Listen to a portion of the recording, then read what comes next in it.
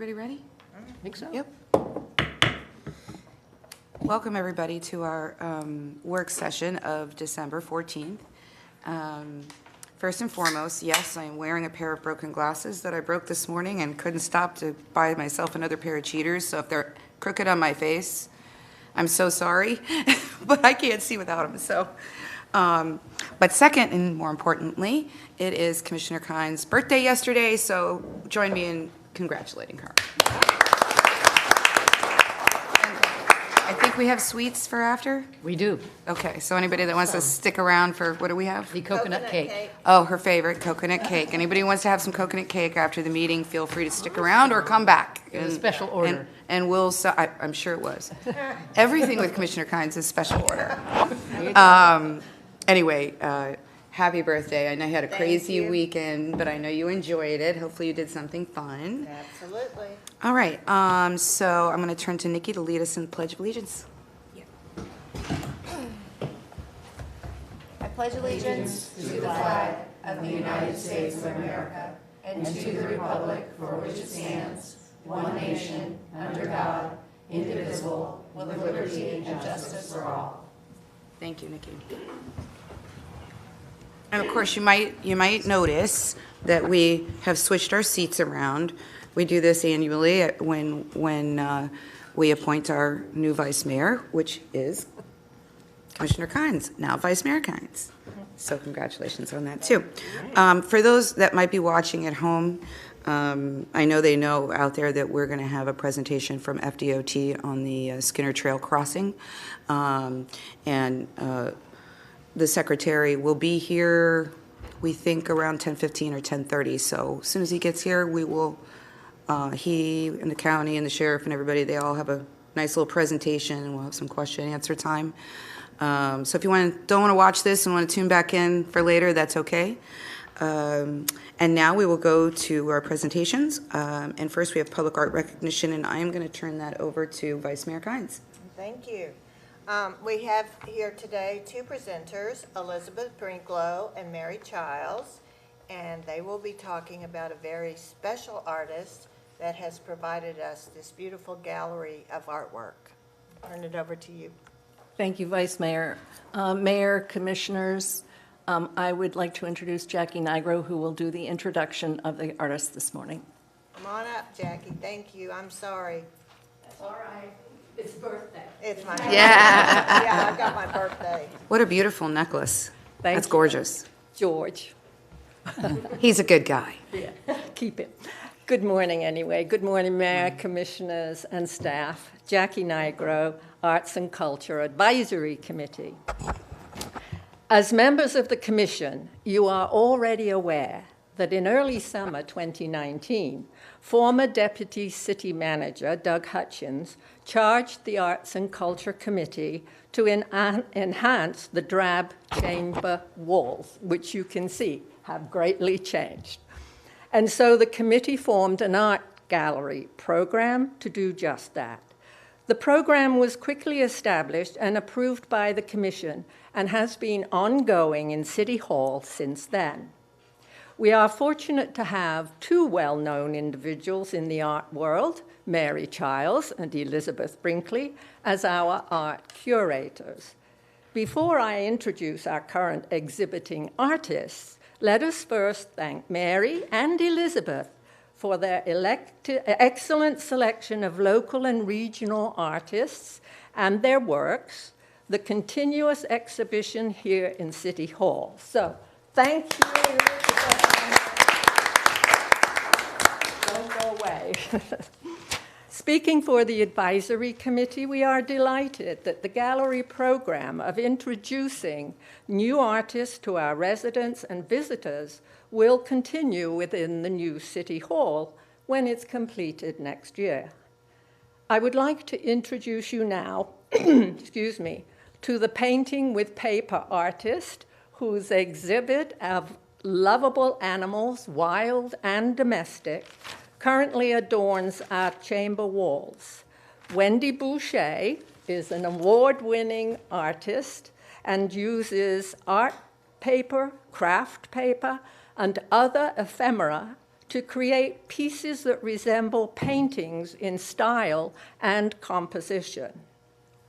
Her works are inspired by her world travels, her love of illustrations, and her love of animals. Artworks in this show are for sale with a wide range of price points, a portion of which would go to the city's Public Art Fund. So, Mayor and Commissioners, please welcome Wendy. Hello. I just want to thank the commission, the mayor, the city manager, everyone for enjoying art in your own workspace and understanding how important art is for the community. I would also like to thank Elizabeth Brinklow and Mary Childs for being so awesome to work with. You should continue to work with them forever. We will. Good. I hope I will too. And I hope that my art has brought a bit of joy to your day. That's what I really is my main goal with my art, is to be joyful. So thank you so much. Thank you. You know, I was looking over your background. You also have a Juris Doctorate from Cornell. Yes, I I'm mean, a reformed attorney. As there are many of us out there. Oh, she. Yes. very good, very good. All right, thank you very much. Thank you. It's lovely. Thank you, guys. I just wanted to remind you, and Commissioner Kynes, or Vice Mayor Kynes, it's going to take me 6 months to remember to call you that, that in April, I think, we have a visitor coming over from Sterling still, right, Nicole? The director, and I'm not exactly sure of what her official title is, but she's the director of the Sterling Art and History Museum, and they're doing an art exchange. So please, Jackie and Elizabeth, if you haven't already been, work with Nicole, because we're going to want to do, and Vice Mayor, we're going to want to do a lot of exchanges and receptions and all of that, because that is our sister city. And she's coming in April because that's when we have our Highland Games.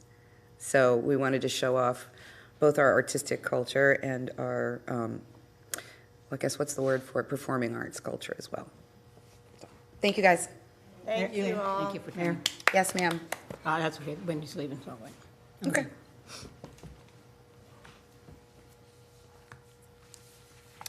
All right, so again, I know on the agenda is Secretary David Gwynn, but he's not here yet, so when he does come in, we'll stop everything and go on to that. Now is the time for citizen input on anything that is not already on the agenda. If it's on the agenda, you'll get an opportunity to speak at that time. But if you have anything else you'd like to come forward and talk, give us your name and address, and you'll have 3 minutes. All right, seeing and hearing none. Oh, come on down. Thank you. Good morning. Good morning.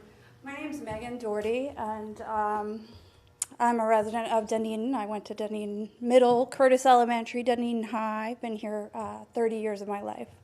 So I'm here today to address code enforcement and the lack thereof in the community. I live on Broadway Street, and right next door to me is a 6,000 square foot house being built, and 2 doors down, another huge house. And I work from home. Both of these houses were bought in 2019, and they're not even finished. I could go through all of the issues, but I'll just share 2 real quickly. They went around the city next door and got about 6 large oaks taken out. And I was working from home the whole time, and the owner hired somebody off of Facebook or Mom's Marketplace or whatever, Facebook Mom's thing. It was 6 months before they took the last root that was the size of double of this out. So it is what it is. You go through it, but I never see an enforcement officer, never. And 8 years ago, when I first bought my house, I got fined for a dead tree that I removed simply because I didn't know about it. And brother put in a water heater, and there was a water heater box, and I got fined for that. So as someone who's been here on Broadway, loves Dunedin, watches it, encourages and grateful for the growth, I can't help but wonder about who is up here talking about how the residents that have been here should be protected and should be looked after. Because when one thing happens here, it affects another place. And I mean, I am talking about portalettes on the sidewalk, broken, constant. And so I don't want to be that person calling code compliance every 2 minutes. But I anticipate that this is only going to get worse as we get bigger and bigger. And I looked online today and saw there's one code enforcement. I'm thinking I'm wrong. I'm thinking I didn't see it right. But, and I'll say this too, I grew up on a house that was on a sinkhole. I can look and know of 5 houses that have been remediated sinkholes in this area. So, and I also understand from talking the neighborhood that a builder called it a void instead of a sinkhole. So, in light of what happened down in Sunrise and 6 months ago, in light of the growth we're going through, it almost is negligent if there's not a certain amount of enforcement taken into consideration in this area. So thank you for your time. Don't go anywhere. So, a couple of things. We have 3 positions in code compliance. We currently only have 1, and you're not wrong on that. And we have had a huge difficulty, as many industries have, in hiring, unfortunately. During COVID, when it was the height of COVID, not the whole time, but during the height of COVID, we kind of chose to, for the benefit of residents, not to try to ding people with fines and things unless it was life safety. We got out of that when the emergency order was lifted, and then we started losing people. So it's been a problem. You're not wrong. It has absolutely been a problem. However, what you have here is you have the department director of that area, George, who's sitting right there. You have our city manager who's sitting right there. They're actively recruiting new people. And if you will give George your address, and just kind of describe the location of where those buildings are, he can look into their permits, see if they're dragging it on. He can have inspectors, maybe not code compliance people, but inspectors who are different than code compliance, go out and check all of this out for you. The other thing I do want to say is that most code compliance offices operate on a call-in basis versus a proactive basis. And when we get our positions filled, if you will, I think we're going to try to find the balance on all of that. So we're in a learning process. So you're absolutely right, your concerns, but the best thing you can do is to call and let us know. Because we have 10 square miles to cover. Right now we only have 1 person, but even with 3, it's difficult to do that. And we're not different than any other city with that situation. So calling in and reporting is really important to let us know that there's a problem so that we can go out and check it out and make your life easier. You want to mention trees? Yeah, and trees. So the state 2 or 3 years, Yeah, I'm 2 or familiar with it. And I gave understand. free rein to tear down trees based on, or to cut down trees based on, Irma. arborist. But the arborist, here's the trick, and they are going to talk about it this session. We'll talk about that later on today. We're asking the legislature to get the fox out of the hen house. It shouldn't be an arborist that is employed by the tree service, because that's a complete conflict of interest. Or they should at least have to have a second opinion by a city arborist. And so it's tearing us apart because we're a tree city, USA, and we have been for, I think, 50 years or something. It's awful. So yeah, we're really sorry that happens, and we can't stop a lot of it. Some of tree removal is negotiated during permitting, so I don't want to be dishonest about that. But it's also we can't stop people if they get an arborist to legally tell them they can remove it. May I address the board Sure. again? I'm sorry, ahead. this is the first time I've been to a That's commission okay. I meeting, appreciate the fact that and you I came. literally looked up last night. So this is not my neck of No, the I get woods it. typically, but the tree issue, that is what it is. The fact that nobody came by, and your former arborist came by way too much at my house it just feels like we're all aware of what happened when we were in national news, and Yeah. and so we were here, and now we're here. It feels like We're the way pendulum over. swing. Yeah. And addition Yeah. on that, if I may, just for one moment, I'm a single mom who also helps with a dementia mother. I don't have a lot of time, and I don't have a lot of money. Yeah, no, I get Right? it. So I get to stand up here and thinking about the people with the buildings, how long they can take it, who, with all of that. The main thing with the trees was nobody came by and checked these guys. Yeah. Nobody came by. It was like the city was out, so they were out. And the former arborist, I don't know if he's still here or not, but nobody came by. And it was 6 months at looking at balls the size of this and chainsaws. And so it is what it is. I am committed to, when you go through, to not making these things make you crazy. It happens, right? Well, but I have a good relationship with the new builder. She changed things, whatever. It is what it is. So, but Well, I think that appreciate- awareness. I think we all appreciate you letting us know, because one of the things we really haven't talked about in all the things that we've talked about with code compliance has been construction sites. That's sort of been void of our conversation because it's kind of handled a little bit differently. But it's residential. But it is residential. Residential construction And sites. so, maybe we just have to think that through. And again, we've had a severe problem even getting inspectors. Most of our inspectors, or some of them, are contract. So, Jennifer, you look like you want to say something. I do, Mayor. And code compliance is active in the community. If you look at the city manager's update, which is attached to our agenda today, we had 143 phone complaints. We had 42 email complaints. We did 164 inspections with one officer. We opened 40 cases and closed 74 cases. And of those that we opened, we had 100% voluntary compliance, which is really the direction that we're going in getting these homes in compliance prior to going to the Code Enforcement Board.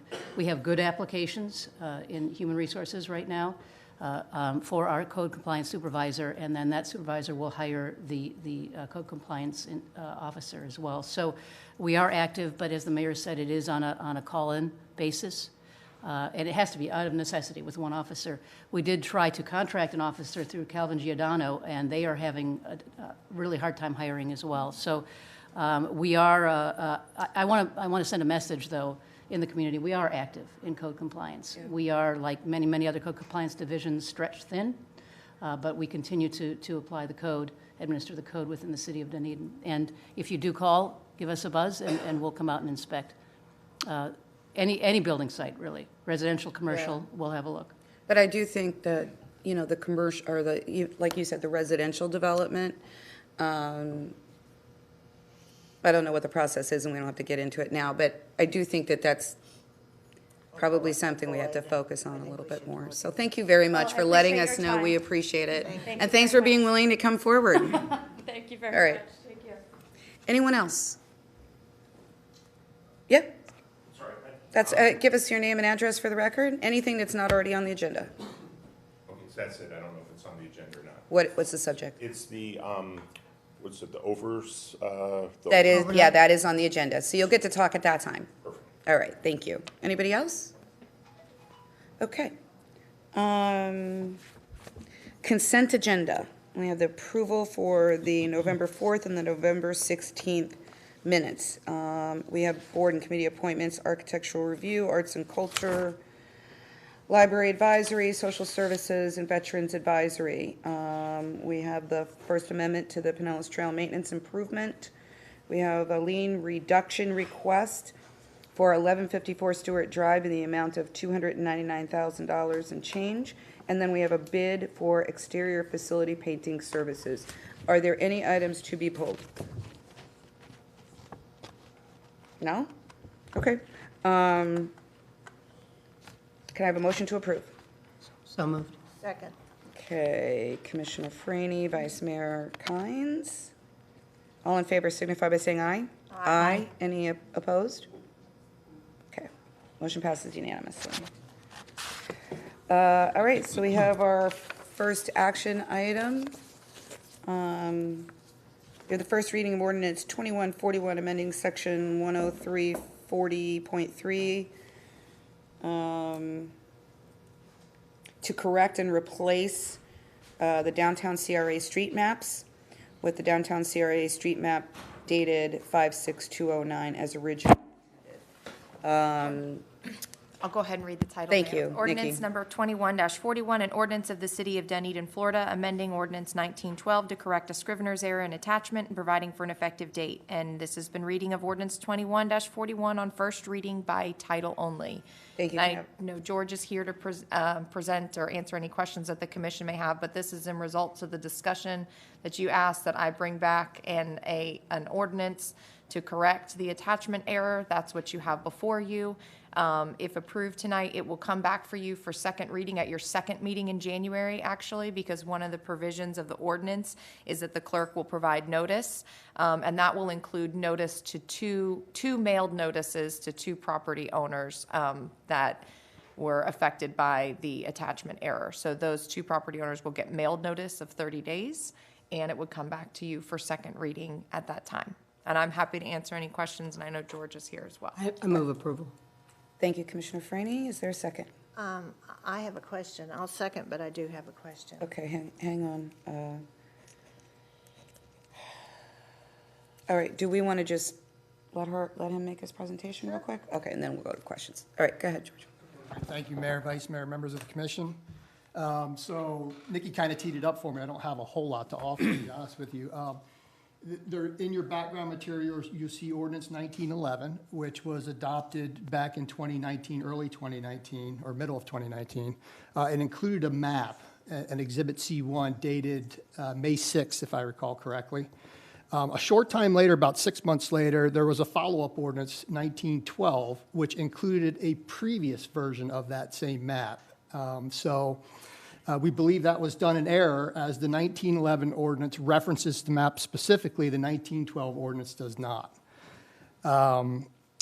There are really only 3 properties that are affected by this correction, and they're actually sitting right behind us. The Hanu on Grant Street, 911 Highland, and a Wood Street parking area that actually the city owns.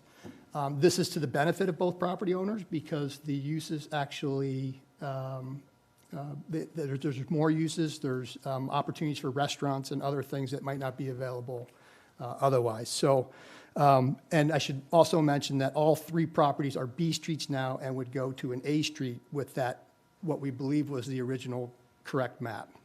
So that's generally it. Happy to answer any questions.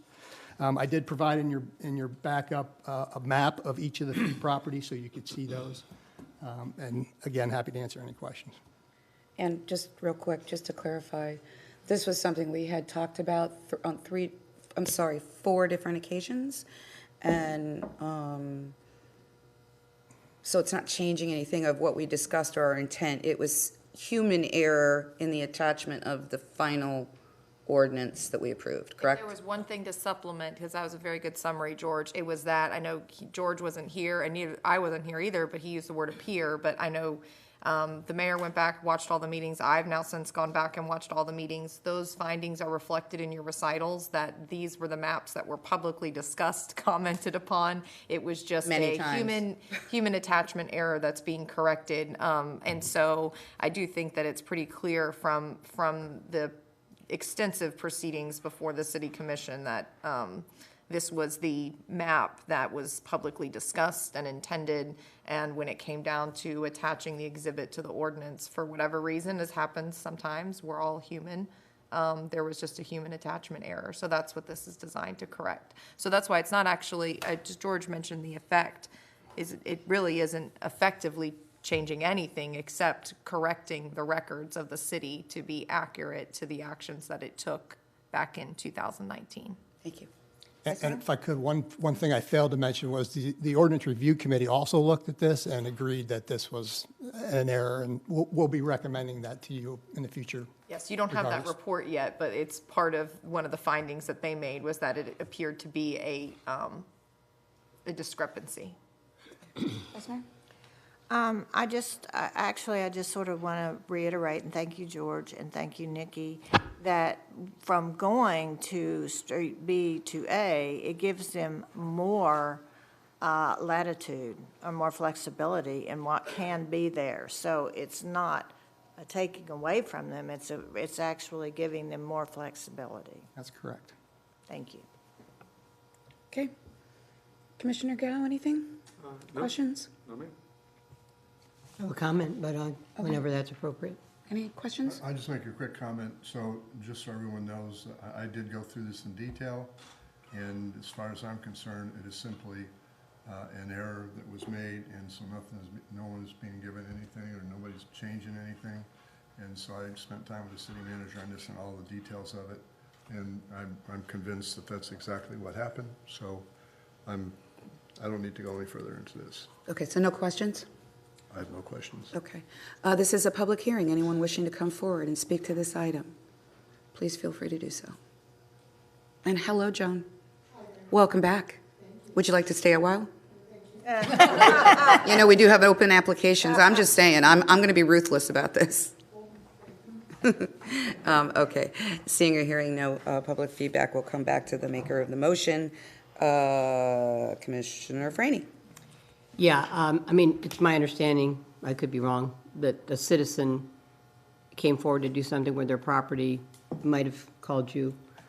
You recognized that it wasn't being presented the way that we had approved it, which I very much appreciate. I went back and watched the meetings as well.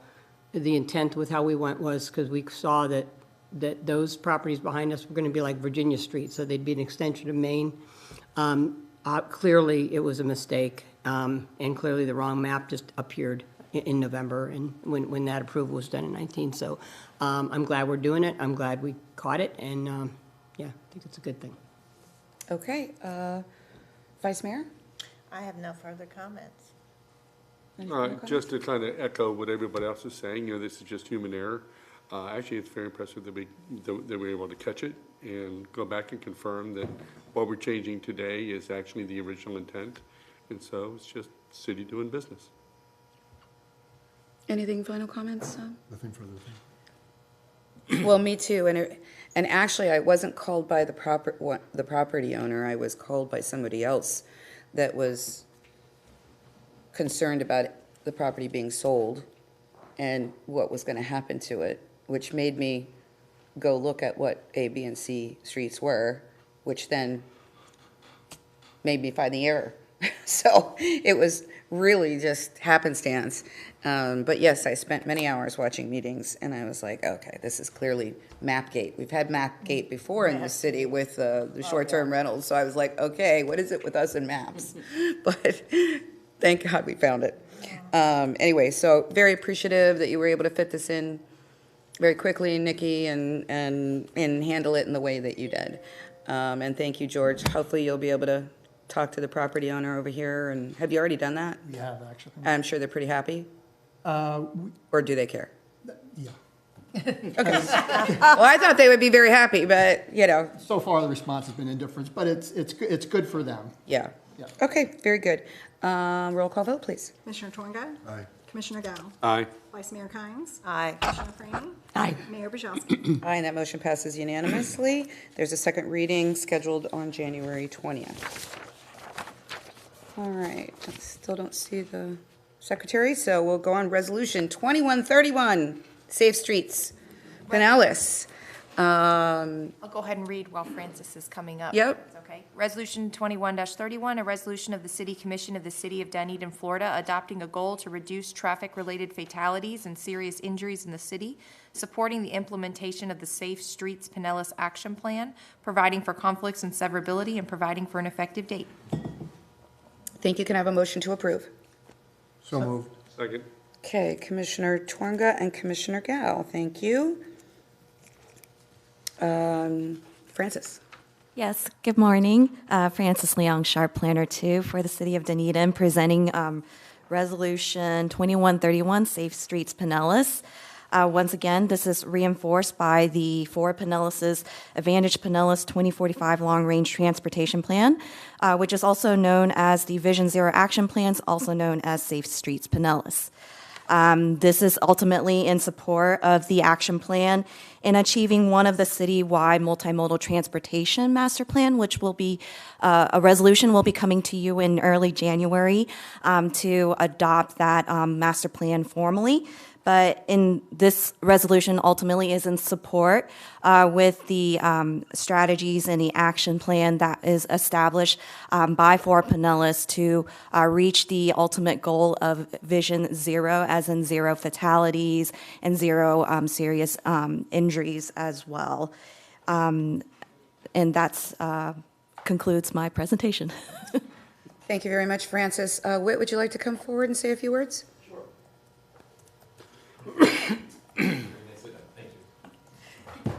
Thank you, Mayor and Commissioners, for considering the Safe Street Pinellas resolution. I really do appreciate it. It takes all 25 local governments in Pinellas County, plus Sheriff's Office and others, to make our streets safer. This is not a mandate. It doesn't commit you to anything other than working collaboratively with us on solutions to share data, to identify and implement appropriate strategies and achieve our goals and targets for safety. You're the 5th local government, I believe, in Pinellas County to adopt this, so we've got a few more to go, but every time another one adopts it, it puts a little pressure on another one, and so we appreciate that. Safe Streets is really our strategy for handling the competing demands of 1 million people and 15 million visitors in a county with limited remaining vacant land. We are an urban county, and yet aside from the Pinellas Trail, the infrastructure we've built for moving people has really been aimed at moving cars for the most part, and that presents some real challenges, particularly as the popularity of bicycling and walking continues to increase. And so we've shunted everybody over to the trail, and that's why you're seeing a lot of the conflicts that you have, particularly in Dunedin, because the trail is incredibly popular. It's had 1 million more users just in the last year than it had in any other previous year. And so when people don't feel safe riding other places or walking other places, they go to the trail, and that's also got a lot of other activities going on. It's only going to become more popular as we complete the 75-mile loop around Pinellas County, and as we connect to the coast-to-coast trail that'll go through Pasco and then all the way over to Titusville on the East Coast. We do need to manage not only our trail safety properly, but also our roadways. The roads are for everyone, and the roads go everywhere. The trail doesn't go everywhere. So the safer we can make our roadways, the more equitable and accessible and more economic opportunity that we provide people. So the Safe Streets resolution is really helpful at looking at the holistic transportation network. And the final thought I want to just impart is that safety is not a separate discipline or a specialized aspect of traffic engineering or transportation planning. It's really about creating a livable community. When people feel safe, they're more creative. They explore, they seek opportunity, and they go about their lives with a lot more confidence. And I think that's important for a great community. I think it's important for Pinellas County. So I appreciate your consideration of this resolution, and we look forward to working with the City of Dunedin. Thank you, Whit. Don't go anywhere, because I'm sure there might be questions. Vice Mayor, any questions? Can you just hit on Vision Zero? I mean, I think that's a real proponent.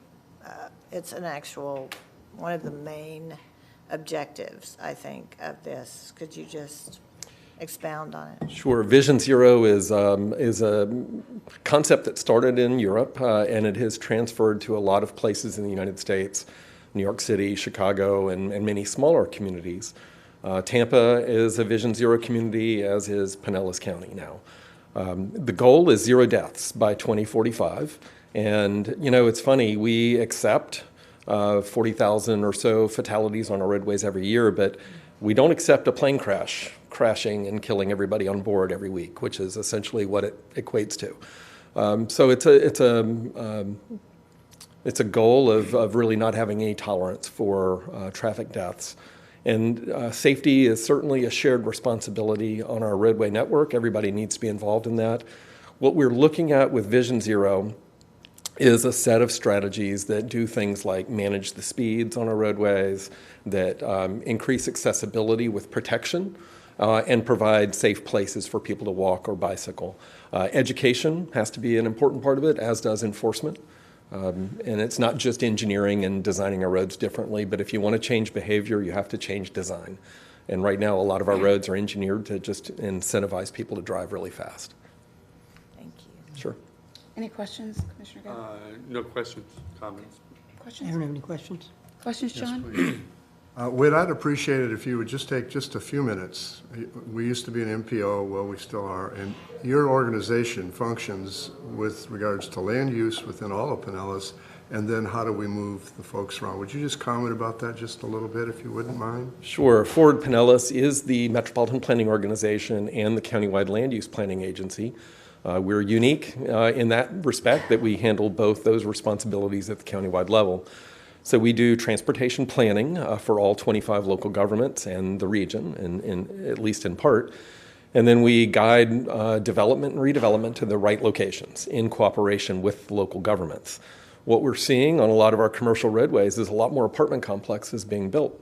And those apartment complexes generally have more walkers and more bicyclists and more transit users.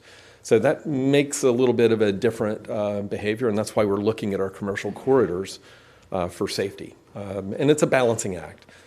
So what Forward Pinellas does is we bring federal and state dollars to Pinellas County for transportation solutions, not just for safety, but for everything. And we make sure those dollars go to support good land use decision-making at the local government level. And lastly, would you just talk a little bit about ITS, or the Intelligent System? Sure. And just talk just a little bit about the traffic lights of how we're trying to get this all coordinated throughout the county. Pinellas And County when that has might been a happen. leader in intelligent transportation systems since the early 2000s, late 1990s. There is a countywide advanced traffic management system that has synchronized traffic signals that are timed and responded to in real time based on traffic cameras that are placed throughout the area. And those cameras alert people of incidents. They also alert the engineering folks to retiming the signals when necessary based on congestion or delays at certain locations. For the 580 corridor and some other corridors, we have adaptive signal timing that responds in real time to the demands on the roadway to facilitate movement and getting people where they need to go on time. Pinellas County was just awarded about a $4.5 million grant from the federal government for the US 19 corridor, as well as other parts of the county that is a connected vehicle technology, which will provide information using those cameras and other devices to connect auto drivers to the infrastructure and also to the movements of pedestrians and bicyclists at signals, so that there's a little bit more predictive analytics that can go into when there might be a conflict. So it's really kind of crazy technological stuff, but it works and it's proven, and we're looking forward to seeing more of that in Pinellas County. Thank you. Sure. Thank you, Commissioner. So a couple of questions for you. And I sorry I didn't give you a heads up because I didn't even think about them until as I've been listening to you talk. So, and I see Secretary Gwynn is here, so we're gonna, when we get done with this piece, we'll have him do his presentation. But since we're talking about the trail and you know, especially the crossings at the trail, which we're gonna discuss, the Forward Pinellas Board did give direction to pull out and dust off the old report on trail crossings and to study and look or whatever and try to see if we could have more consistent crossings. And I know that with COVID and everything else, priorities sort of shifted. So my question to you is, when can we get back to that? Because it feels like it's much more important now. Yeah, we last looked at that about 2013, 2012, Right. and there was general resistance from some of the cities to change the way the trail and the crossings are set up. I would like to see more consistency as a trail user myself. I think there are a lot of stop signs on the trail that are unnecessary. There are also some stop signs that are necessary, and we need to be consistent about how we approach that. I think that's led to a lot of confusion, and I think it's led to some of the violations that people complain about at the bicyclists who don't stop, because you go up and down the trail, you don't have to stop at every crossing. And so people have gotten lax about that, and that's really become the culture. Which is, when I first started riding the trail, when I first got here about 6 years ago, I stopped at the stop sign, and I remember a bicyclist coming back past me, just blowing past me, saying, "You don't have to stop here," you know. And it was just the culture. So Well, and I know you've been watching the posts going on in Dunedin. Sure. Sometimes you comment, sometimes you don't, but I know you're watching A lot it. of And restraint. so you see the general concern about cyclists. I don't mean the everyday person like me that, might ride a bike casually, but, and you are a consistent cyclist. So I know that you see what's going on. So do you think we can dust that off and bring that, at the next meeting? I know we don't have a meeting in December, but we'll talk about it with the executive committee today, because we're setting our agenda. I think it's really important to get back on that. We already did give you direction to do that, but again, other things have. It's a staff capacity issue, but we will I understand. dive into it. I think there's been some change in leadership in the county and in the cities of Clearwater, for instance. And I Could be a good certainly, all opportunity. of us can go lobby those efforts in other cities as well with our relationships, because it's just like when we made, when the School Transportation Safety Planning Committee, or whatever the long term is of that committee, insisted that all of our school zones at 15 miles an hour be consistent countywide. Things improved greatly. We had a lot of fight on that because we have schools on major roads. It doesn't matter. Right. You don't get to drive 25 in a school zone. The consistency is what breeds safety and certainty. So that was my one thing. And the second thing, and maybe that, by that being achieved, it might solve this next thing. But the other thing I was going to say is the beauty about the trail is it accommodates so many users, right? And, you've got the casual walkers, you've got the folks that maybe are going, at least in Dunedin, from one place in the downtown to the other. And then you have the bikers that are really blowing through. And so I've always wondered about why don't the cyclists go to areas where you don't have all these stop signs? Because we have areas on the trail that you can go for miles and not have a crossing or a stop sign. And so I just wondered if you're going to look at this other thing, if there weren't sort of areas we could sort of designate as, I'm not saying enforce and only put bikes in certain areas, but kind of highlight, this is a great area where you don't have to worry about stop signs and you don't have to. There are underutilized areas of the trail that have a lot less traffic on it. The Duke Energy Trail over by Countryside is a good example of that.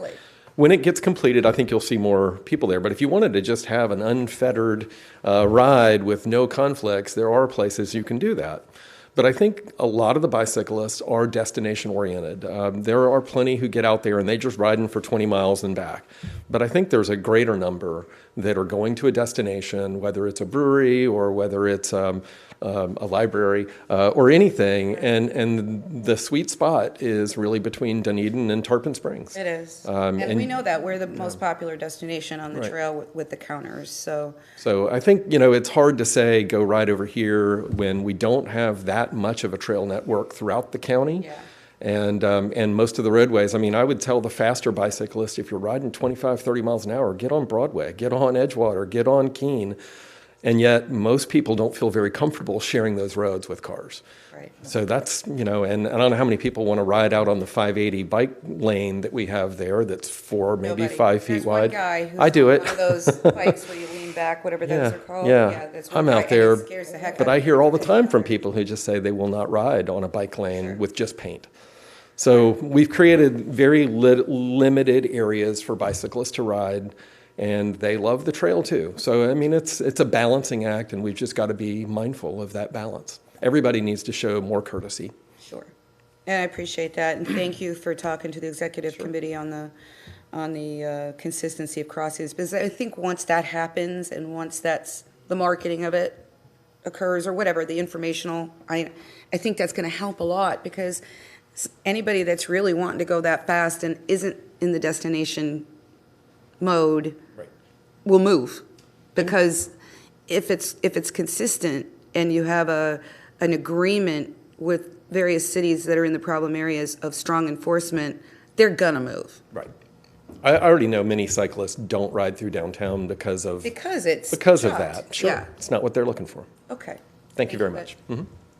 All right, anyone, this is, Secretary Gwyn's going to get up and speak from FDOT about the Skinner Crossing.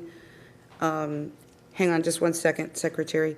But anybody wishing to speak to the Safe Streets Pinellas resolution, wish to come forward, you're more than welcome.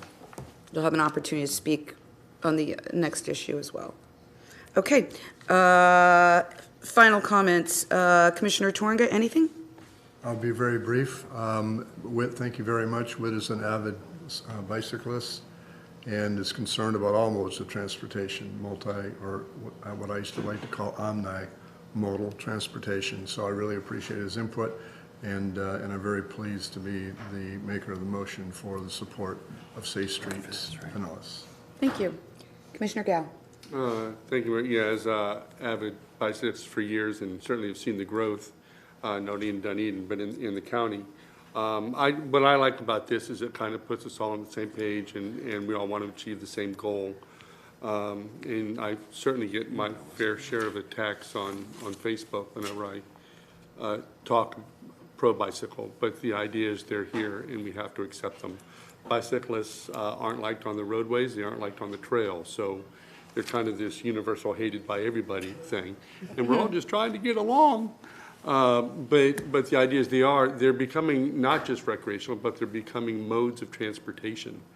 For anybody who wants to think that they should be in bike lanes, the challenge with bike lanes is that lanes are so car-centric and oriented. We all drive around learning, this is my lane, stay in my lane. Well, before there were bike lanes, cars would actually give bicyclists a much wider berth when passing them on the roadways. But the moment you put in a bike lane, to the driver, that's saying, that's the bike lane, this is my lane. And because it's a lane, you don't need to give that bicyclist a wider berth. So they actually are riding closer to those bicyclists in those bike lanes. And when you're going, what to the pedestrian is 30 miles an hour on a bicycle is actually 15 miles an hour.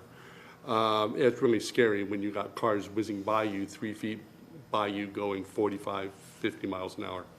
Very scary. So it's, I know that bicyclists can be a little rude. No, but Not including yourself. No, certainly not me. Certainly not me. But certainly, if you've seen Facebook pictures of me 2 years ago, I've been the result of this with a separated shoulder. So I you know, my experience on a bicycle in Dunedin runs the gamut. But this does put us all on equal footing with the same goal of zero deaths in the city, in the county, in the region. And that's so important that at least we're all focused in the same direction, the same goals. So I'm very happy with this morning. Thank you. And sorry to ramble. That's okay. Vice Mayor? You know, I did want to mention this because it's sort of an ancillary situation, but I will tell you, going east on Beltrees, where that stop sign is, I love it that the trail has this beautiful vegetation that's going to make it cooler, you know, in the summer to be able to ride in our hotter months. But sometimes that vegetation really affects your line of sight. It's really tough to see someone whizzing by, particularly I know at Beltrees because I stop there all the time. It needs to be cut back. Some of those line of sight vegetation issues are out there. Thank you. Yeah, just a couple brief comments. This is obviously great. I mean, we need to always be focused on it. My father was a railroad man. I'll say it again. He thought the Eisenhower highway bill was the worst thing we ever did. and it took us down a track of cars, and we'll build our roads and, just on and on. I'm not an avid biker. I have flat tires on my bike in my garage, but I am an avid walker and an avid golf carter. And, it's about respect. Slow down, be careful, be courteous, and I appreciate all the work, though. It's a great document, and again, very statistically research-based, and it's great, very supportive. Commissioner Tonga? I have nothing further. Okay. Yeah, I'm very supportive of this, and it was kind of perfect timing. We didn't do it was great that we could do it both together with our FDOT presentation today as well, because I think it's showing our commitment to partnership to solve some of these issues. And with a city that has 4 state roads, I think it's 3 or 4 state roads in our city, which is a lot. We're flanked by them everywhere. We have to be good partners. So, a roll call vote, please. Commissioner Freeney. Aye. Vice Mayor Kynes. Aye. Commissioner Gao. Aye. Commissioner Torga. Aye. Mayor Brzezowski. Aye, and that motion passes unanimously. Okay, Secretary Gwynn, please. You can certainly sit there if you don't want to stand. It's truly up to you. I'm fine to stand. I probably prefer to stand. And the young lady said she'll help me with the slides. Okay, very good. So I think this is the first time I've been before this group, so I'm glad to be here. I was asked to come and talk to you about the crossing on Skinner. I wish I could say this is a unique situation, but I can tell you this is a situation that exists, unfortunately, throughout our district, and we're continually looking for opportunities to improve bicycle and pedestrian safety. Some of it is easy to fix, and some of it's not quite as easy to fix, and this one's not quite as easy to fix as some of them. If you go to the next slide, please. So there has been a lot of work been going on looking at the crossing and what are our options. And we know we have a complete street project that's programmed in fiscal year 24, which actually starts in about 18 months. So it's not too far off that we'll have that. But we also know there's been some crashes recently. We've continued to see bicyclists and pedestrians being hit. And so we went to look for what can we do in the interim to improve safety.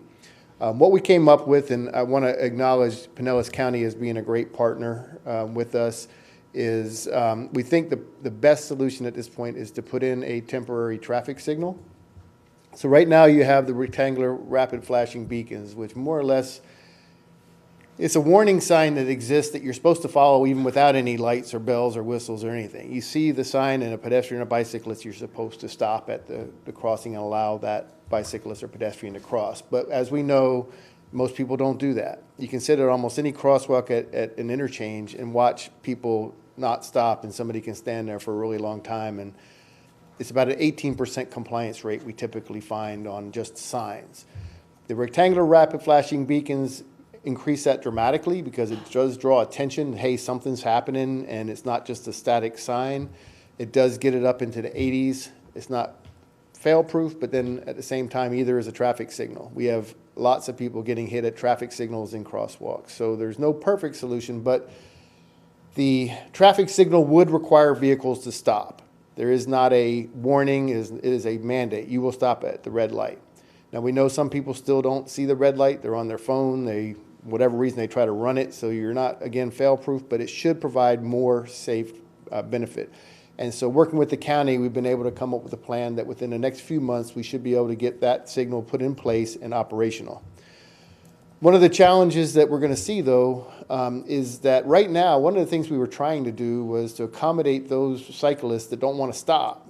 They want to just keep riding through. And a lot of them were riding through even when there was no warning there. They also a lot of times don't like to stop and push the button.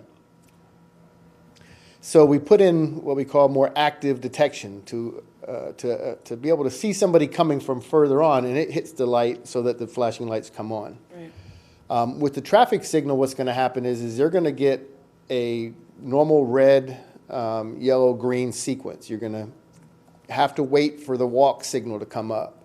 So those cyclists that want to go through are going to be faced with a mandatory stop at the location, but it should provide better safety. So that's going to be the solution we have until such time that we get the complete street solution, which is the longer term solution. We did look at, from the next slide, just looked at the crash data, and you can see on here, we kind of had in 2018 and 19, they went down quite a bit. You had in 2018, you had one rear end crash and one bicycle crash. In 2019, we had one pedestrian crash, but then in 2020, we had quite a bit.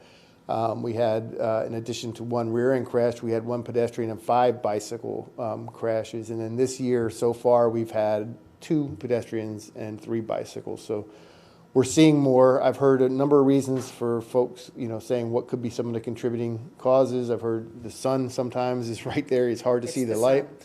Hopefully this signal will be right there above the traffic lanes. It'll turn red and people will stop.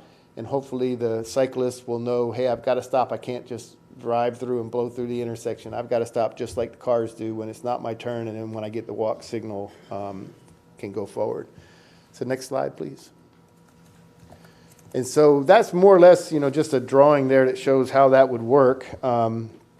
It'll work just like a regular traffic signal, except there won't be a side street for cars. There'll be a side street for pedestrians and bicyclists. The design is underway. We're doing some utility coordination to make sure we don't hit anything underground and we connect for power. Pinellas County will be doing the construction with their forces, putting up the equipment.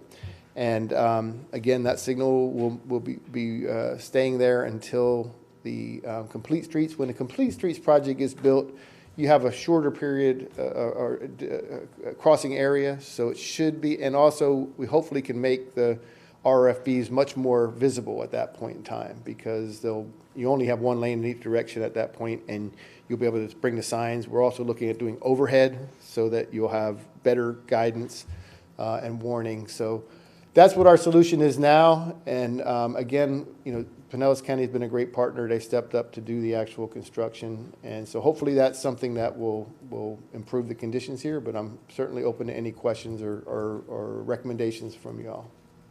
Can you describe to the commission, they're going to have to push the button to make the red light go on, right? Correct. So I'm saying this on behalf of everybody because I know they're already thinking it. The reason we were so excited about the rapid flashing beacons that had an automatic flashing, and we were so excited about that installation, was because they weren't pushing the button to begin with. And so I think the stop action is absolutely necessary, but they don't push the button.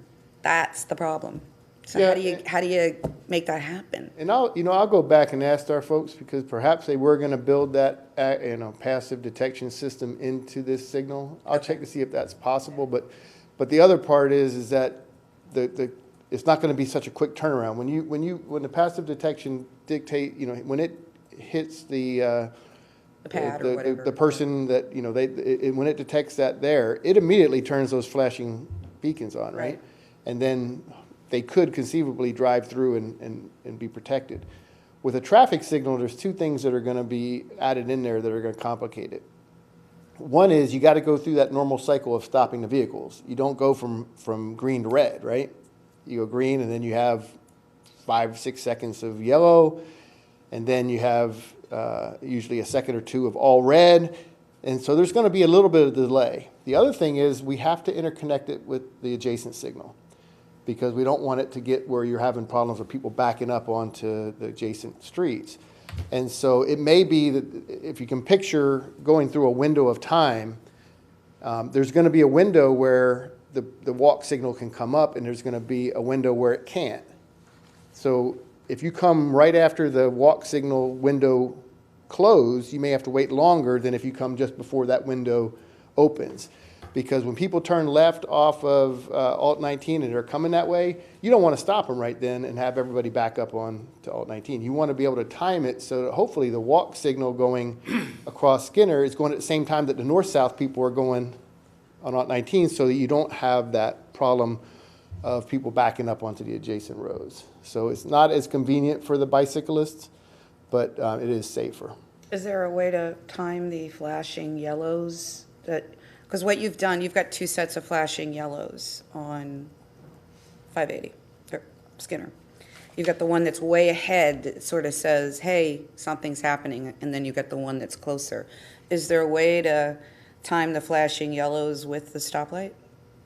Well, we wouldn't use the flashing yellows with the crosswalk, because the flashing yellows are a warning device, whereas the traffic signal is a regulatory device. You are, it's not just a warning. On the yellow flashing lights, once the person's cleared the road, you can keep going on, even if it's still flashing yellow. On red, you got to stop, and you don't go until it turns green. Okay. Vice Mayor, questions? No, I think that we all know it's become very dangerous. We hear it every day. We have our merchants in that area that come up here and say, I have to watch this every day. So I think whatever we can do, and I think you're coming up with the most reasonable plan that we can do now, understanding that we're going to be going into complete streets, which will be a one lane here and one lane there, which you have much better visibility to be able to catch these pedestrians, riders, cyclists. Thank you. Commissioner? I have concerns that I'll put in the point of a question so that maybe the secretary can respond. Sure. First, thank you for being here. I really, really appreciate it. Thank you for this presentation this morning. My concerns are, just to use where we are now with the rapid flashing beacons, is that one of my concerns has always been, where is that picked up by the rider? And depending on the speed of that rider, and I know it's not only, it's for pedestrians as well, but we're talking about bicycles primarily. Sometimes the speed they're going, by the time it picks up and starts to flash, they are either in the intersection already or very close to it. So it doesn't give the car driver any time at all to respond. And and I see the same challenge with this, especially if we're going to do with a hit the button. If we can get the automatic, that's wonderful, the radar detection. But to me, it all depends on where that is, and it gives everybody enough time to respond. And my concern is that it's going to, if we do that, it's going to have to be farther away. That pickup has to be farther away from the intersection to allow the timing to occur. And then the number of times that that's going to pick up somebody that isn't going through the intersection. So now you're starting to have all these false positives. And that's going to me, it's going to spur distrust among the drivers that it's actually working, and I don't really need to stop. It's not a real road, it's just a crossing type thing. And then we talk about the momentum of bicyclists, and momentum is key. I mean, for every foot a bicyclist goes, it's because of effort, it's because of sweat. They're working to move wherever they're going. And so any interruption to them is kind of frustrating. So I think you're going to have some conflict either way. So I think the thought, I'm so appreciative that you're thinking about what can we do. You're trying to solve a problem, and thank you very much. I just don't know if this is it. Well, we're also going to put some warning devices out for the people approaching on the trail.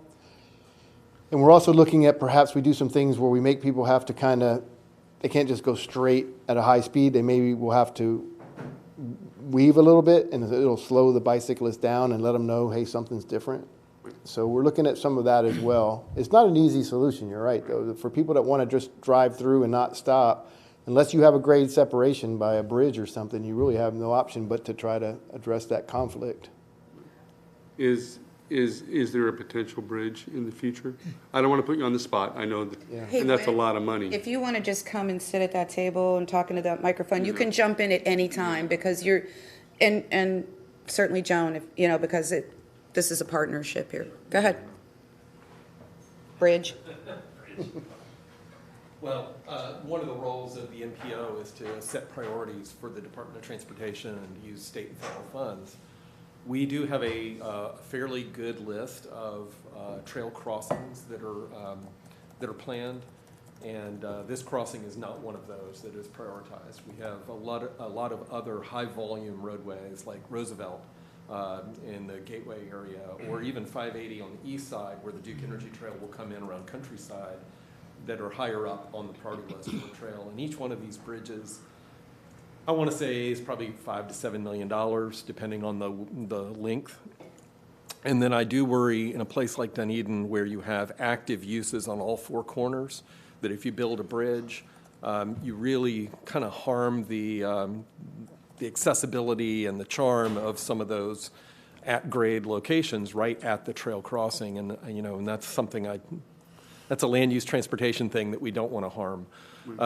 But we do review that list of trail overpass crossings every year, and we could certainly consider that. With the Infrastructure Investment and Jobs Act funding coming our way, we should have a little bit more money in the next 5 years to do projects like that. But we only budgeted 4 of those trail overpasses over the next 20 years because of their expense.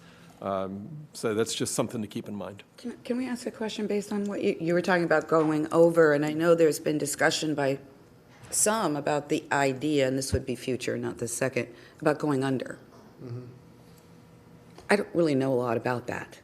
But I mean, some people have talked about why aren't we discussing it? So since we're talking about going over, why don't you tell us about that? Because I don't do even know that if a lot in that's Florida. If I may, Whit, I think your microphone is off. Try to No, do it's that. on, okay. It's got a red light on it. Thank you. We don't do a lot of going under in Florida because of some of the logistical challenges. The experience I have is from the University of Florida, where there is a tunnel undergoing under 13th Street, which is US 441. It's a scary place. And from a safety, visibility standpoint, people tend to avoid that. And I'm not suggesting we do it. I just thought it would we're be actually- to ask, We're just completing one, believe it or not, in Citrus County. Really? But in Citrus County, they have a little bit more relief and terrain up there, and in this And location space. on US 40, and Lots of space. In this place, we put in a half cylinder, it looks like. But one of the other reasons they had it out there is horses, equestrian, it's an equestrian use. Gotcha. And so, trying to get if you look at a pedestrian bridge, usually you have to have the ramps for ADA and all to get up the top. Well, trying to get a horse, I guess, up that thing isn't a good thing. Who knew that this was an issue? So they went underneath with this, and it's going to accommodate all those users that are out there on the Withlacoochee Trail, which a lot of them apparently are equestrian uses. Okay. Sorry, I didn't mean to interrupt you. I just thought it was appropriate time. Go ahead, Commissioner.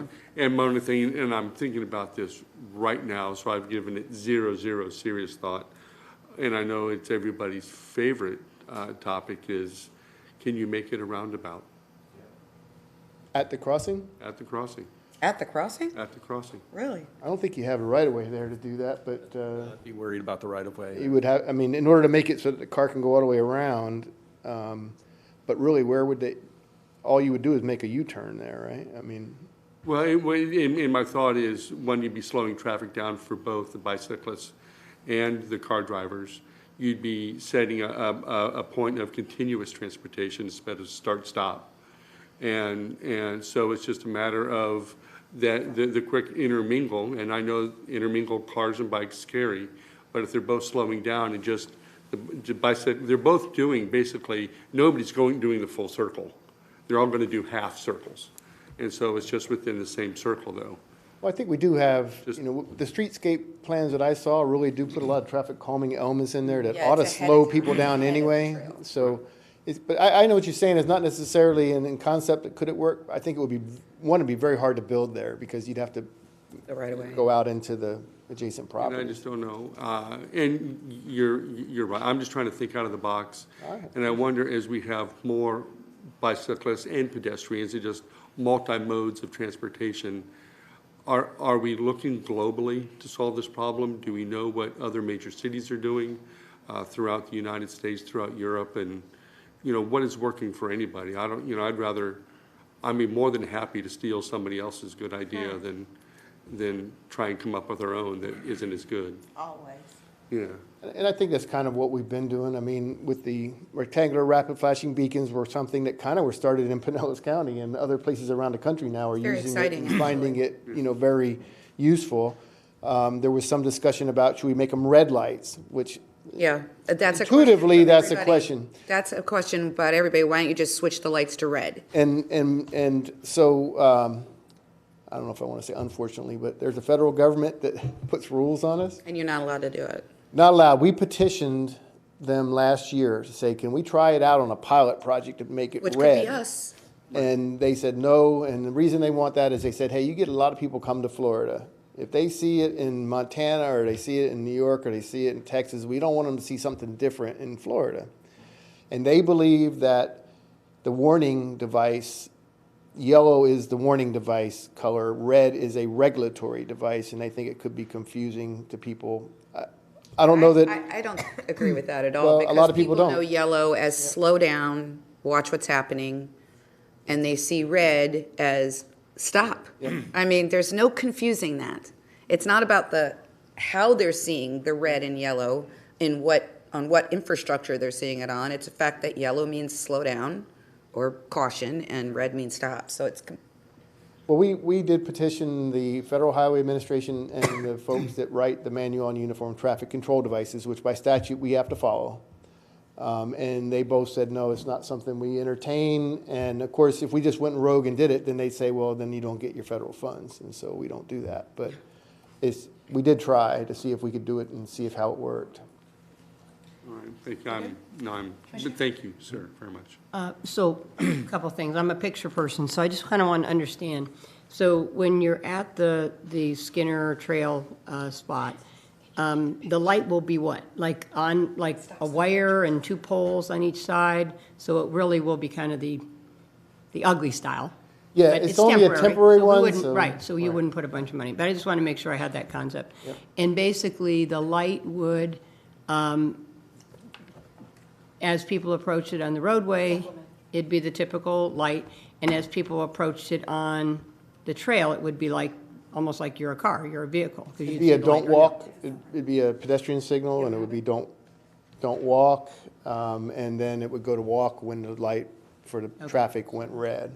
Okay. And then it would count down like it does on all our other signals. And I understand we looked at trying to just temporarily skinny down the road, and that just had a lot of other issues that wouldn't necessarily work, to temporarily take it from 4 to 2 before the complete streets thing. Yeah, and I was told that wasn't something the city was interested in either at this point, but I can, that's what I was told, that really wasn't a preferred option. The issue was the access on the, to the Holiday Inn Express and Eli's and some of those businesses along there. That was the So it issue. just didn't make Right. sense, okay. I mean, obviously, my number one thing is, once the complete streets is done, well, my number one thing is safety, make no mistake about that. But, for me, when it's skinny down to 2 lanes, the issue's not gonna be the issue. And so I want the light to be able to go away.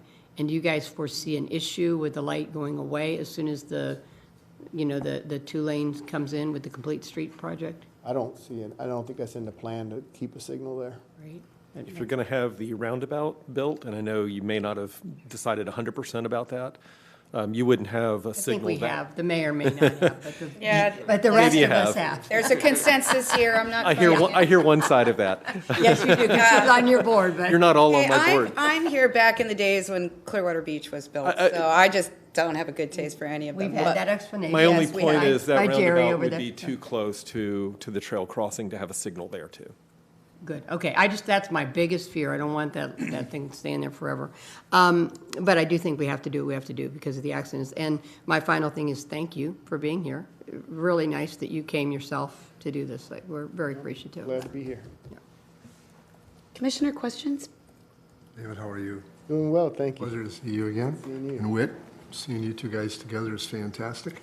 I want to thank you because this commission has just signed on to the Safe Streets.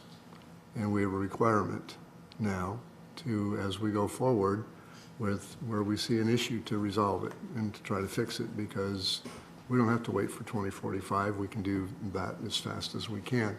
And so I appreciate your support from FDOT to come down to help us resolve this, because this was really getting out of hand and was really a big concern. And we have a responsibility from a municipal standpoint, even though someone may say that's a county road, and it doesn't matter. Those are people that are coming into our community and/or members of our community. So when we say we want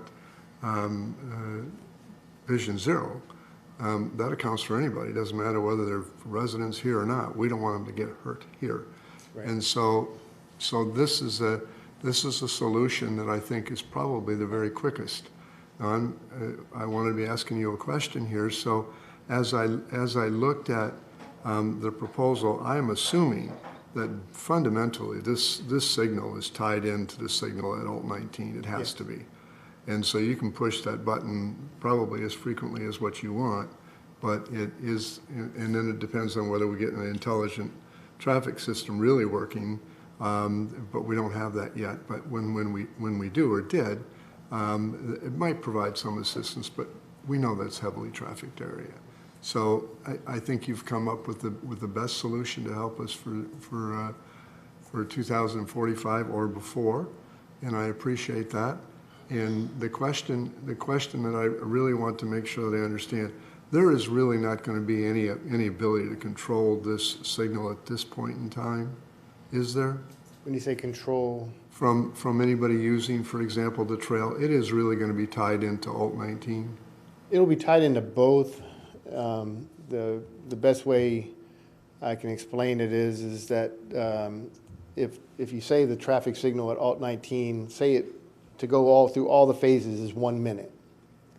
There may be a 15-second window in there where we say that if you turn the signal at the trail, to red, it won't interfere with that. And so when you come to the point where it's detected, a bicycle's detected, or somebody pushes the button, if you happen to do it right before that 15-second window opens up, you only have to wait a couple seconds. If you do it right after that window closes, you might have to wait 45 seconds.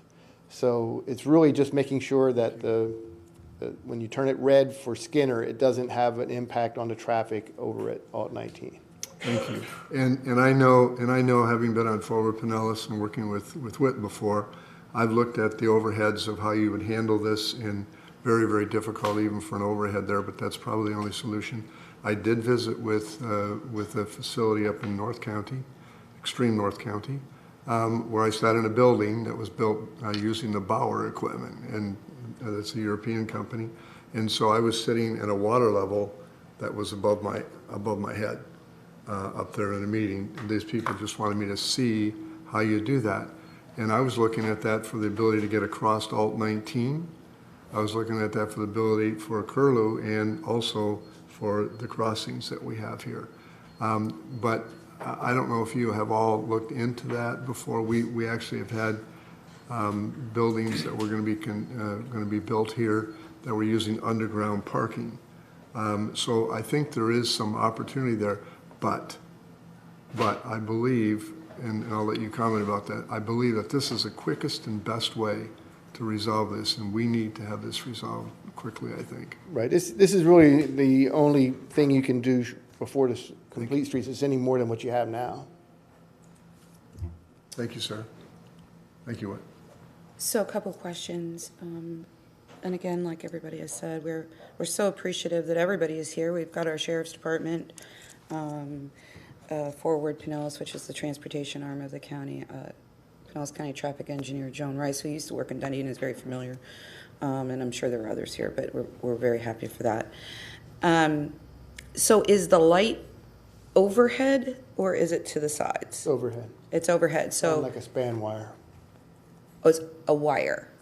Okay, and so one of the issues that I really worry about is the sun, because anybody heading west during that period of time, and of course it's earlier now, which is almost even more dangerous, you can't see.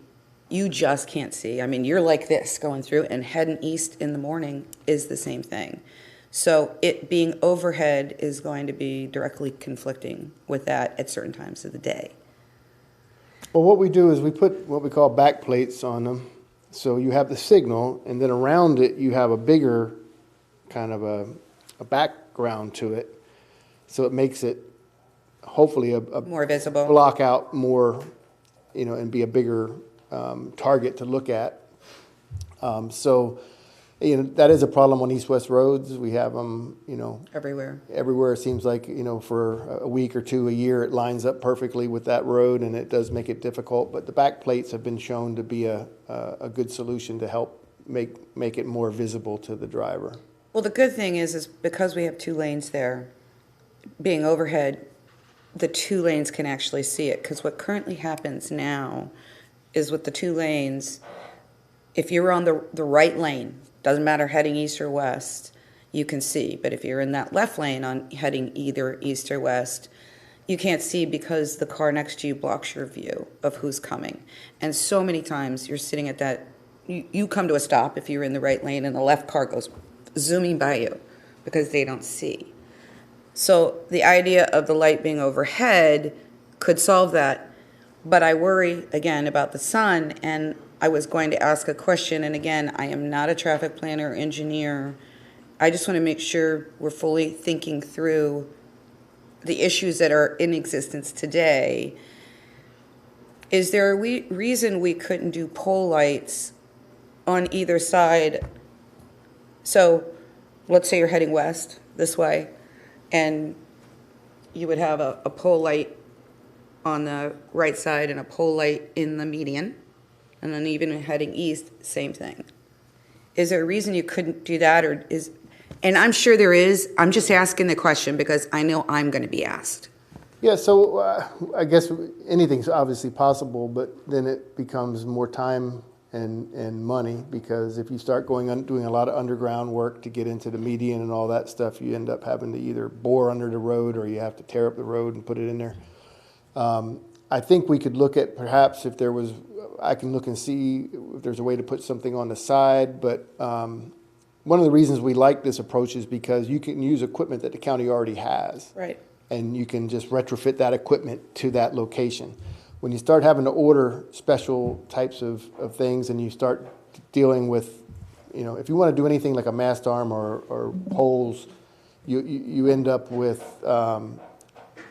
right now you'd end up with supply chain issues because those things are taking us forever to get. Yeah. So having the equipment on hand and they can start pretty soon would be very, I think, attractive. Yes, ma'am. Good morning. Good morning. And thank you for inviting me.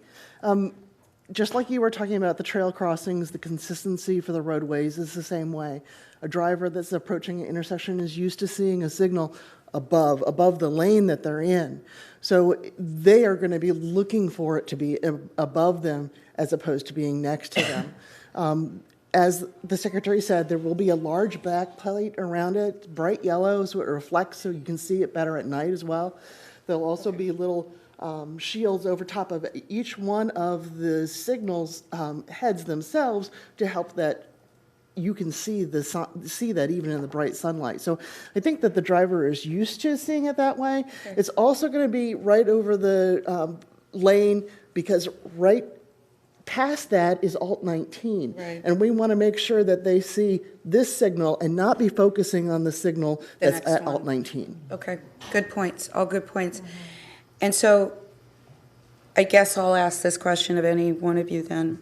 So if we find that the thing overhead is hard to see during the sun, I'm not saying get rid of it, but after we do this, could we then also, in the future, if we need to, add one on the side that just speaks to each other? Of course. You can always add more later. Right. I mean, I want to be as quick as we can to fix. So I'm just saying I'm bringing it up so that everybody can be thinking about it, and don't be surprised if it comes up. So that was one question. I have one more thing to add. Sure, go ahead. Is that okay? Mm-hmm. There are some large trees in that area, and some of the trees will need to be trimmed so that you'll be able to see those signals that are overhead. Okay. So if I can go back to pushing the button, I am extremely concerned about that. I know you probably can't answer me right this second. I know you're into design right now, so I'd like y'all to huddle together and really discuss this, because again, I go back to the rapid flashing beacons and the new setup and the automated rapid flashing beacons that we put in. It was because they don't push the button. I don't think that's going to change. Well, I'd ask, and Joan, I know you've probably been, you and you folks and Tom and all been working with Peter and everybody, and I noticed on the plan, for instance, they do have some Signage. additional signage and warning devices, but I couldn't remember whether they built the passive detection into the signal or not. It was my understanding that passive detection would be removed. That's what I thought. Okay, because Can it be there, though? we can definitely look at it. It We'll just go wouldn't back stop and, it. yeah. We'll go back and take, the main thing is that it has to be tied into that signal with Alt 19. So, okay, so I'm going to ask another question, and again, you guys, I'm sure you've seen this on some of the posts, Whit. I don't necessarily think it's a bad idea, I just think it's unconventional, what I'm going to say. The only way I can see forcing people on the trail, not in the cars, because the cars are the big 5,000-pound weapon, right? But on the trail to stop is to force them to stop. And the only way you can force them to stop is if you have some kind of railroad thing that comes down. And that's been discussed a lot by people. Now, bicyclists will hate it. Everybody will hate it that are avid trail users. But I'm really just trying to reasonably look at the habits that we see over and over and over again. And that is that both bicyclists and pedestrians do not push that button. And that was going on before the automated thing. So I say all of this because I'd like y'all, I'm sure with consensus of my commission, to look at something like that forces somebody, and it doesn't mean we have to keep it there. We need to train people, and I think the only way we can train them to change their behavior is forcing a stop. Because we're trying to do it just in a really passive way. Obviously, we're going to have sheriff's enforcement there on high alert and all those things. I'm just telling you, we've been doing this for 10 years. They're not stopping. It ain't going to happen, even with the light. But we're putting the onus on the car to stop, and we're not putting the onus on the bicycle. Can I just add, it looks like partly what you're trying to do, though, there by the picture is on the trail, you're going to have a sign, the stoplight sign, and you're going to have that as a way of like, bing, bing, bing, bing, you're coming up to a big, you're coming up to a traffic light. And I think that's going to have a lot of effect on it. I cannot myself picture a railroad thing. No, I understand it. I'm just saying this has been a experts recommendation from many people in the community. I'm not saying that's the right tool, but I'm just trying to, I don't believe their behavior is going to change. We've been watching this for a very long time. I think when you put it in, there's gonna, excuse me, it would be good to have a group of, whether they be volunteers or whether they be, I hate to say law enforcement because they've always got so much stuff on their plate to begin with, but to be able to be out there when this signal comes on to kind of be educators, if you would, for a little while to try and help people This is the Rangers, the Pinellas County Trail Rangers, which I know we don't have enough of. Is that a possibility, Whit? Actually, we're already working with your communications department as well as for Pinellas Communications.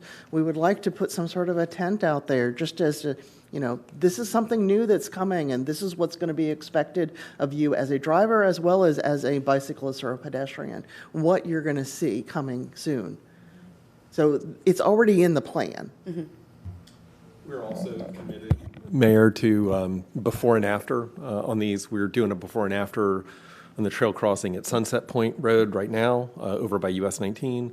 I think a before and after on this makes a lot of sense. Like a monitor study? Yeah. Or Before we put in the detection for the rapid flashing beacons, pedestrians were pushing the button about 80% of the time, and for bicyclists it was closer to 30%. So that's why they went in. You're right about that. I think having a full red signal up there plus better markings on the trail will definitely change behavior. I think it would be pretty extreme to put any kind of impedance in front of people, and I really don't want to see what's over on Northeast Coachman by the railroad tracks. what is that? It's a chicane that you create for people to dismount their bicyclists as they're approaching the railroad, and I think the railroad made Pinellas County designed that in there. We'll have more accidents based on the prevention techniques. Yeah, I mean, you start putting obstacles in the roadway, the trail, it gets to be a Especially at challenge. night, and I know it's not open at night, but this is Well, I've got. I'll call it a small urban environment, so they are from Skinner, especially during festivals, using that area. So anything you put in the middle of it is danger Will Rogers. I mean, that's not a good idea, but It's a constrained area with a lot of volume of users, Yeah. so you just want to be careful about that. you wanted to interject, I'm sorry. I just wanted to say that I asked Jennifer about the idea. You know, if you think about the railroads and how they put that down, and then you think about that in some ways, the trail has almost become our transportation, railroads, yeah. you know, of pedestrians, motorists, and bicyclists. And so, I mean, it's not a pretty thought. I mean, I like, you know, but, you know, at some point, you may have to go that far and even consider that. And a lot of it is going to be education, and a lot of it is going to be the Pinellas County Sheriff is going to have to be there. When we first did that right turn, you know, to stop on the way on Edgewater, it was, I mean, there was a ticket every 5 minutes because people did not want to do that. I rarely now see people not understand that signage, but it was a very concerted effort by the sheriff. So that's going to have to be part of it. Yeah. Well, I feel like I need to say that because a lot of our residents have said it. I understand there are traffic,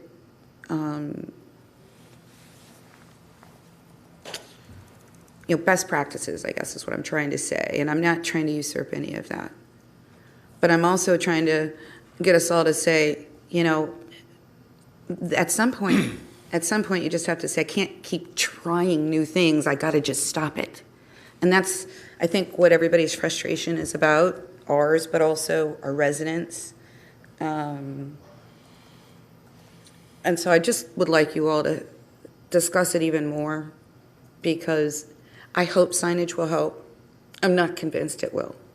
I'm really not convinced it will.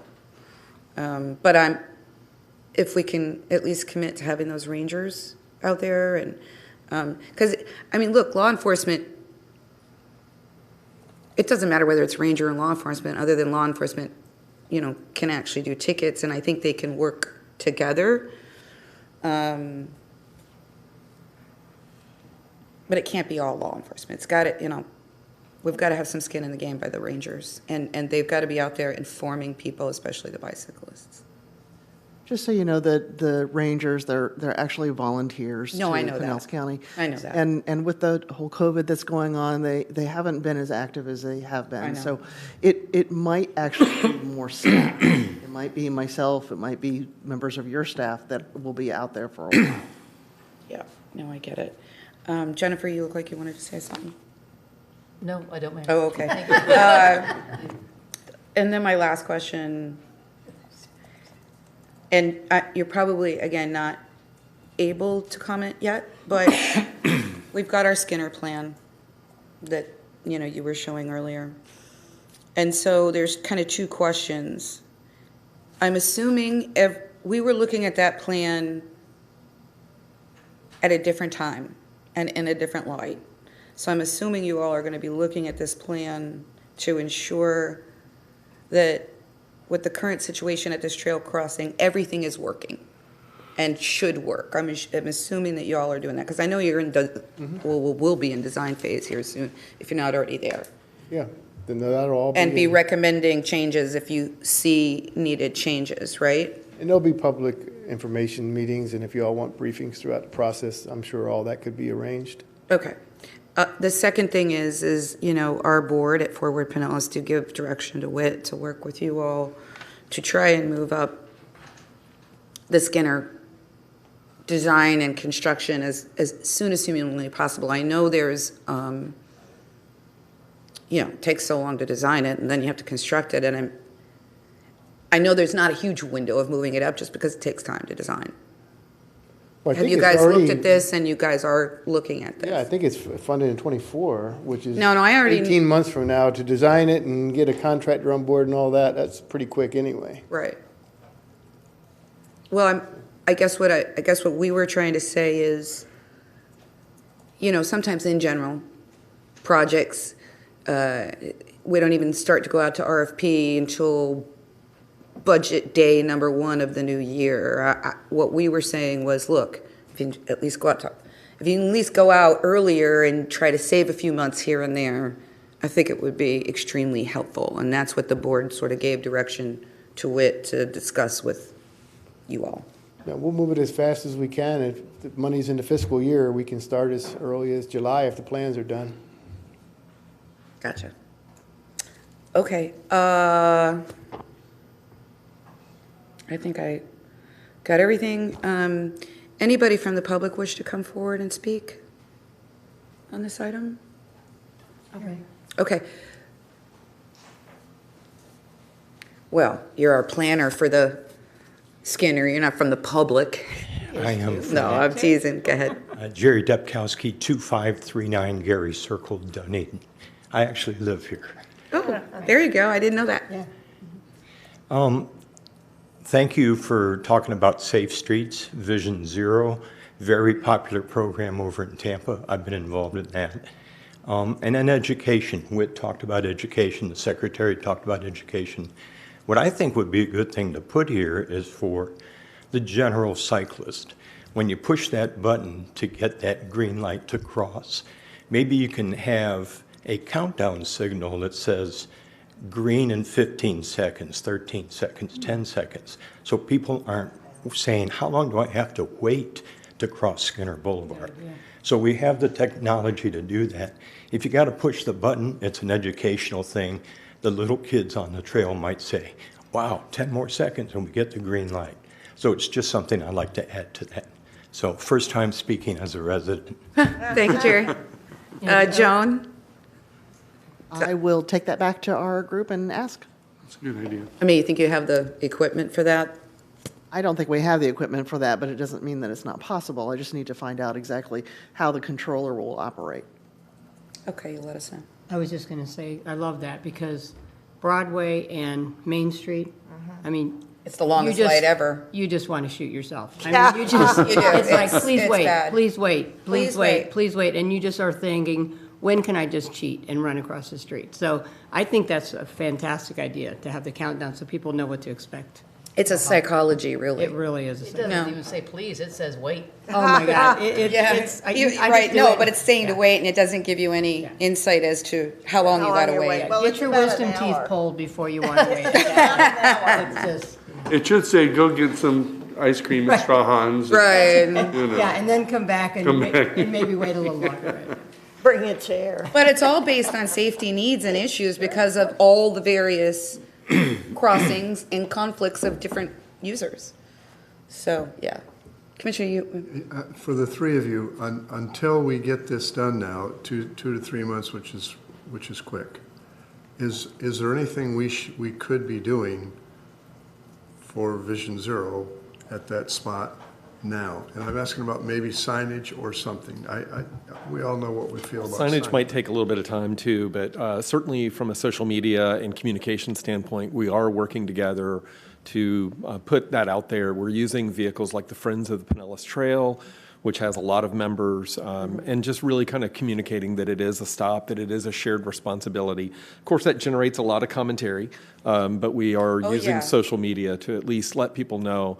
And the sheriffs have been out there issuing warnings and doing some ticketing, and I think that's helpful as well. So it just reinforces good behavior. And also, if I may, we do have a media blitz going on, you'll see on our. Oh, yeah, I've been seeing social it. media platforms.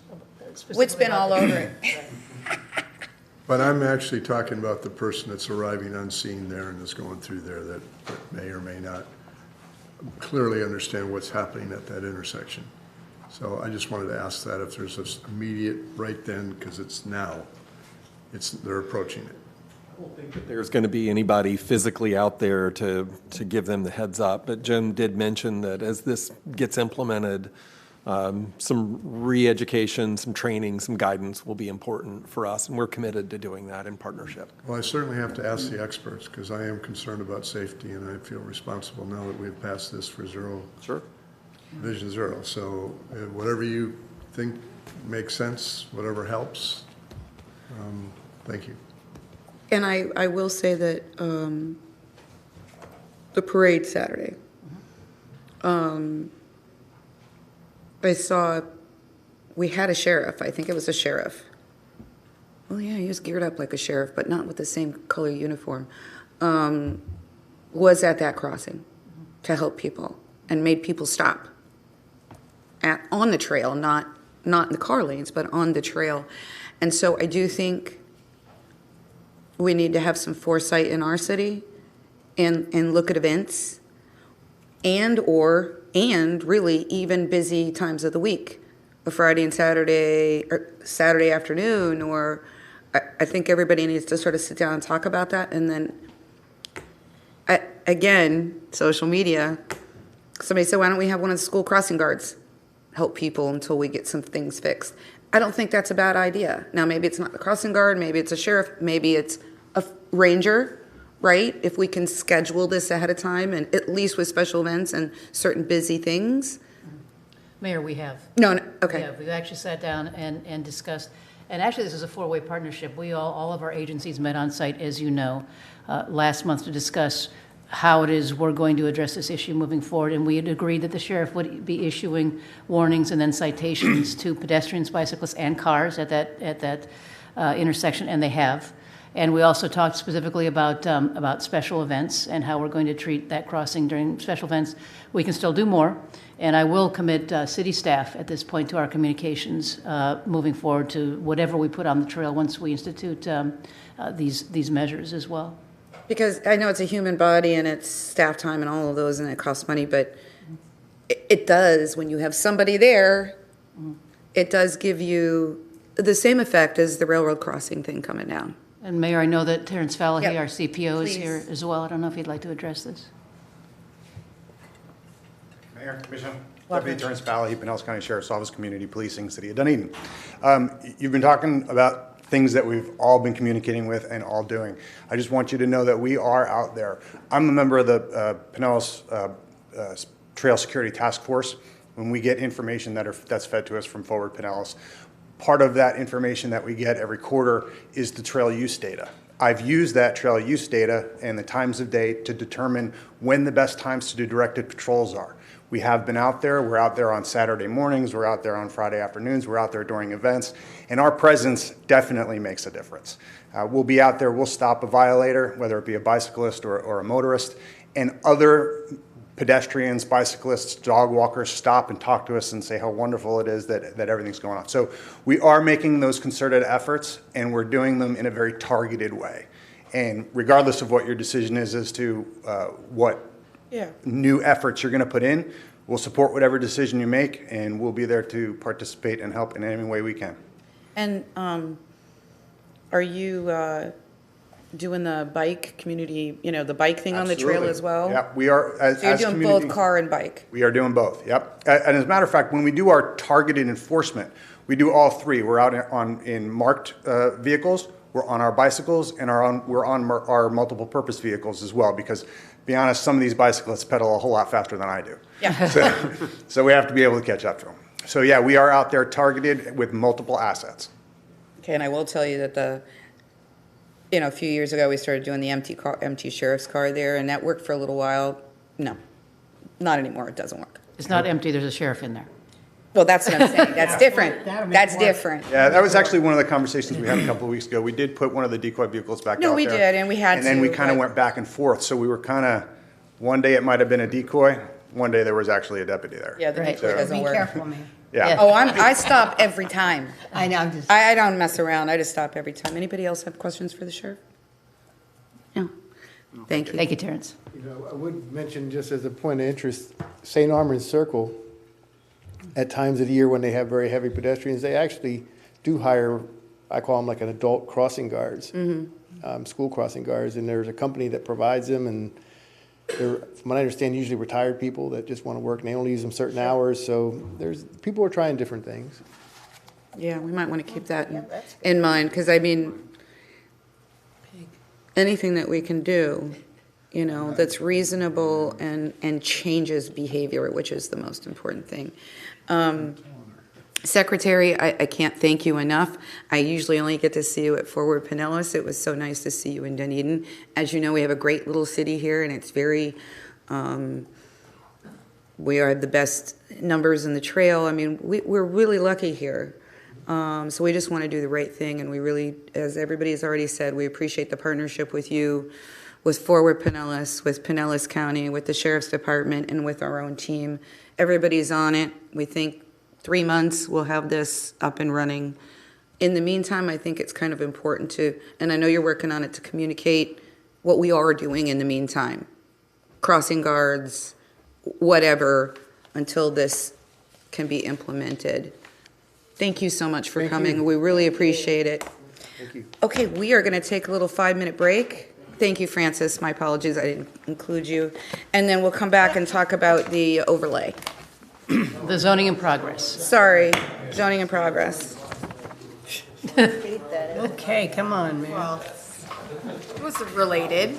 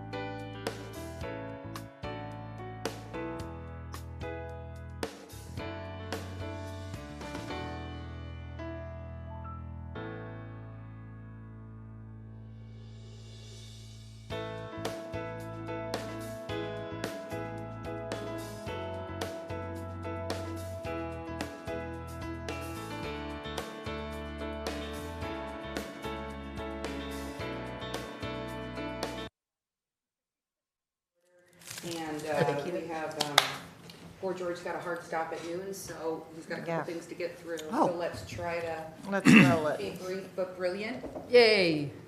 It's always that brilliant part that catches me, Say, you though. haven't offended that at all. You're very brilliant, very brilliant. All right, so we have resolution 21-33 extending the zoning in progress doctrine for an additional 120 days while city staff and its consultants complete their respective work. Microphone, please, Mayor. I'm sorry? Microphone, please. Thank you. Thank you. For the south of Dunedin Character Overlay District, so Nikki, would you please read 2133 by title only? Resolution 21-33, a resolution of the City Commission of the City of Dunedin, Florida, extending the zoning in progress invoked by Resolution 2108 for an additional 120 days while city staff and its consultants complete their respective work, and providing for an effective date. Thank you. Can I have a motion to approve? So moved. Second. Vice Mayor Kynes and Commissioner Franny. Thank you. George? Thank you, Mayor, Vice Mayor, Commissioners. George Kinney on behalf of the Community Development Department. So this really goes back again to the initial resolution that was passed this past May, anticipating the time necessary to develop the character overlay district to the south of the downtown area. We kind of were working through the public process and got to the public workshop on October 28th as part of that effort. And as you probably know, it was extremely well attended. There was a lot of positive comments and a lot of questions and a lot of additional thoughts for consideration as we move through this process. We conveyed that back to you all on November 4th, and at that time I think we thought about, should we extend this a little bit further just so that we can kind of work through this in a really methodical and proper way. So that's what this does. This zoning in progress extension would provide that cover, if you will, to complete that character overlay within a time frame that both staff and the city consultant and staff's consultant is fairly comfortable with. Approval of the resolution offers what we believe as a reasonable time to complete the overlay.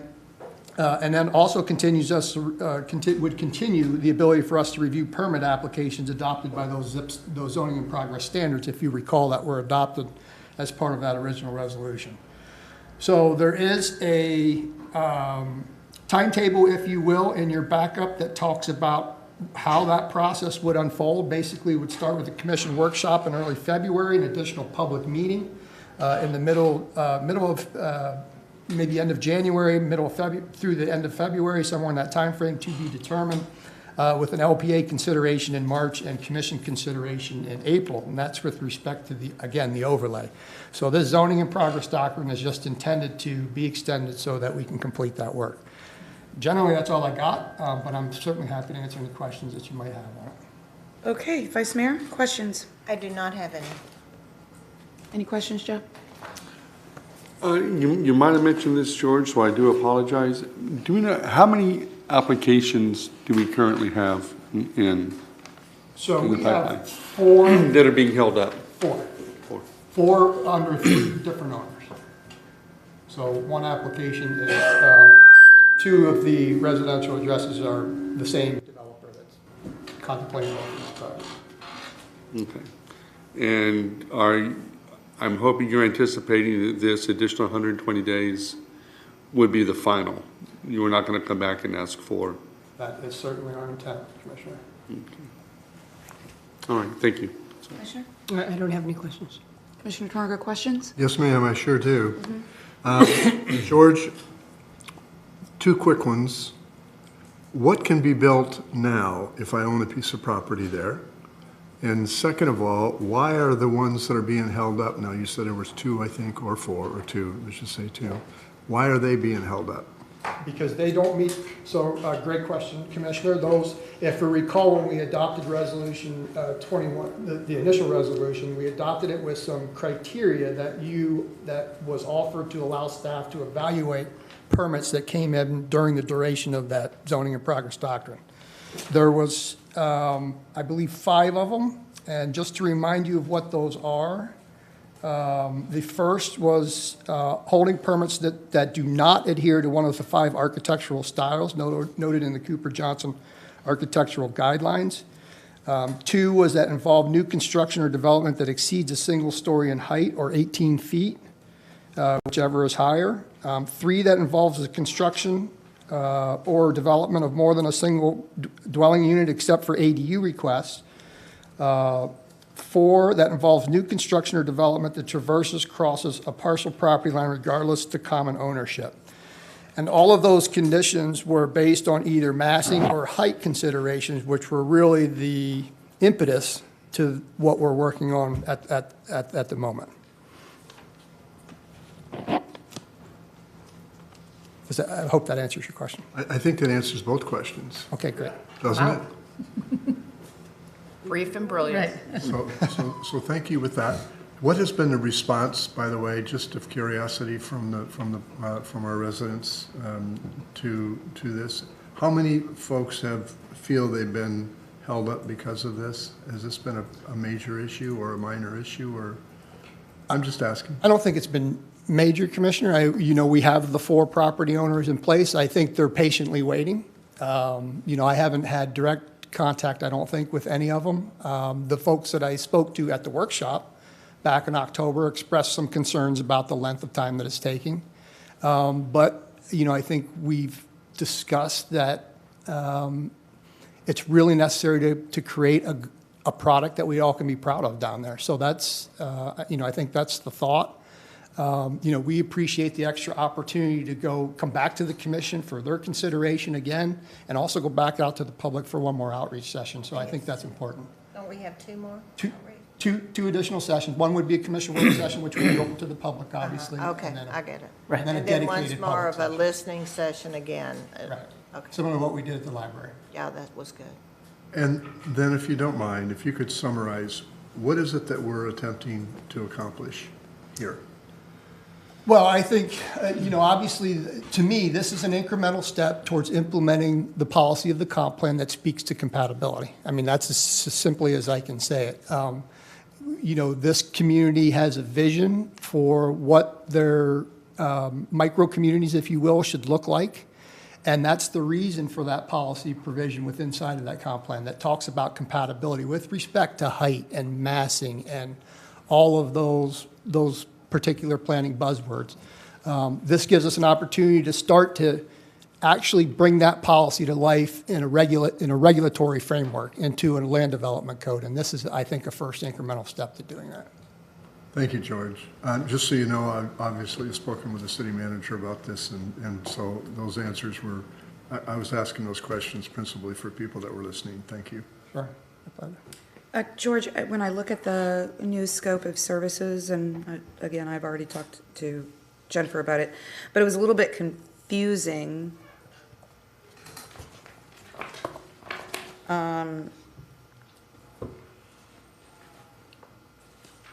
So, let me just get to it.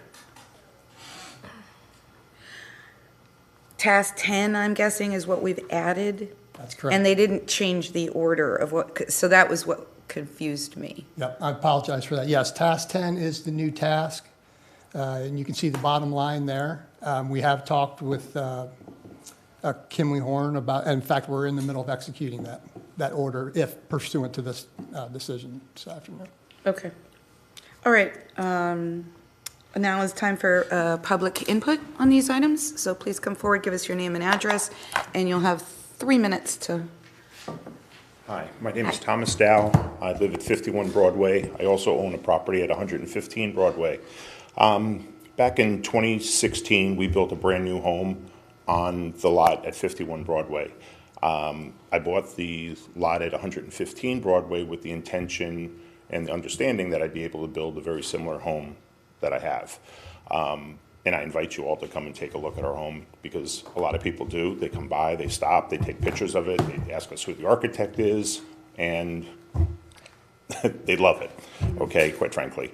So now I find that I'm in this moratorium that I cannot do anything. I haven't applied because I'm uncertain as to these rules of 18 feet. To me, that means I can't have a 2-story home. Okay, I have a single-story home today, but we were thinking of optimizing and whatever, just having a 2-story. If you look at today, you have a 10-foot floor, 10 foot on the first floor. If I had 8 feet on the second floor, I'd be at so I have no roof then, okay? So you've minimized that to the point that I can't build a 2-story home. I know a lot of other people who've bought properties as well with the intention of tearing them down and building new homes, who haven't worked with an architect because they're uncertain as to what's going to come out of these rulings. So for the last 240 days and now for another 120 days, you have us on hold, okay? And I think there should have been some provision to allow us to, or maybe there is, I don't know, for you to approve based on the old specs while you're still trying to figure out what it is that you want to do or what the community wants to do. I don't know that the community has really been heard on this, and I'm glad I wasn't able to participate in the last meeting, and that's why I wanted to come to this meeting.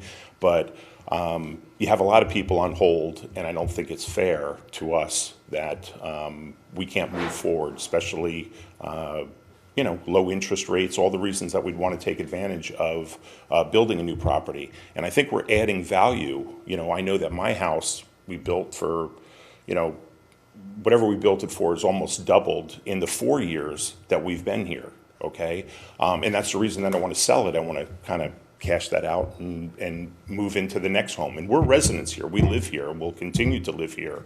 But that's an economic impact to my wife and I and my family.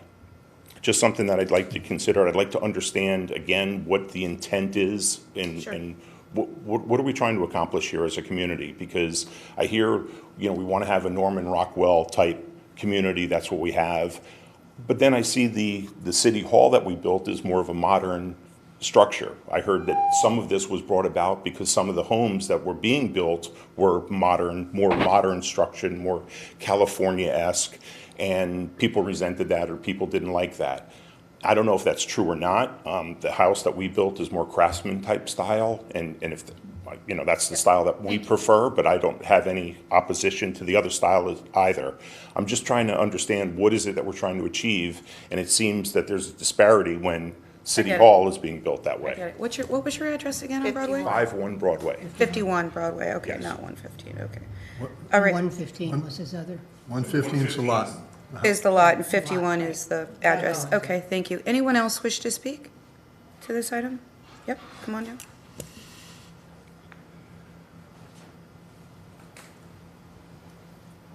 My name is Blake Curran. I'm the owner of Broadway Oaks over Oaks Apartments on 625.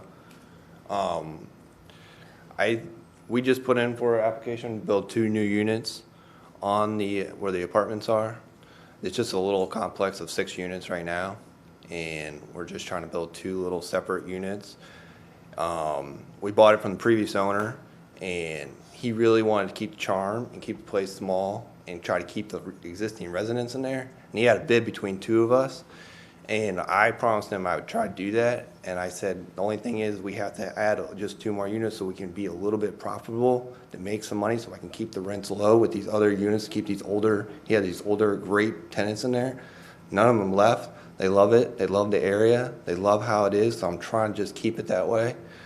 Another thing is like the height thing just mentioned by the previous, that doesn't really make much sense because if you're at 18 feet, you're at a flood zone. Most of this map you're zoning, if by the time you get to a certain height, you got no house to build on. So if a hurricane came wiped out, that means a lot of these people couldn't even build a new house. That doesn't make much sense to me on that. So I think there should be a lot looked into this to see, what's the long-term effects of why we're trying to restrict everybody down to a certain way.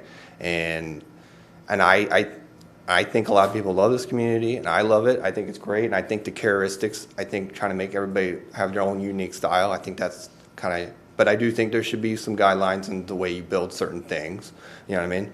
But to manage how they build the size or what they're trying to do with the new rules, it doesn't make any sense. And I think the old rules that you guys have there were working great. I don't see any issues. I don't see anything that was being problematic.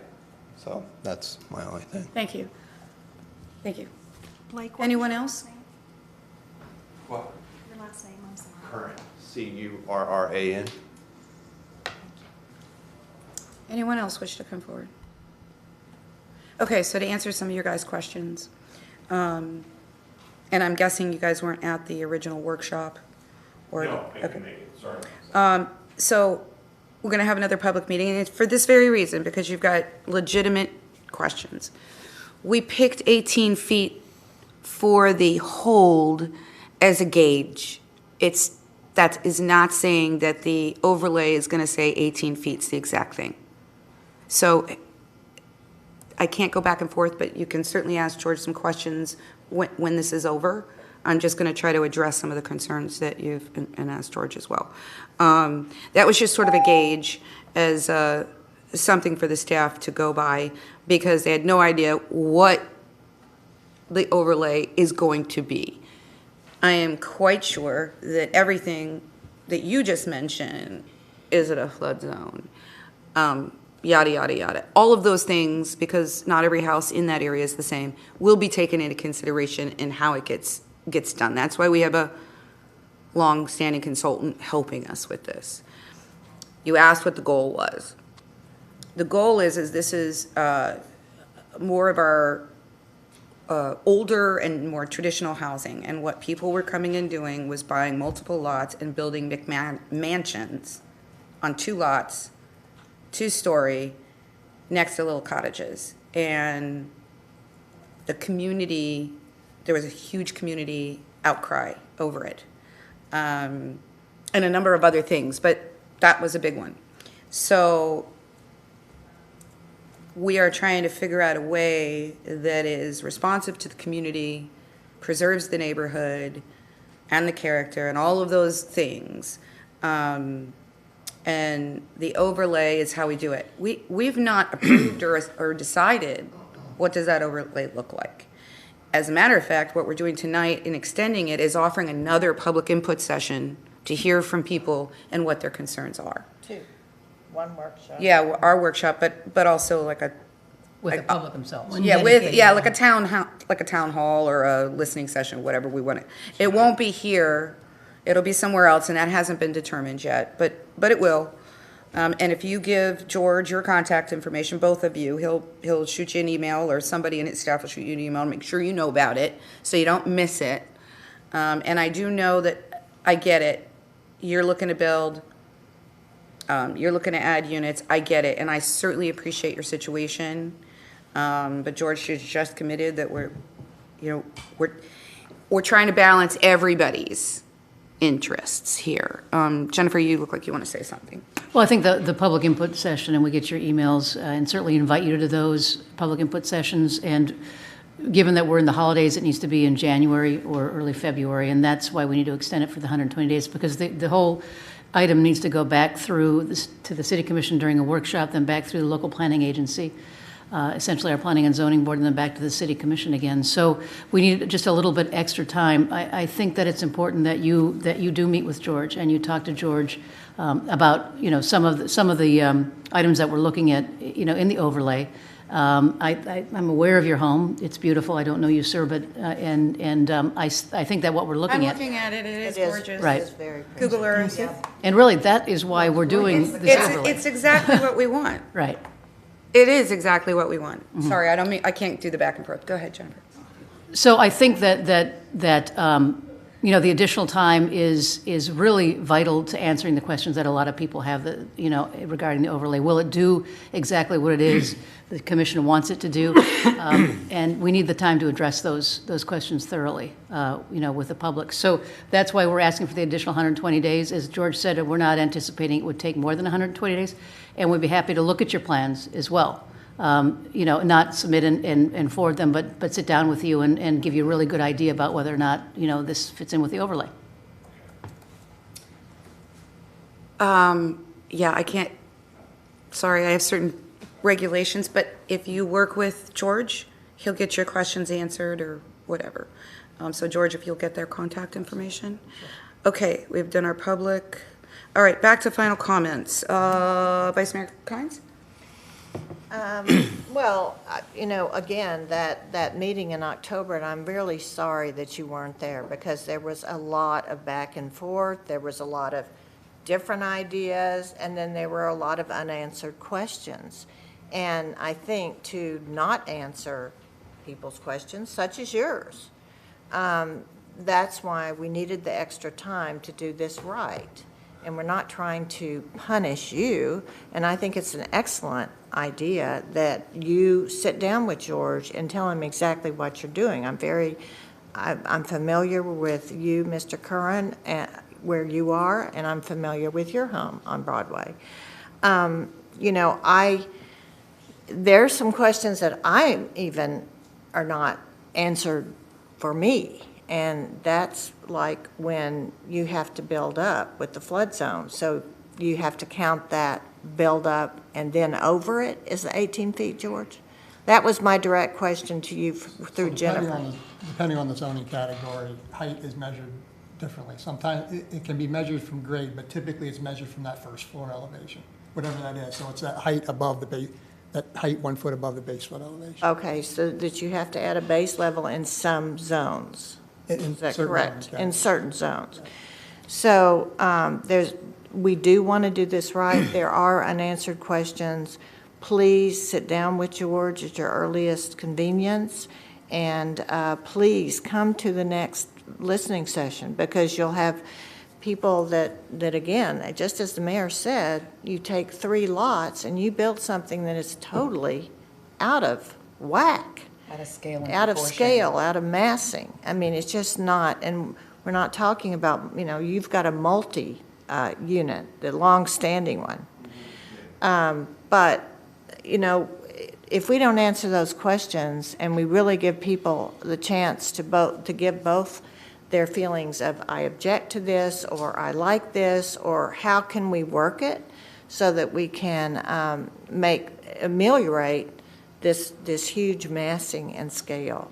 And that's what we're trying to do. And then we've heard on the other side people say, I came to Dunedin because I love this. You know, we don't want cookie cutter, but I came here because I love the feel. And of course, the feel is a very difficult question to answer. But the more that we can really talk to the public, the better we can answer that question before we actually put in regulations in an overlay. So.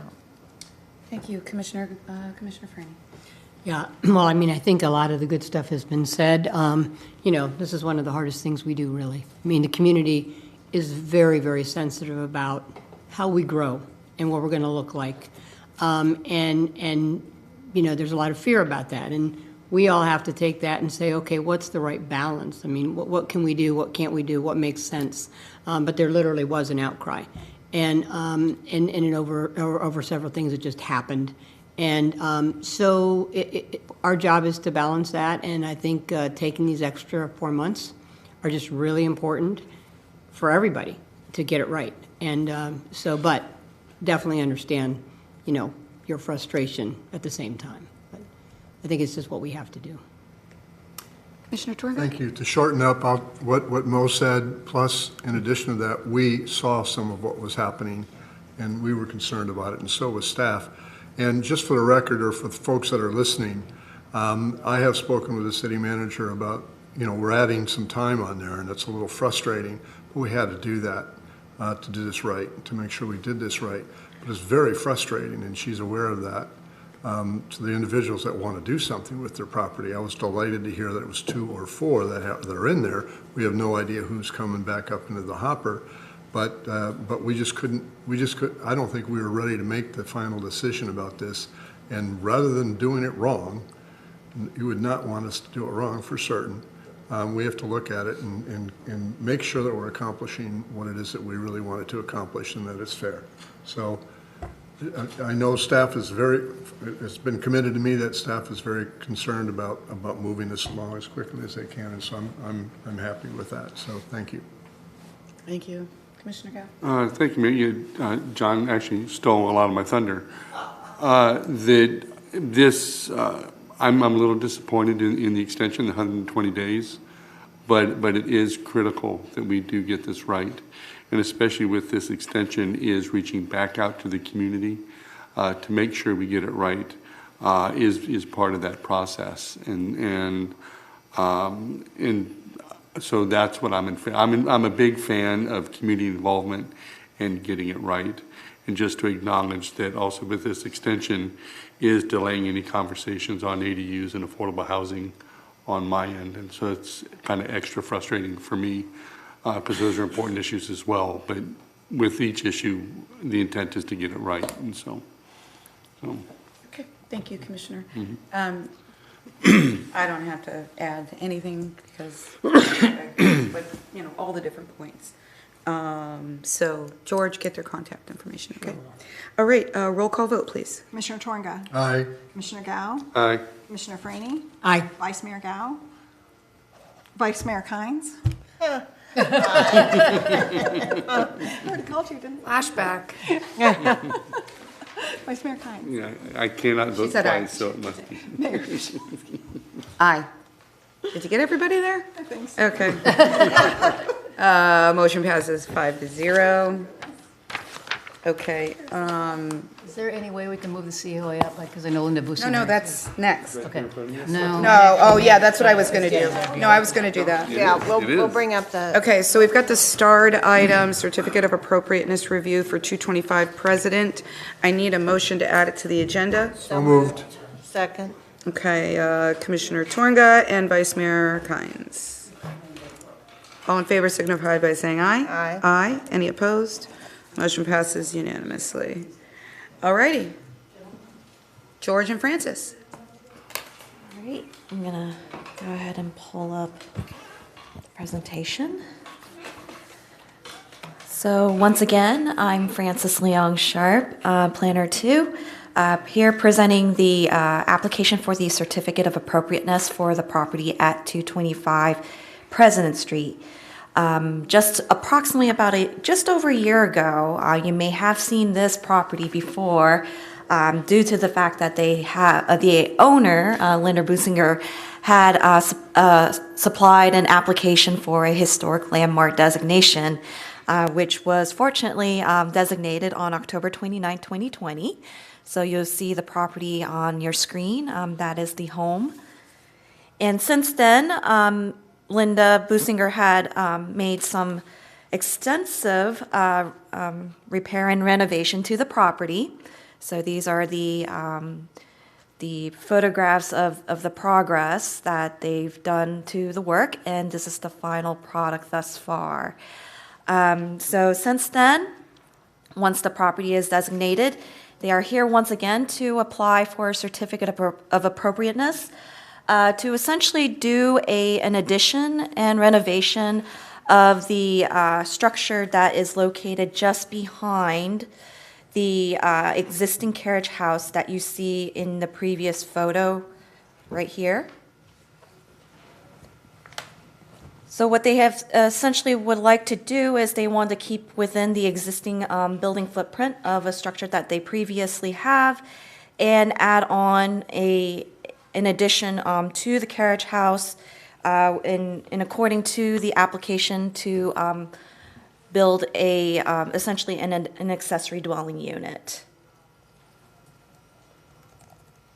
So as you can see here, that's where the area of the improvement that is going to be located on the property. And then to the right is what they have proposed. As you can see here, where they are looking to do a bathroom and then, as the plans call it, a storage for the unit itself here. So these are the proposed elevations. So the things that the applicant is proposing is that the addition will be in line with what is existing as to the carriage house. And the applicant has indicated that they are going to be using the same color palette, materials, and the look to make that addition seamless in terms of adding on to the carriage house. Based on staff analysis, as well as that the Historic Preservation Advisory Committee had reviewed this application, I do want to conclude, and I'm trying to be brief and brilliant, is that they see that the proposed addition is compatible and in line with the existing carriage house as they have proposed in their building plans. And I do want to show you some further photographs of what's existing out there. So this in itself is that existing structure that they are looking to renovate. And then as you can see here that the existing conditions of the structure, they are looking to replace and build new so that it falls in line. And these are the conditions of the area that they would like to make such improvements. That it essentially concludes my presentation, but we do have our applicant here available for any questions or any additional information that you'd like to supply. Linda, did you want to come up and speak before we start asking questions? Linda Businger, 225 President Street. I just wanted to point out that smaller portion there is a added on to lean-to shed. It's made out of plywood. So actually when we get our VA loan, the VA made us replace the plywood. It was so rotten and we knew it was going to be temporary. So that part will be demoed and then we will be using pretty much the same footprint, but because of the setback, because the old one is 3 feet from the fence, we need to move 7. So we're going to be using pretty much the same square footage. It's about 50 square foot different by turning it in. And obviously we have a triple lot. We could have torn it down and built the McMansion, but we didn't. We kept a very small 1,600 square foot home. But by doing this, we're able to add additional living space. But I just want to clarify that portion, small portion, will be ripped off. Okay, thank you. I didn't hear her last comment. You were saying you had done this, but I didn't hear. Oh, sorry. I was saying that we kept the original 1,600 square foot home, but by converting this to an accessory dwelling unit, we're able to add more living space. Thank you. Community. Thank you. Anything further? If I could just add quickly, Commissioners, this is probably the first time you've seen this. This is a certificate of appropriateness. So I want to thank Linda. She's kind of been our test, our guinea pig, if you will. And she's been very patient through the whole process, and we certainly appreciate that. I just wanted to kind of supplement some of what she just mentioned, too. This really is a two-part request, all under the same certificate of appropriateness. The first part is the demolition, as she mentioned. So that is actually not before you, because the way the COA works is that demolition goes to HPAC for recommendation back to staff to approve, which has already been accomplished. That happened last week. So you're really just looking at the new alteration, if you will, as Francis mentioned, and that is really what's before you at this particular point in time, and that would allow her then obviously to take that next step and complete that renovation. Okay. Questions for George? Questions? George, I would like you, can you reiterate that the lean-to, was it historic or non-historic? I think the conclusion of staff was that it was a non-historic It's a addition. non-historic. Correct. I wanted to reiterate that point. Okay. Any questions? And just to piggyback that, but clarify in another way, it's not historic, and so it wasn't part of the original historic designation of the house. Well, that question is driven a little bit by the legal description that's submitted at the time of application, so I think that's why the certificate of appropriateness is before you, even though it wasn't considered to be a contributing structure to the historical features. Does that make sense? No. Okay, It's so mixed in the there. property that's designated, the buildings that are designated are driven by the legal description that's submitted by the property owner at the time that they're asking for designation. So everything within that footprint would be considered part of the designation. But I think what staff is saying is that it was not part of the architectural features that were driving their determination to determine it to be of historical significance. So even though while they need to technically submit a certificate of appropriateness under the city's code because that footprint includes this building, it's not been determined by staff to alter the historical effect. Is that fair? Yes. Does that make sense, Commissioner?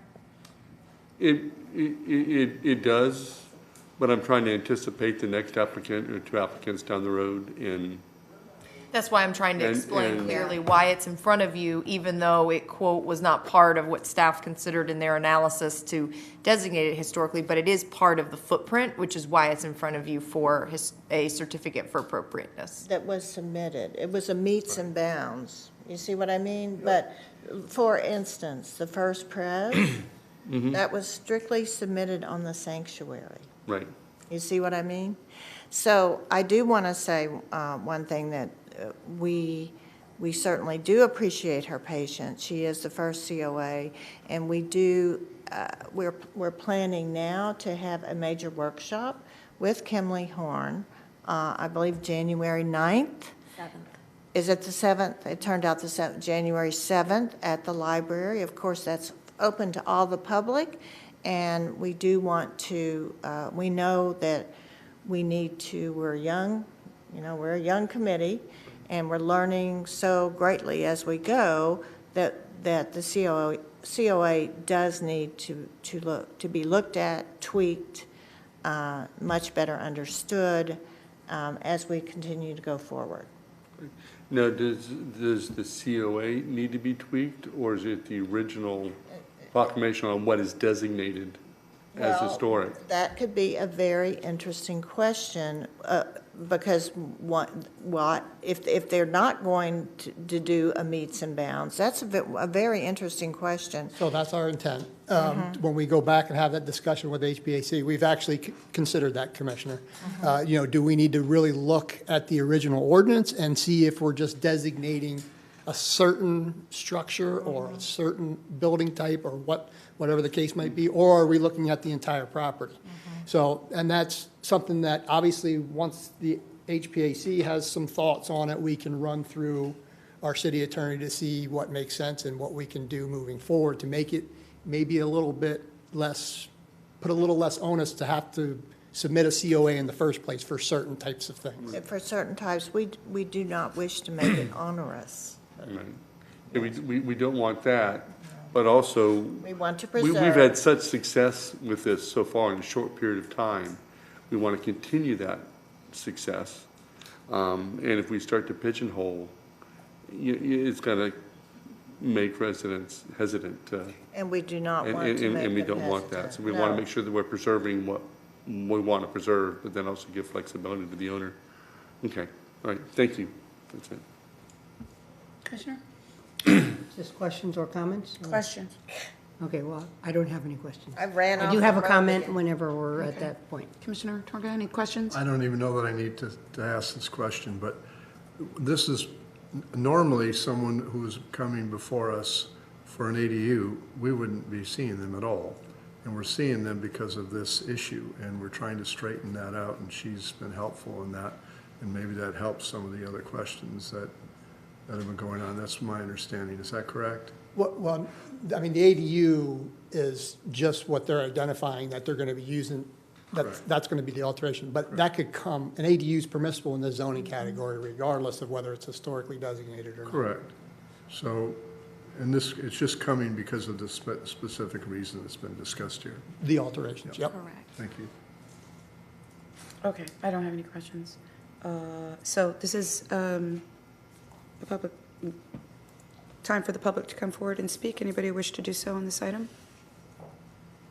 All right, seeing or hearing none. Final comments, which would be Commissioner Twonga.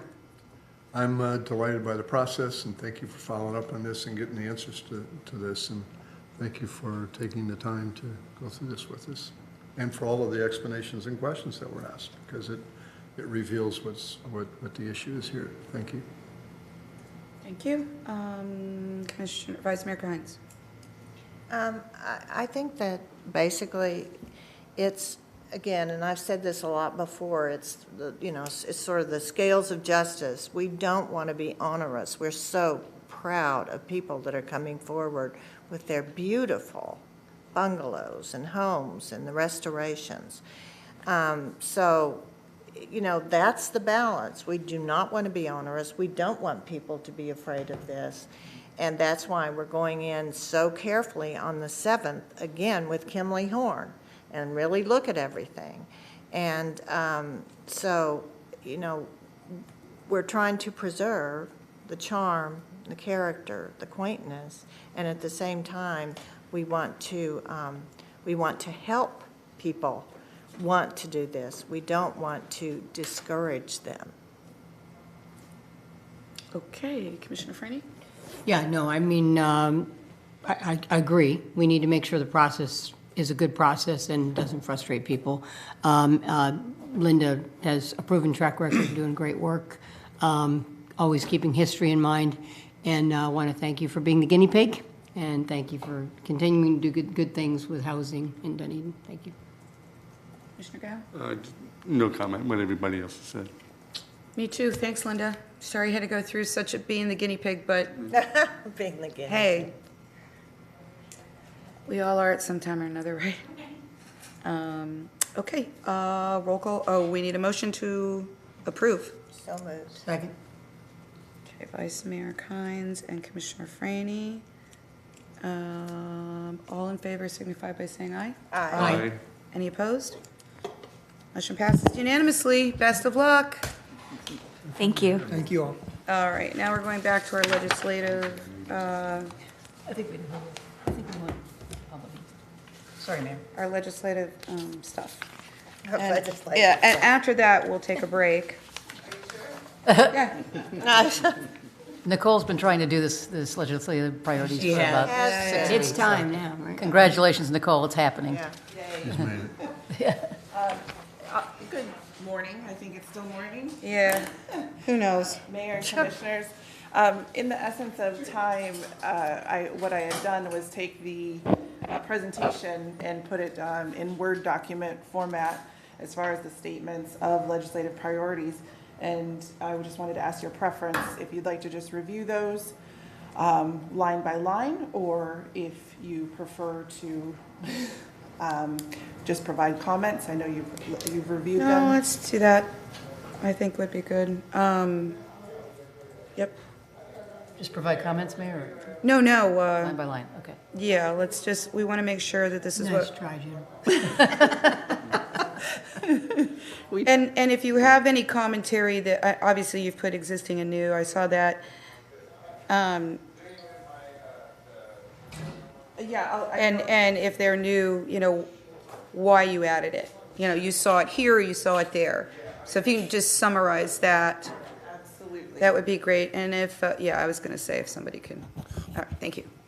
Thank you, Nicole. The first one, obviously, is a statement to home rule and supporting municipal home rule powers of governance by strengthening and protecting local self-government to effectively and efficiently respond to and provide for our residents and unique community needs. Does that sound good? And that was existing. Yes. Yeah. Yeah. Okay. Moving on, I kind of try to categorize things, and I call them big buckets, into environmental and resiliency. Support statewide resiliency goals to address sea level rise, coastline resiliency, extreme weather and storm preparedness, flood mitigation, and investment in renewable and reusable energy sources. And as far as that priority goes, obviously there's a lot of funding and discussion at the governor's level for projects and dollars that will be associated with resiliency projects both in the governor's budget and in the infrastructure bill. A question? Yeah. So is this where we'd kind of be focused on, because I understand there's a potential bill about net metering when it comes to solar power I just heard about yesterday at Tampa Regional Planning. I mean, I'm assuming this is kind of that big umbrella that something like that would fall under. Would that be true? Yes, and what we were trying to do is kind of focus on big policy statements and then be able to take that feedback from the commission and respond to specific bills. So there are a few bills that are mentioned in here, just because they've kind of been hot topics for the last few years. But for the most part, what we'll do is we'll take your policy statements and then be able to draft correspondence to legislators, committee leads, Senate President, House President, and kind of be able to support that in that way. The next one, also existing, support fully funding the Department of Environmental Protection's Florida Forever for conservation and acquisition of protected and preserved land. The good news is the governor actually released his budget recommendations just last week. He has a big, fully funded support for this. Now, whether that actually makes it through the House and the Senate without changes, that's kind of to be determined still. Okay. All right, unless you stop me, I'll keep going. No, keep going. Support municipalities' ability to regulate single-use plastics in the absence of statewide guidance. Support legislation prohibiting single-use plastic bags and polystyrene. There is a Senate Bill 320 that repeals the preemption that currently exists. Obviously, we're kind of waiting and watching to see how things move through committee. It's been a little slow going so far, but I'm assuming after the holidays things will move very quickly. Support the repeal of Florida Statute 163.045, restricting municipalities' ability to monitor tree removal, pruning, or trimming on residential property. Also supporting closing loopholes in current law, which have created removal of healthy trees and clear cutting. Again, there is a Senate Bill 316 that has been presented and repeals the preemption to put that permitting process back into the hands. But there is also a Senate bill trying to tighten up the definition of what a true problem tree is. I haven't looked at that one specifically. No, I will. It's Senate Bill 6025. I don't know the accompanying House bill. I just sat through a Scott Dudley information session a couple weeks ago. Okay. And so I wrote down things that I thought were really important to us. And that one was it. So what they're looking for is so that these arborists, as we just mentioned earlier, the fox in the hen house can't just be arborists that work for the tree service. There has to be a definition of what a bad tree really is. So, right. Can I just riff on that? Mm-hmm. We just saw a lady tonight, or this whenever we are now. Are we in the morning? Are we night time? Whatever. And she was talking about, that there were 7 trees around her that she had seen. And I'm sure that wasn't you. I mean, I'm willing to bet that that whoever it was called someone and said, okay, I need someone to come out and take care of this tree, and, it needs to go through you. And that is the issue, because people, sometimes people do not have the credentials that they say they do. And we know your credentials. And I think that's the heart of the matter. And this has caused a lot of controversy, not only for us, but, there have been lawsuits. This has just been a quagmire. And I know all of you all feel the same way. I'm preaching to the choir here because all of you feel this. Mm-hmm. But, I think, when it all started off on one wanting to clear cut for a development. And someone had to pay an amount of money for the trees. And that's where it all began. That was down in Sarasota, unless I'm really confused. Day, night, noon, whatever. I thought it was like farmland where people wanted to remove trees, and it was a developer. That guy who owned that farmland happened to be a senator or a House bill guy, and he was like, "You're going to tell me I can't remove trees off my farmland?" And that I have to pay for them. Yeah. Pay for the removal or try to. Yeah, sure. but we would like to hear your comments on this.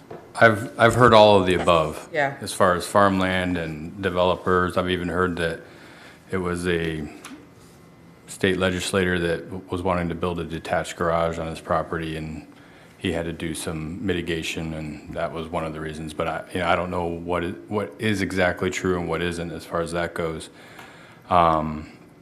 What I do know is that our tree removal application submittals they're probably a quarter of what they were, and they keep trending downward. If I'm being notified of trees being removed, I am responding. I am sending notices of violation. Nearly 99% of the time, I'm getting the letter that's required by the state law, stating that the tree is posing a danger to persons and property. How about my trees that I refuse to cut down that is posing danger to me and my roof? Yeah, I mean, Don't care. beauty's in the eye of the beholder, That's right? But I guess the major problem is when it was put into law, they referenced, ISA, the International Society of Arboriculture, but they never sought their professional opinion on wording and stuff like that. So if you actually look up within the International Society of Arboriculture's terms that they use, they never use the word dangerous or danger. It doesn't exist. So there's no definition to that.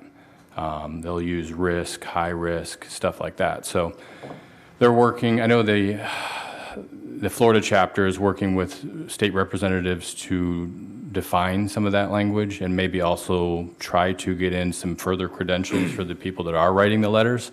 They're looking to get them TRAC certified, which is Tree Risk Assessment qualified, which is what I am.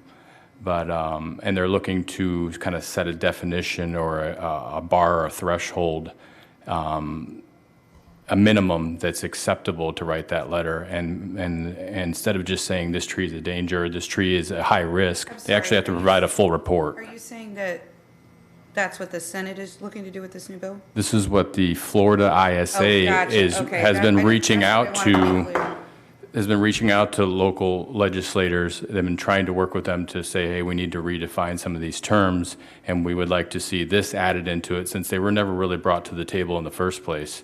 Their name was just used, and they were never asked for an opinion. So let me ask you this question, guys, because we have on here repealing. Obviously, we know that's what we want. We're not going to get it. So my question, and these are bills that I was just referring to, that the Speaker of the House is pushing. And that's a lot of power. So when they're talking about redefining what a diseased tree or what a bad tree looks like, I'm wondering if we shouldn't have a statement in here versus repealing it, but explaining what the problem is, or an additional statement underneath what we've said. If you're not going to repeal it, the problem is you've got, again, the fox in the henhouse. And that what a bad tree should be defined by professional standards, and there should be maybe 2 arborists, one that does not work for the company doing the tree cutting, and maybe include the city. Because there's got to be some balance there, and what I'm trying to do is also be realistic with what we think the state's going to do. It's great to say to repeal it. They're not going to do it. So I think you know what I mean? I want to be realistic on what we're asking for and give them actually something they might do versus the extreme. I think that from a broad scale, which I think was what Nicole said, I mean, we're supporting repeal, which we know that's our top priority. But then it says support closing loopholes in current law which have created removal of healthy trees and clear cutting, which I think is, accepting reality, that it's going to be the definitional. Now, when I met with Senator Hooper, I had this with me that was done by you guys. And I mean, and again, it has more impact because it does talk about the reality of the effect on the community. So, I mean, I think this is a big statement. Closing loopholes is good because it covers, who knows what that form that's going to be. Probably is going to be definitional. But I also think having the realistic one-pager on this particular issue is valuable too. And I think I think that gets us there. I'm just concerned they're not going to read beyond repeal. That's what I'm worried about. I think your policy statement can state repeal, but when we're writing letters to the legislature or when you're having those conversations or advocating, we can say, this is an ideal situation, but if we can redefine the terms, like you said, remove conflict of interest, take care of those things that we know put us in a better position, and help kind of fix this issue that we're seeing as far as removal of especially grand trees. Because that is what Florida League Yeah. of Cities is doing. I mean, they know. It's Is about there- redefining it. It's Is not. there, and we don't have to micromanage it right here, but is there language you think within a couple of words, because you don't want these things to be too long, when it talks about closing loopholes, maybe the language could be something in relation to just drawing the attention to the fact that the arborist making the decision works for the people who want to cut down the tree. That's the loophole that needs to go away. And we have a specific example here in the city of Dunedin. All those trees in Senior Park, 4 or 5 years, whenever Johnson started, Principal Johnson. That was his name, right? Kyle. Kyle. His first year, he'd been on the job months. A parent called me to tell me they've got a tree service out there looking to clear cut all those trees in Senior Park that have been there for 60 years. You know why? The tree service said they were diseased. And of course, he didn't know the difference. He was like, okay, calm down. Well, And then again, we had our arborist go out there. At the time, it was Art. I'm pretty sure. I don't remember. Maybe it was you. I think it was in the transition. It was like probably my first day. Yeah. I mean, I've been. Well, I was livid. I'd been an livid arborist for and years. freaking so- out because Senior Park has just been, even though it's not used traditionally the same way today as it was, it's still Senior Park. We'll always know it as Senior Park. And yeah. So this happens all the time because the person asking for the tree to be removed, they don't know. Well, it's lack of certification. I So- mean, that's the heart of the issue. There should be minimum standards of certification and even more if you could have the double, just like you do. Yeah, I think the two. Well, I think the loophole you're trying to close up, what you're referring to is defaulting back to home rule. Well, which, it is, Which, but I just which don't think we're- affords an unbiased opinion. And, the fact of the matter is I wouldn't deny a tree that is, is a high-risk tree. I wouldn't do that, but I don't know how you get there. Okay. I'm not trying to drag this out. I just. And Okay, go I mean, ahead. I think we can probably tweak, I can tweak the Yeah. language and send it back out, kind of stating these things, unbiased opinion, removing conflict of interest, clarifying terms. So I will make those changes. Anything else on this one? Okay. All right. Thank you for being here. All right, moving to municipal administration. Again, a few hot topics here. Short-term rentals, restore local authority for regulation of short-term rentals and provide cities the ability to modify related ordinances without penalty. Support legislation to regulate short-term rentals to ensure proper licensing, insurance, and compliance with taxation requirements. There are actually a few bills that have been filed in regards to this. Senate Bill 286 removes the preemption, and then Senate Bill 512 actually gives some guidance as far as regulation. There's some discussion as to how implementation would work with that second bill, as far as being challenging, because there'll be a lot of back and forth with notification and then working with the online vendors and so on and so forth. Those details haven't been worked out, but there are two bills kind of up for discussion. Yeah, and the way they described it to us was, first, it does two things. It expands preemption to advertising, that we can't control how they advertise. And I don't think we have that anyway. But some people, require that their advertisement include a number or, different things. So it expands preemption to all of that, which I don't really think affects us, but that's one thing. And then the other thing is working on clarifying the grandfathering and adding a local registration option. So it's actually giving us better. That's the 512, the second one you were referring to. And that was the one that Florida League was, not freaked out about and thought it was probably a good thing in the end. That short-term rental, I mean, I was on municipal administration, and that was the topic for years. And so you're saying because of a new way to actually require licensing, insurance, and compliance with taxation, that gives us a better handle on the short-term rentals? Yes. Yes. And it allows us to easily to differentiate between those that are within the zone and those that are not within the zone. And that goes to speak to the advertising. The point of the advertising is if we can insist that they have some sort of number, then you could easily on Airbnb or wherever identify one that was legal and one that was not illegal. Right, but they're legal. preempting the advertising. Right, so That's if you what they're go, suggesting. so if you go with the registration, then that stops it before it even gets to advertising, so, but I don't know, so, so what do we do for the illegals that don't register? How do we know that they're there?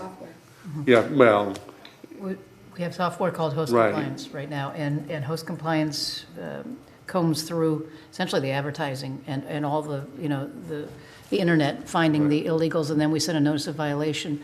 That unique number, I think, is important to helping us with those efforts. We don't use it now, but it's something that we're looking into in the future. So I think that, we should definitely oppose that preemption because we want, it's an additional tool for us. right, yeah, so we need that advertising. Yeah.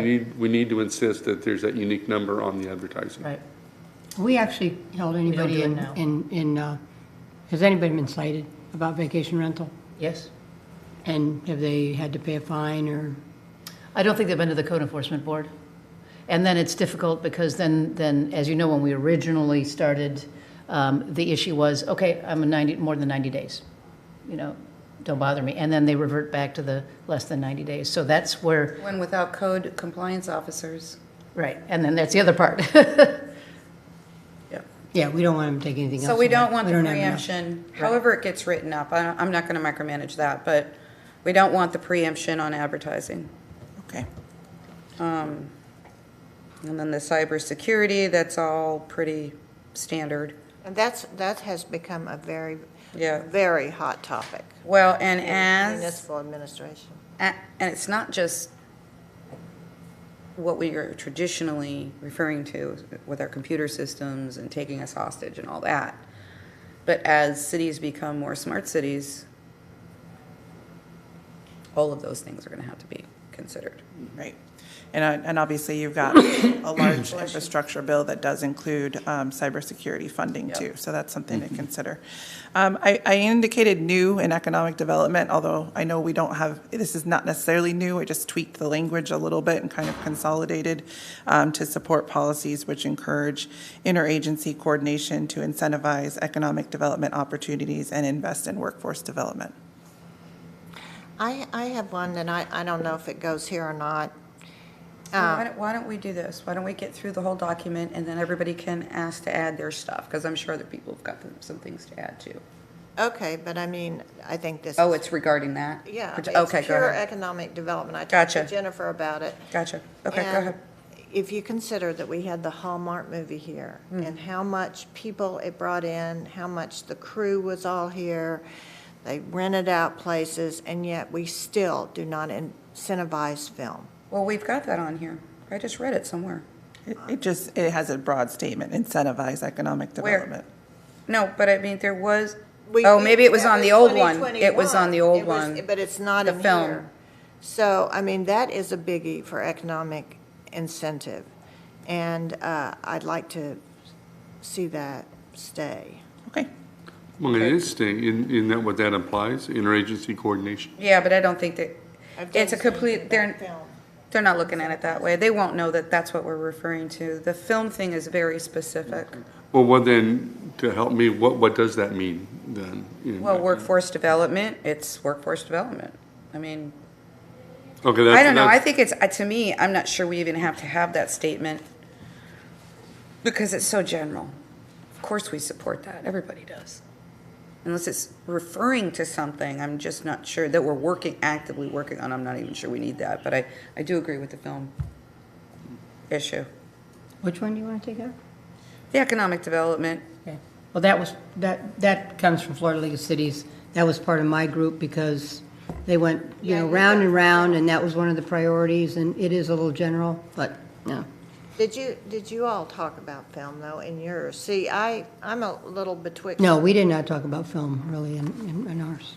Well, see, in municipal administration, we really talked about all these, but I thought you talked about it under one of the other ones. It wasn't. Anyway. I mean, it's very general. Do you want to keep the economic development statement? I mean, if this is committee you were on that you guys discussed, I was not privileged to that discussion. Is there a real reason?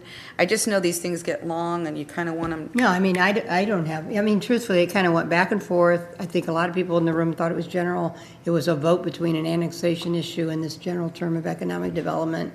It ended up here, and I agree, it's pretty general. So it can go way off ours. It'll be on the Florida League, so. Everybody okay with removing that general statement? And then where are you And, going? well, film, it'd probably have a different heading. It'd probably be tourism. Okay, see, because Or I think something, we could do you know. things with tourism. Under the economic development, Julie, are you proposing we do away with the whole thing? I was, only because, it's not that we don't support it. Right. And, of course we do, but if we're not experiencing issues that are related to encouraging interagency coordination, I mean, we are the queens and kings of interagency coordination. Look at what we just did with Gladys Douglas Aqua Park Preserve, whatever. Incentives and invest in, workforce development. I just don't, what are we doing with those things? I personally don't think it's a big deal if we leave it in or take it out. In the big picture of our items, I just don't, but. I mean, if you want to leave it in, we can. I'm just trying to shorten the document because I have some other things I want to add to, and I see this as being way general.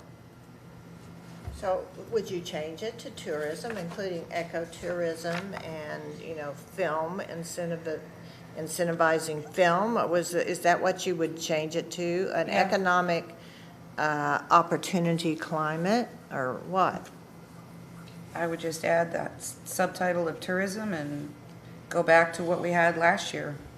I'm trying to make it easy, 2021 or some version of that. Okay. I don't want to be here wordsmithing, but I that's like fine. 2021. So I'm very supportive of the film thing, and I know that the Tourist Development Council and Visit St. Pete Clearwater Perfect. All right, I will. are take a- doing that. And what did we do in the last 2 years? There was a record number of film done in Pinellas County, not just us, but Pinellas County. So I'm very supportive of getting some of the, because it could be even more if we got money from the state. Correct. So, yeah, Because very they're going supportive of to Georgia. So if I can help us along, 2021 says support the restoration of film industry incentives to make Florida competitive with Georgia again. Yes, there you go. Perfect. Okay. Perfect. Very good, city manager. Thank you. All right.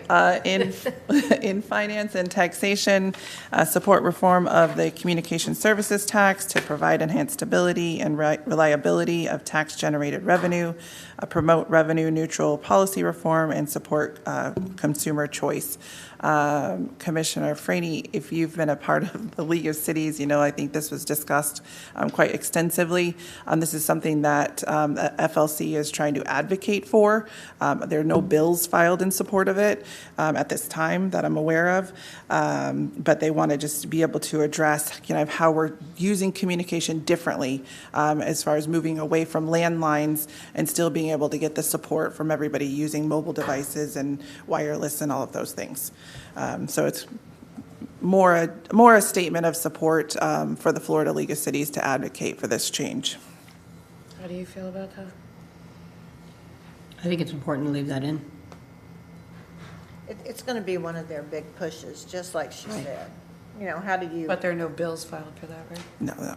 But maybe we can get out in front of the bills and say, this is really an important issue, that we need to figure out. Except they're already done with their committees. That's why I'm trying to be realistic. What we advocate for is what we advocate for. It doesn't mean there's a bill, maybe there's a bill next year, maybe, you know what I mean? I mean, it's what we believe in, it's what we want to keep pound, and Gotcha. send the theme. That's my view. Well, that's what I'm asking. Yeah, no. I don't have a thing, I just want, you know. Isn't it kind of fun having me on your left now? Like, you want to just swap me sometimes, right?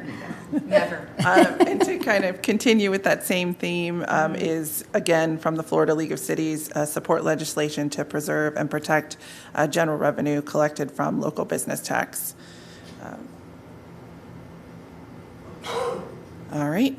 And then the last item, which is a new item, there is a bill filed for working Floridians tax rebate. It develops a state-level earned income tax credit to assist in reducing poverty and income inequalities. The Senate Bill 234 provides relief on sales tax, fuel tax, property tax, and other state taxes to low and moderate income-based residents based on qualifications. And I know, Commissioner Torngai, I believe you had some questions on that item. And as far as the qualifications for that rebate, it's the same as for the federal earned income, which is a quite low income. I think it was $50-something thousand for a family of four, and so on. Again, when I put this together, it was early on in the bill process. I haven't seen a lot of things moving. This is, I think, one that there's a lot of support for among some agencies, but I just don't know that it's going to go anywhere this year. Okay. Is everybody okay with that? Mm-hmm. So, under finance and taxation, and this would be a general statement, because I'm not aware of anything that would affect it. But one of the problems our county is facing and it kind of goes along with this area's taxation as well as transportation infrastructure, and that is the gas tax. The gas tax at the state level gets an annual CPI or cost of living, or and I'm not exactly sure it all works, but it does get an annual something something. At the local level, it does not, and it is inherently unfair.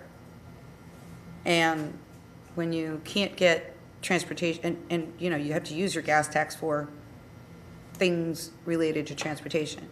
I'm not looking to raise the gas tax. I understand where we are today with gas and prices and all of that, and I know it's a real sticky wicket.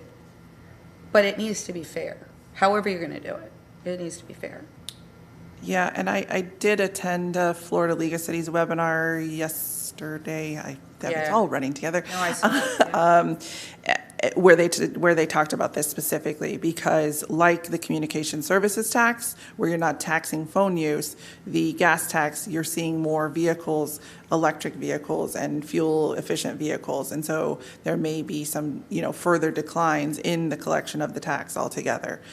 So I think that's something that they're going to want to address even moving forward. And then whether we want to, advocate for a municipality presence with that tax, that's something we can certainly include. I mean, to me, I just think it should be fair. I'm not advocating to raise the darn thing or anything like that. I'm just saying if they're getting a CPI or a cost of living increase or whatever, we should be able to get that too. Equity. Equity, yeah. Equity between how the tax, I don't know how to word it, but, Is implemented. is implemented at the state level versus the local level. It should have equity. So I would like to see a statement on that matter. Perfect. And that can be under transfers. I don't care what area you put it under, because we're talking about supporting, funding in general. But I don't care where you put it, wherever you think is best. Okay. If I may, the main discussion over the last, say, 5 years has been vehicle miles traveled to attempt to capture the gas tax, which was then supposedly went to our roads to fix our roads.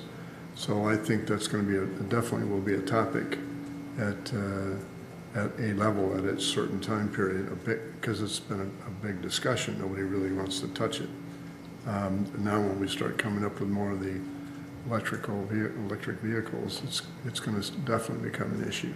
So in concert with fairness, somehow we have to figure out how to be fair, that everybody's paying a fair share of that tax.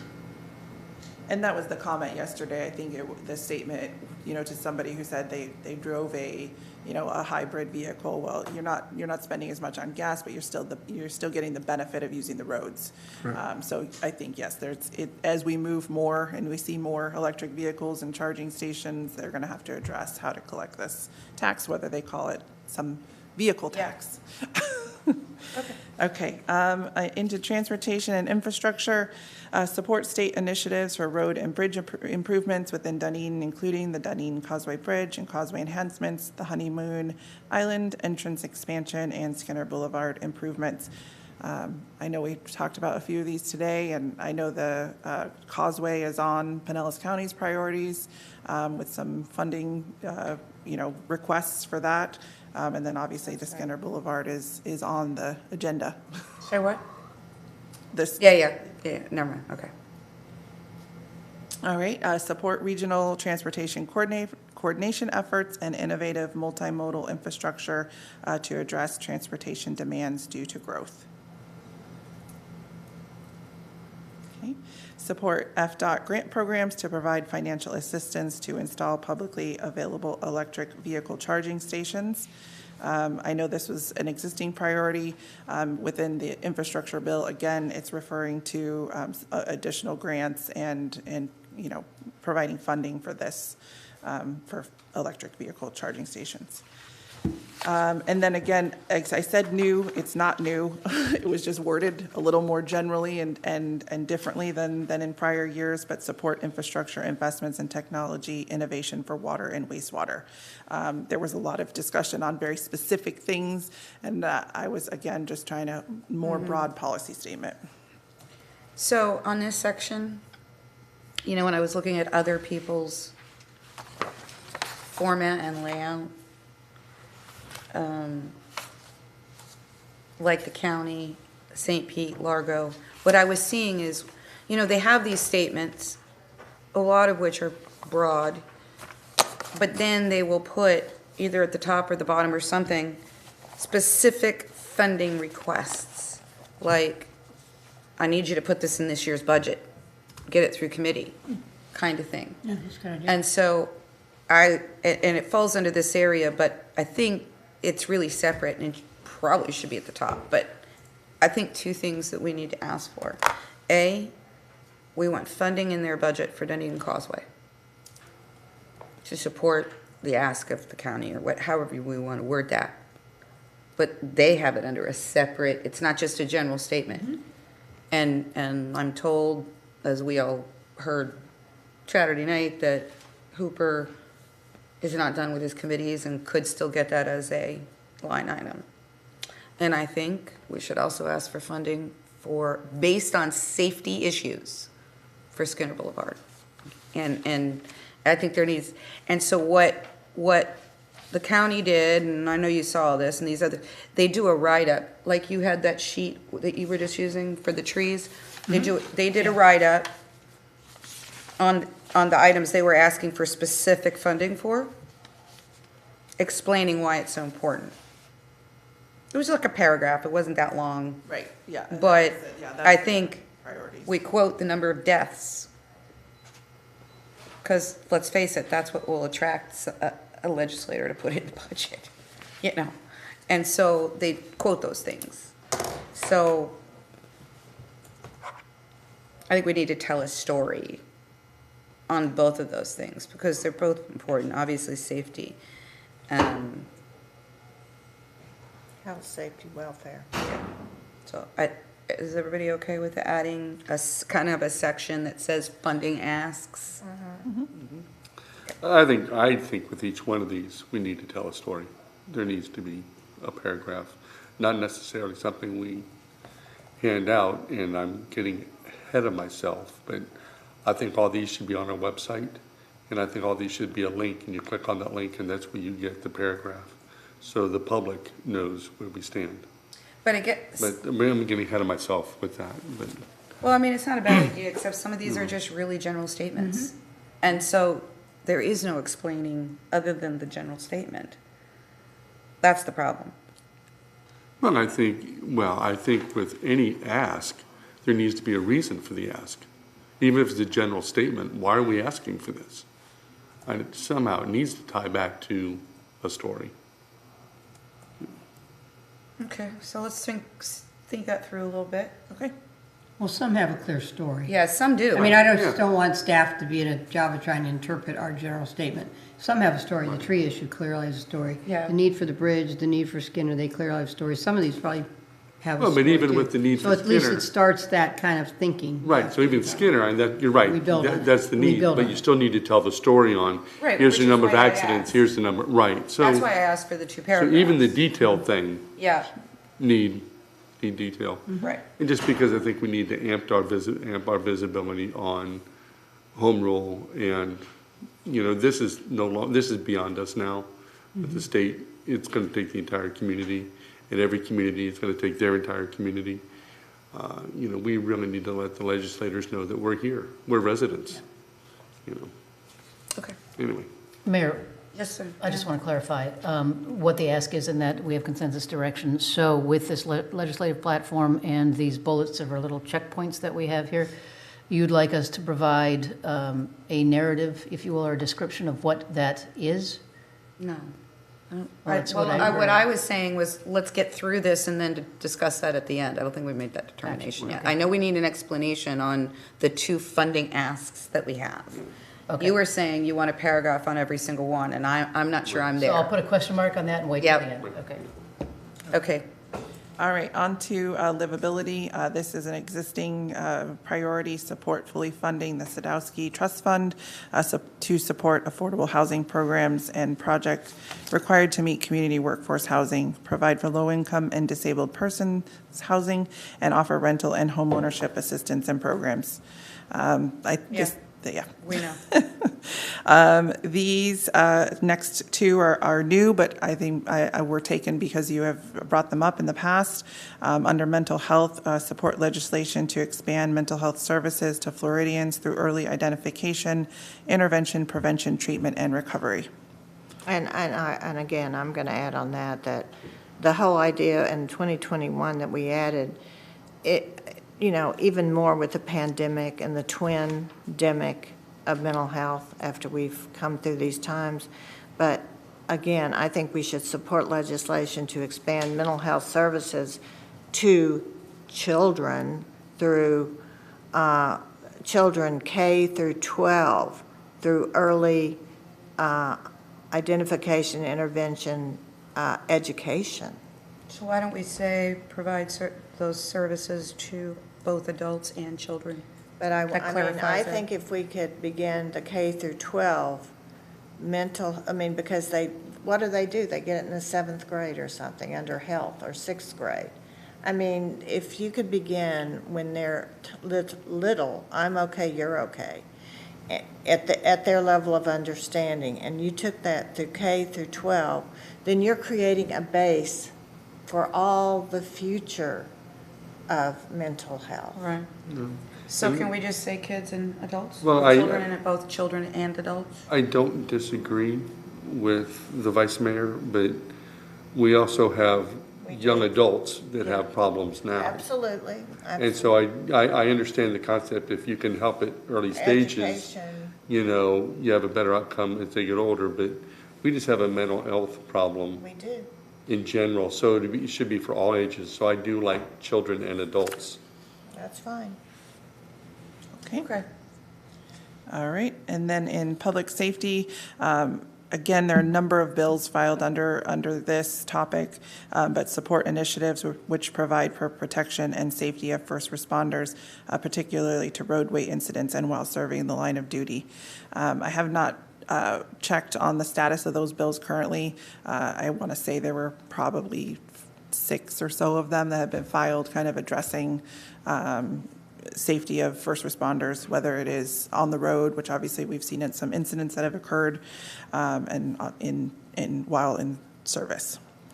And then lastly, arts and education, support legislation which funds and promotes arts and culture programs and provides access to the cultural, educational, and economic benefits of the arts. I think we could probably remove that one this year. That would be my. No. Just kidding. And Got I a little want to humor. add, Getting a little and dry. history. I mean, history's part of that too, historic preservation. I'm all for, what we said in 2021 was we said that we will support legislation that funds from the NEH and the NEA. That's the federal. But we did add in historic preservation. Okay. Because that's, you know, I certainly, that possibly comes under the humanities. But I know. Well, what this is saying, though, is support legislation that funds arts and culture programs and provides access to the cultural, education, and economic, okay. I was thinking they were referring to schools. Never mind, I was wrong. Never mind. So, I mean, somewhere I Just think, throw historical stuff in there.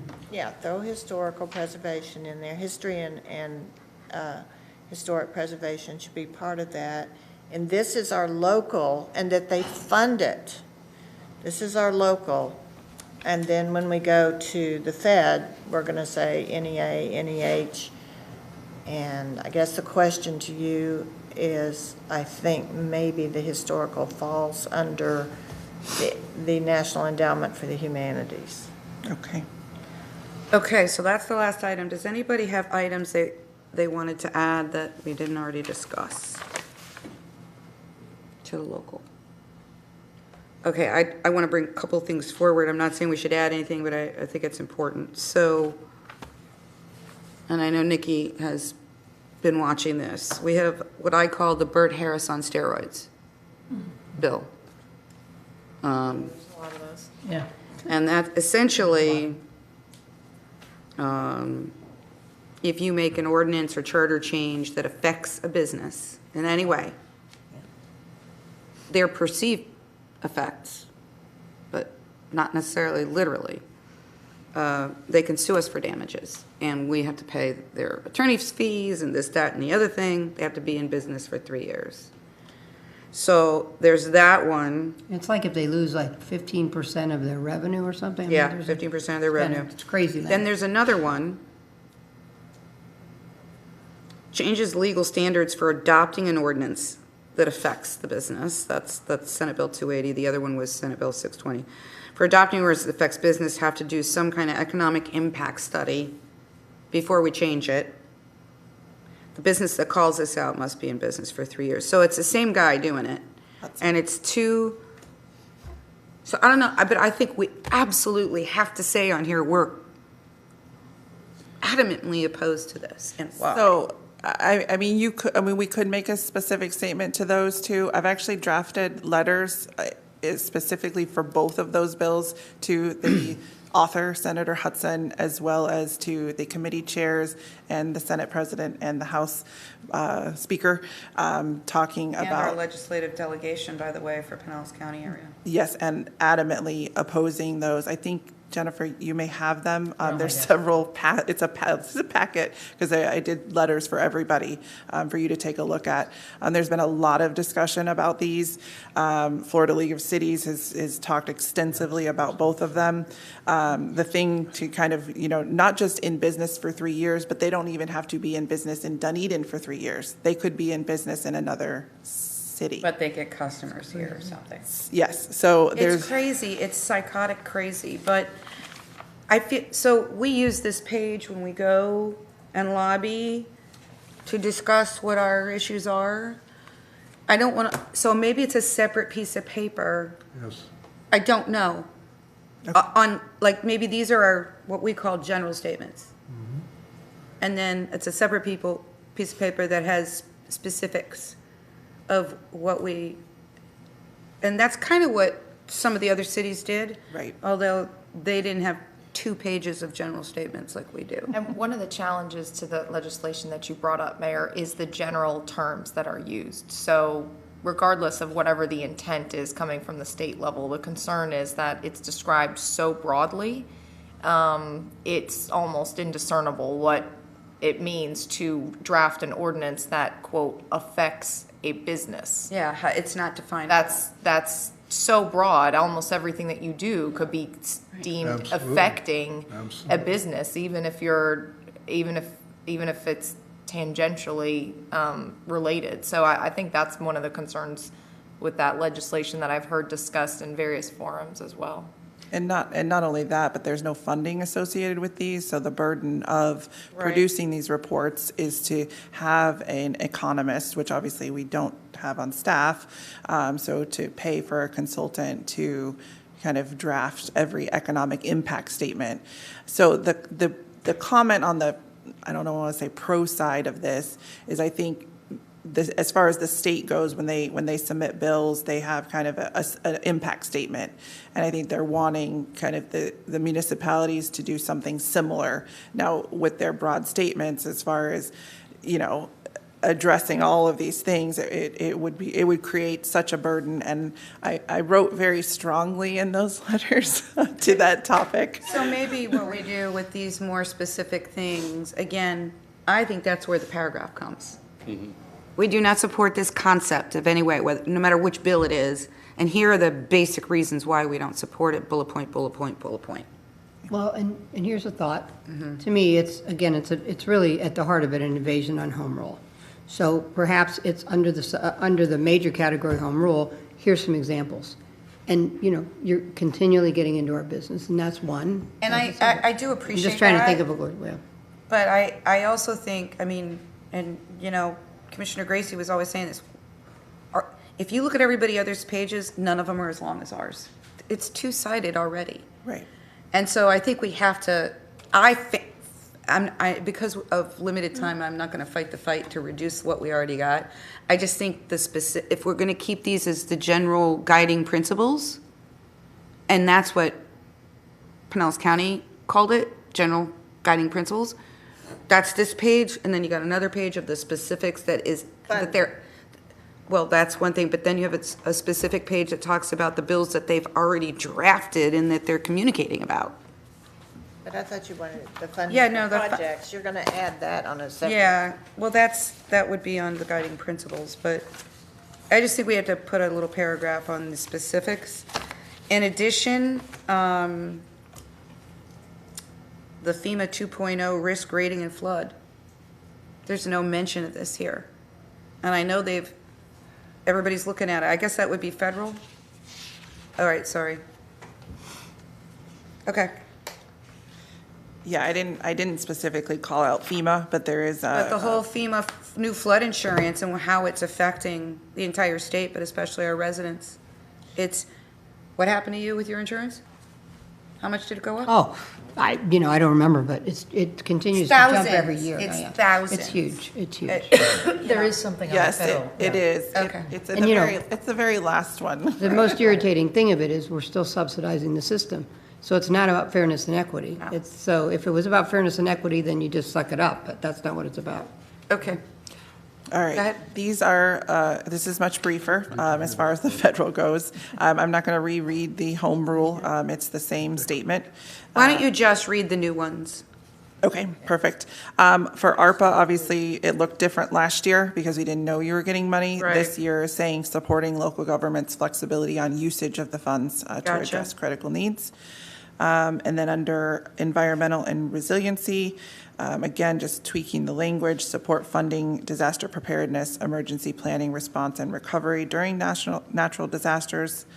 And then for transportation and infrastructure, I don't know that you necessarily even need to include the statement on cybersecurity because the infrastructure bill has already passed and includes a significant amount of funding to support cybersecurity. Now, whether you want to say get a portion of that, those dollars locally, I can kind of tweak it that way, but continue to monitor the federal infrastructure bill, which we'll have to advocate for. I'm going to say on the transportation infrastructure piece, because you've combined it together. Yep. What we can't get, and is a real struggle for transportation in general for Pinellas County, which obviously affects Dunedin, it affects our desire to expand service with the ferry, as well as expand service with the trolley. and all these, the money that you get is from the feds, it can only be used for capital. They have very little funding for operations. And so, to me, I'm not saying add a statement, but maybe adjust a statement that says, expand operation funding for transportation, local transportation. And I would also say, since you've got infrastructure, to add the Causeway Bridge here, because we can get money out of the feds for that too. Okay. Well, do we talk about the infrastructure bill here? I mean, we talked about ARPA, For the but now. feds? The Yeah, for the federal? feds? The last one. Is the last one? Okay, good. Under transportation infrastructure, correct, Nicole? Yep. And then for livability, all of these are existing, the community grants, the funding, and then the National Flood Insurance Program. Okay, very good. All right, anything else that anybody wants to add to this? Nope. You good? I'm good. Okay. Are we okay with just the 2 paragraphs for the things that we're fighting against? Yeah, I guess. I mean, I go back to my original statement. Now, it can't go along with this, but I do think that for each one of these items, we need to tell us, if anything, because anything that we are fighting for because of the residents. And so I think it's important to also educate the residents, so that if we want to ask them to contact their legislators, that there's an educational piece for them as well. Now, that can't be all in one pamphlet, and I get that. And, I'm asking for a website design and pages, and I get that. So maybe, I just think that's where we need to start to be focused. Whatever phase that takes place this year is something, but So if I might I make just think we should have a civics page or just something that is public facing that says, here's what we are fighting for you, and we need you in the fight. So I gave information to Jennifer in regards to Florida League of Cities has a new class for residents, that they'll come here and teach residents about what's happening in Tallahassee and what they can do to Wow. fight it. And are we going to do that? I don't know, I passed it on to her, and, I figured somebody would get to, I figured Great. she'd give it to Nicole and we'd Yeah, figure it that'd out, be but, fabulous. that might be a way, if you look at Florida League of Cities, they have a list, and then they have a separate page for each item. Yeah. But they are a lobbying entity. This is all they do. So I don't disagree with you, I'm just not sure we have time for it. I get it. That's the thing. Well, just if I could, I mean, my thought is, Nicole, you did a great job, okay? And I see that you're doing the letters. I mean, I just feel this proactiveness in you. And so I hear what you're saying. I mean, I think as time moves on some of these issues, kind of, getting collating talking points on certain issues of importance over time, I think you're kind of taking hold of this program now. I mean, just think through it. I respect what you might think is going to be the most functional way for us to get our message.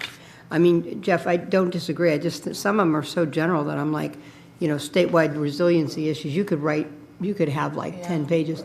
But I don't disagree. I think kind of basic talking points, but I want Nicole to have that chance to kind of evolve what she thinks, because I already see a lot of proactive change in terms of how you're approaching some of the bills. I like that. And two, like the Florida League of Cities has kind of that one page on and drills down. I mean, that could be something that could be developed, for these really hot topics that can then be used as your advocacy. Because it does, some of these do fall under some of these more broad policy statements, but then to actually get, action on specific bills or request legislators to either support or oppose things, that's something that you can use. I mean, I know 100% what you're talking about, because unless we tell the story and have our own residents understand it, they don't know who to be mad at.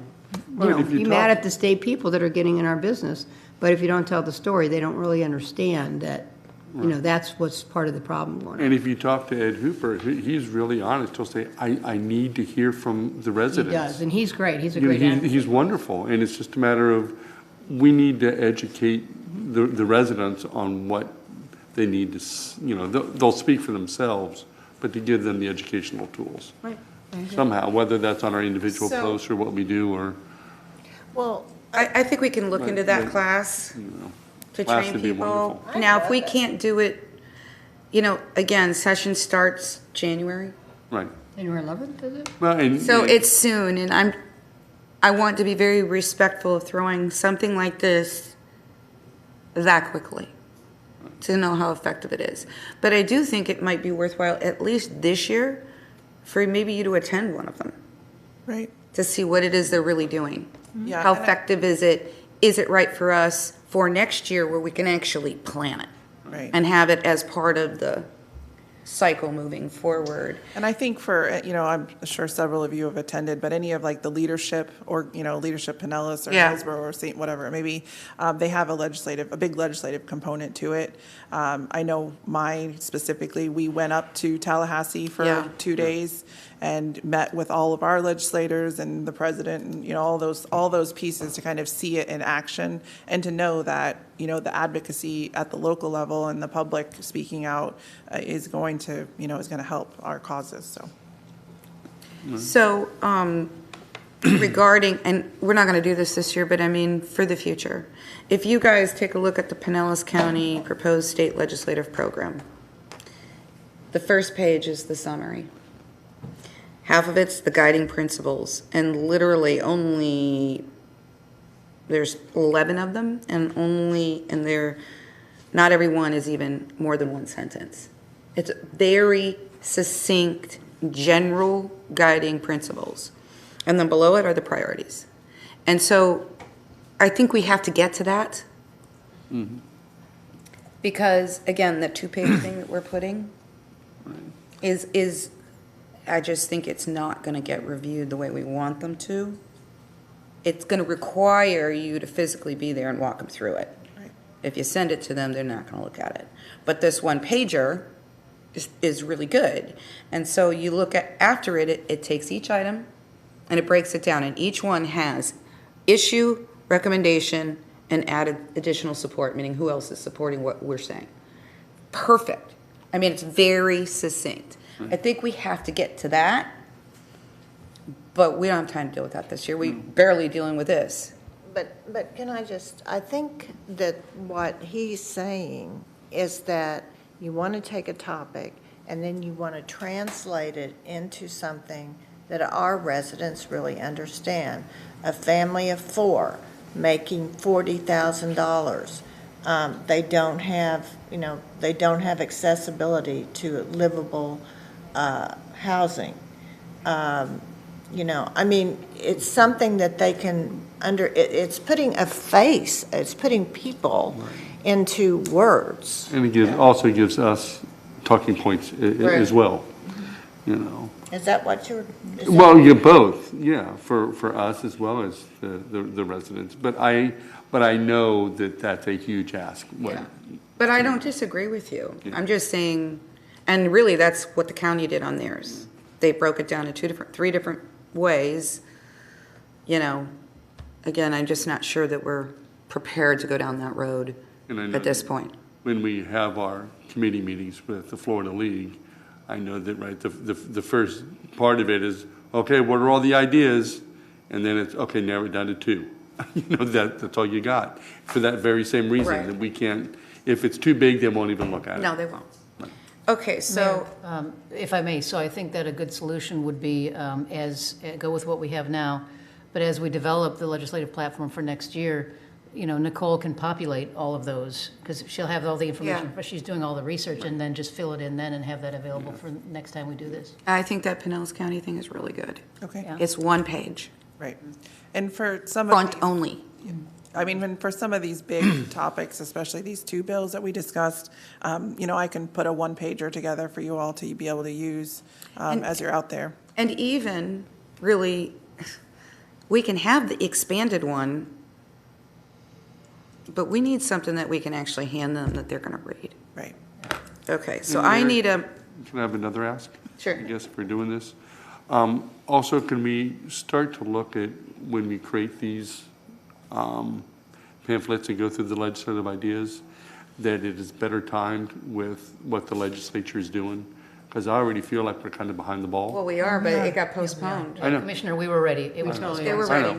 Yeah. No, it's our fault. That was our fault. It's our fault. And, because we heard that Saturday night, the House budget's already in draft form, so we can't ask for any funding, but Senate isn't, so we can ask the Senate, and he just has to find a House sponsor. Jumped all over Jeff. So that, we need to make, Remember you bumped me. Right, yes. let's not forget to Way to get this tell us. funding asked to Hooper. Yeah, the funding asked. The funding asked has got to go to Hooper. Yes. Before their budget closes. Okay, can I get a motion to approve what we've just discussed?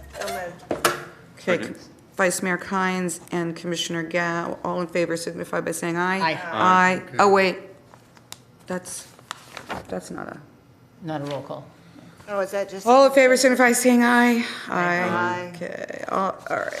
So Mayor, I have the 2 letters, or 3 or 4 letters on my desk. There's some tweaking that I Just wanted do to it. do. Okay. We don't need Thank you. to approve That's it. great. Say no more. All right, let's Not just forget get through the these tax. last 2 agendas, and then we can take a break real quick, because I know this one's got to be out of here by 2. Before then, really. What was that 2 again? I don't remember. That course that a couple of you had sent. Sunshine Law.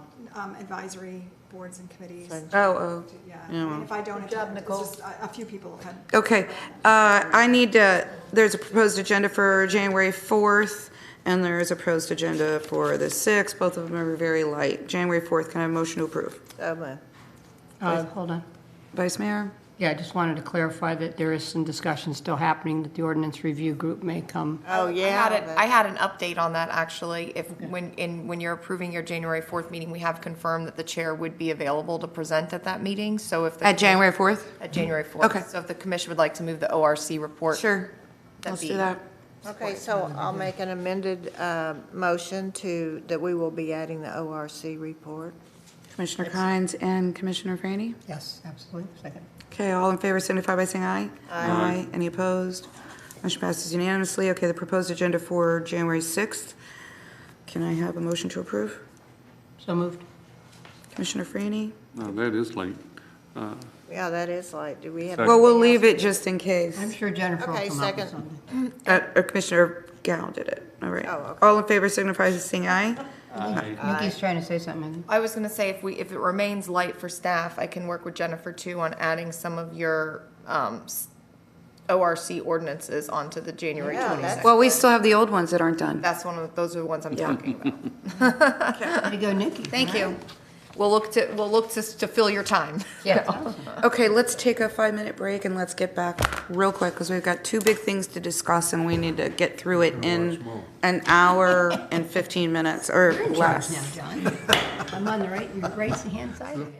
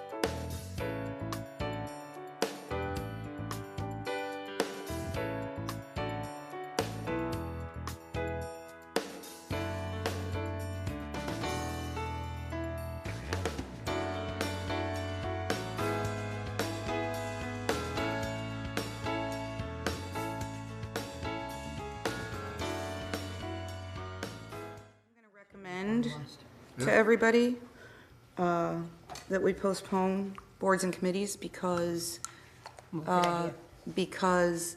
Nikki has a discussion item that might take a little time under city attorney report, which I failed to recognize, and it's time sensitive. So I've checked with Rebecca.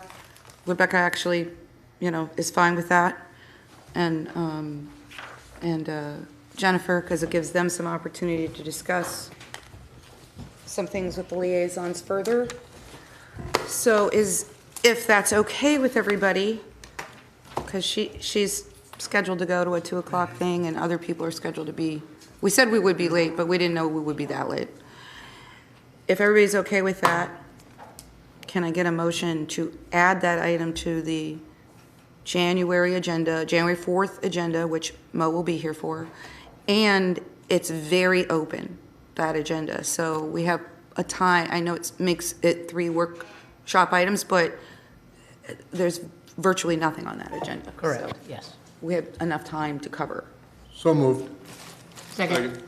All in favor signify by saying aye. Aye. Any opposed? Okay, great. All right, we're Brick Street discussion. Go. All right. Good afternoon, Mayor, Vice Mayor, Commissioners, and happy December 14th. My name is Paul Stanek, and I'm the Public Works and Utilities Director. I'm accompanied by Russell Ferlita, Assistant Public Works and Utilities Director and City Engineer, along with Bruce Worth, Senior Engineer with our Public Works and Utilities Engineering Division. We also have Keith Fogarty from our Public Services as Division Director here in the audience as well. This afternoon, we will provide a presentation on brick streets, where we'll be describing the locations of brick streets within the city and the designation of these streets as either a coastal brick street or an upland brick street. We also go into detail regarding the rating of those streets and the costs associated with their reconstruction. As a note, some costs are one-time costs and some costs are reoccurring over the lifetime of the roadway. Staff has worked with consultants, contractors, and other municipalities to create this presentation based on the data from the Santa Barbara case study. We will be covering a lot of information today as evidenced by the technical reports included as the attachments to the presentation. At the end of the presentation, we will answer any questions and we'll provide input for overall discussion. Staff is looking to be brief but brilliant and is looking for a consensus direction to move forward with the recommendation for a cost-effective, efficient, and long-range plans for the brick streets. With that, I will turn the presentation over to Bruce and Russell. Okay, thank you, Paul. Good afternoon. I will at least be brief. I don't know about brilliant, but I will strive. As Paul pointed out, I'm going to take you through a series of slides and start off a little bit with the overall street pavement program and then get into the bricks primarily through the work we've done on Santa Barbara at this time, and I'll explain a little further. So without any further introduction, so in your was provided, here is a location of your brick streets. You'll notice that there are sort of 2 primary areas. The one that in the upper left-hand corner of the screen is those that are what Paul alluded to is more of our coastal brick streets. And then you can see those that are more or less located south of Main Street between Douglas and it's important to kind of picture this, and we're going to talk a little bit more about it, but the location, the elevations represents the soil types, and we're seeing different impacts to those streets based on the location and what we believe they were constructed upon, and we'll talk a little bit about more of that going forward. Next slide. Overall, and I made some of these comments when we talked about the pavement filling contract last time we met. You have approximately 116 miles of streets within the city. 110 of those are asphalt. Slightly less than 6 miles are brick streets. What drives the annual pavement program is the Agile Asset Software Program. It takes into account the condition of all these streets, and it provides a rating, which is then used to drive the annual pavement program, which is funded currently at $1 million a year. Now, at the last meeting, someone asked this question, and that's why I included this slide. Since then, this was presented to, this is one of the slides that was presented to the commission back in 2016 when you were bringing and had first implemented the Agile Asset Program. And what they did is they ran through several scenarios where they said, okay, here's the conditions of your streets. Based on that, what would it take from an annual budgeting standpoint to hold the line? And the line generally, and you'll show in a minute, is holding the pavement condition index at about 70 or above in that range. That's your sweet spot to keep your streets from degrading past that milling and paving type of restoration, of course, because then it gets exponentially more expensive. So without getting into that, that red line represents that $1 million contribution. They did it over a projected 10-year life cycle, and as you can see, you kind of hold flat, you get a little bit of increase. But one thing I want to mention throughout this is that these numbers, and even the figures we're dealing with, and particularly these numbers, that's a 2016 $1 million projection, and they literally they sort of projected out. I don't believe they took into account any cost of living or cost of goods increases. So it was just a snapshot as to what that would get you based on current costs, goods, and services. Now, I'll go through this fairly quickly. Again, when you look at your streets, asphalt and bricks, and this is important. So on the asphalt side, I won't spend a lot of time. I mentioned last time, the asphalt streets are rated from 0 to 100. As you approach 100, they're the better streets. So if you look at the ranges for this, and I want the rating, the 86 to 100, your streets are in great shape. You typically don't do anything to those streets. You go in. What we do in those streets is that after we pave them, within the first year, we do a rejuvenation treatment to them at year 1 and year 5. So the good news is you've got those streets there.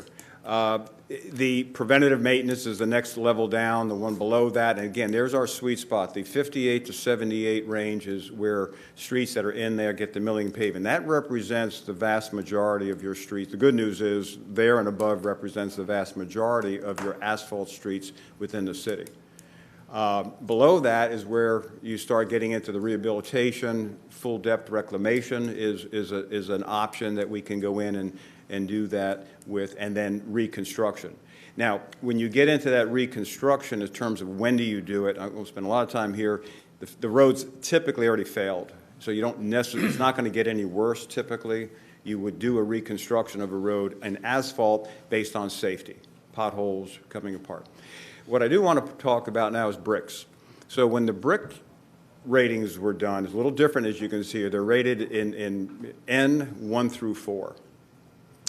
N means, I don't know why they have that in, but those are your streets that are in the best of shape. They have no damage. Now, and I want to get back to this, but so the ratings go from, from everything's in good shape, and they go all the way down to rating 4, which is reconstruct. Now, here's where it changes a little bit between asphalt and brick.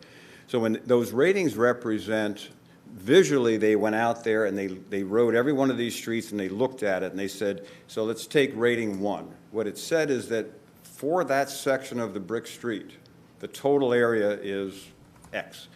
The percentage of that, if it has a failed area, and they'll go out there and they'll typically measure it.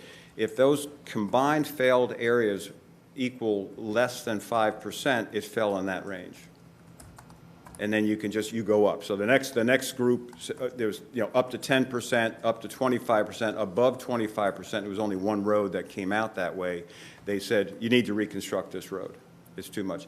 Now, where the shortcomings, if you will, of that rating is this: it doesn't tell you the severity of that damage. It could be you have a pretty noticeable dip, and it would show up as a damaged area. If you have a really bad dip, the one that takes the front of your bumper off, it's the same area. So you got to be, we have to look at this thing to know what the severity of it is.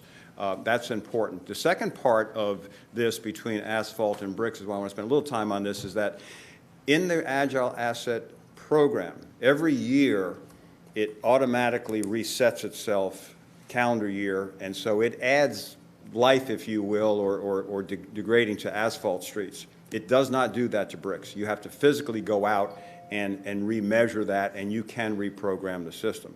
So that's why some of the streets that we're going to talk about, Santa Barbara, the one that we're going to talk about, that came out as a rating 2, back in 2016 is much more than 10% of the impact. So these things change fairly quickly on some of these brick streets, as we'll talk about, and that rating can change. So the program itself does not automatically adjust for bricks. We're going to talk about the case study because it'll put into perspective what your overall brick program is in different areas. And Santa Barbara turned out to be one of the probably worst case or something needed attention, and we've been working on this for a while. It is the stretch we're talking about, if you're familiar with it on Santa Barbara, is south of San Salvador to what the dead end. It dead ends at that point, about 720 linear feet. I want to point something out. I don't want to forget this because I'm going to come back to it. If I was to take those two areas, the brick streets up there that we're talking about in this area are 30 foot in width, very older streets. All the others that you saw in sort of south of Main Street are 20 feet. So I may get back to that at some point as to what some options are. So that particular street had a rating of 2, 5 to 10% of damaged areas. We're going to talk a little bit about the stormwater elements, gutters and inlets to that, and because they're in poor shape also. And again, we started looking at this in earnest with doing some soil testing, survey, and a design all the way back in 2019. Again, a location, I just described it, but that stretch is again on Santa Barbara south of San Salvador, very near the coast. This, engineers can't help ourselves. We have to throw you something technical. So we did geotechnical testing of the road. We needed to know what was underneath this road to figure out why we were seeing some of these depressions, why the road had changed. That road's been out there since at least the 40s or 50s. And I'll get your consultant, that confused me, because your consultant said the 60s, and that didn't sound right to me. Say that again, I'm sorry. The consultant in here says that road area was the 60s, and that Your doesn't sound right. microphone is off. Yeah, and that could be. I want to come back to that in a minute because I'm not quite sure when it was, but wrong on the 60s. I think that street, it's got to be the 30s, 40s, somewhere. yeah.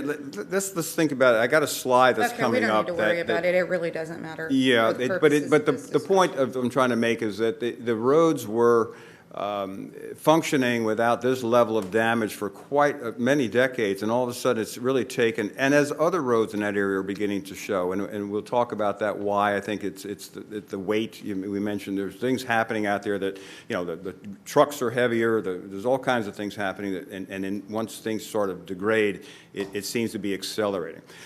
All I want to point out is that this is pretty common. What this testing showed us was that below that brick, there's about a 3 or 4 foot layer of very poor soils, clays, and things that I'll show you, and it's pretty consistent throughout that entire 720 feet. This report, when you see one of those, just tells you, the only thing that little graph on the right says, when that line shifts way to the left there, means structurally it doesn't hold, very simply, it doesn't hold anything. So when we see reports like that and that line shifts over, not good for supporting any kind of weight. This is a recent photograph. The next one was taken about a month and a half ago. We were out there doing some patching work, and this gave me an opportunity to take a picture. That is at Santa Barbara. That is that 3 to 4 foot depth below there.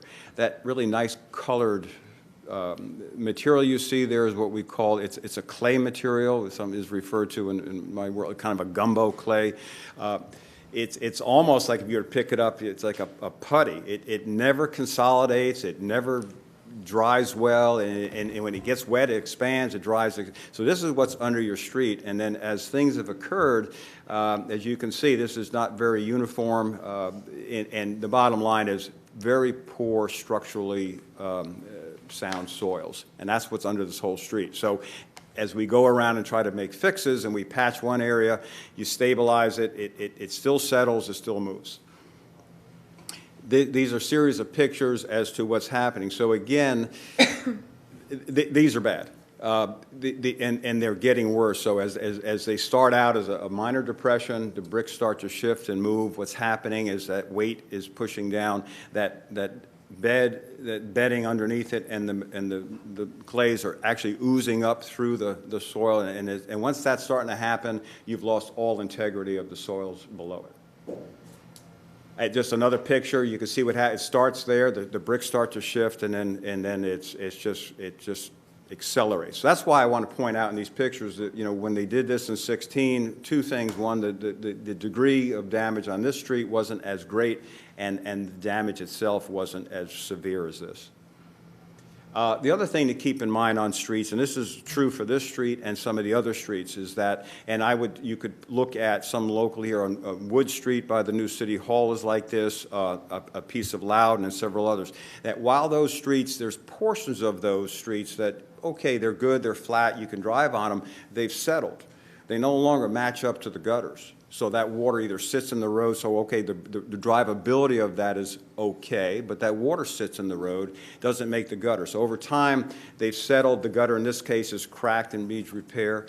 Keep that in mind in terms of expense. Why, if you're going to rebuild a road that may last for 50 or more years, brick streets, the concrete itself won't last. So you need to do that in tandem with any rebuild. The last slide on this one is same road at the south end. So what happens in this case is things settle, they don't match up, all that water sits in the street.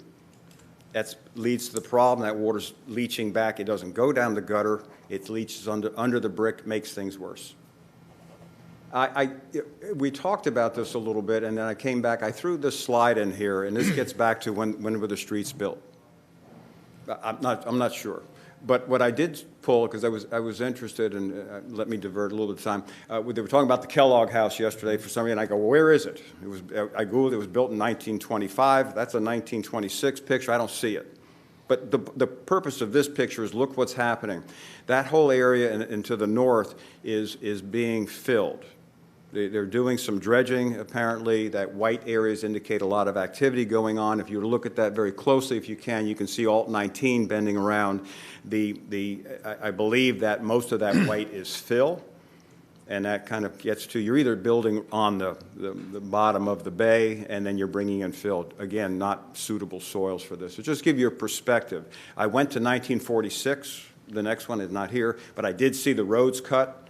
I start to see some building, so I don't know how, when the bricks, if they came in day one or they came in later. We hired a consulting firm in 2019 to go out and do a preliminary engineering report, give us alternatives to make this, to repair the road, everything from patching to full bore. Based on the geotechnical work, they provided us with a cost per square yard, recommended options, and going forward. It did not include the cost that I'm going to show you, at least what they gave us, and it's in the report that we included, the stormwater improvements. So they strictly looked at what would it take to rebuild the brick part of the road. I put this in here, it's in the attachment. This is the alternative 3 that we're going to talk about, but you know, if you can see through this, in effect what we have is, if you were to look at that dark sort of crosshatch shaded area, and above that, that's alternative 1, which means you remove the bricks, you're going to remove the bricks, the sand layer underneath it, and go down. In this case, 10 inches you would typically remove. You would not do that depth of 10 inches on a good street that has good underlying soils. You typically might do something closer to 4 or 5 inches. You're just rebuilding the base, regrading, reset the bricks. That's alternative 1. A much cheaper approach. What is hard to figure in this one, again, if you went back, in between that darker and lighter patch, there's a geomembrane in there. So one of the things they looked at is said, well, you know, instead of removing all the material below it, can we spread, in some cases this works quite well, is you can support that by putting in a geomembrane, and that actually spreads the forces of the road out across it. It works quite well in poor soils, but nothing like this. They looked at that. And the third and alternative 3 would be to do all 3 of those things, but you would remove a portion of that that gumbo clay we talked about. It gets quite expensive. And then you rebuild the road.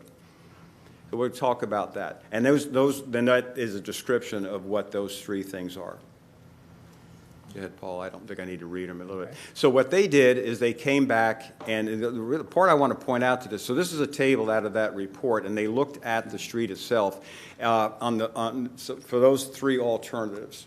And one of the things to pay attention to is when you drop down, Paul, there's one column of the option is for brick street / salvage. The other one is for replacement. And you'll notice that if you can, obviously the cheaper approach to rebuilding the road, whether it's any of those options, is to reuse the bricks that you have out there. So obviously that's the given choice. Now I just want to clarify some things. I went up and I talked to Tarpon Springs has done a lot of this type of work recently, talked to them. It's difficult. Here's what happens when you pick one of these streets up. Inevitably, there's a certain percentage of bricks that just are no longer usable. They're cracked, they're worn, they don't fit, you have to replace them. In the process of removing those bricks, you'll do damage to them and you'll lose a percentage. Tarpon learned the hard way. They went in and they contracted it out, and they did it on whatever the need was to replace the bricks. They didn't put a limit on it, and they wound up replacing, in some cases, close to 40% of the bricks. And the problem is bricks are difficult to find. I think Tarpon went to Ohio to buy a lot of their bricks. So it was very difficult and expensive to find brick. I'm just saying this because even though they put, the second time they put conditions up to 20% was replacement, anything above that the contractor paid for. I just bring this up a little bit because, again, bricks are difficult to find. They don't match. Even the ones you get are different colors, different sizes. These are 100-year-old bricks. So just keep that in mind. So we did that. That particular table 2, it was there, if you will. On the right, you gave you a cost. So alternative 3, just for the bricks, is about $226,000. Their numbers. Then the next thing we did is when we looked at the project, we said, that's the next slide, Paul. We said, okay, if we go with alternative 3, we did all 3 alternatives, and we add in the cost of the storm drain or stormwater system and contingency, we are somewhere in the neighborhood of about just under $450,000, 2020 cost figures. So again, when you start looking at those numbers and what they are, and I just want to make sure I catch up on my notes here. Give me a second. I think I covered everything, but it's me. Yes, I did.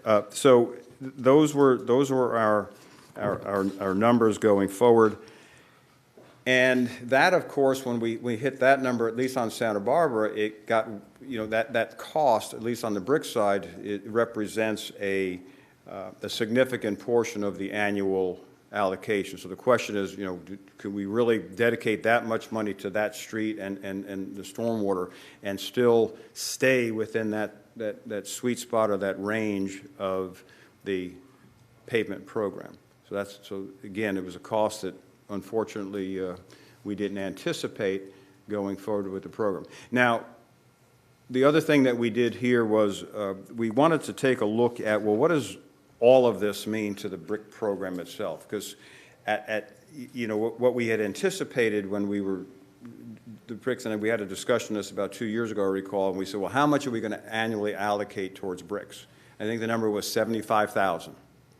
So, okay, this particular 720 feet is going to cost us close to $250,000. So we're thinking. So what this chart, what we did here is I went back and I took the brick ratings and by area, and I brought it forward.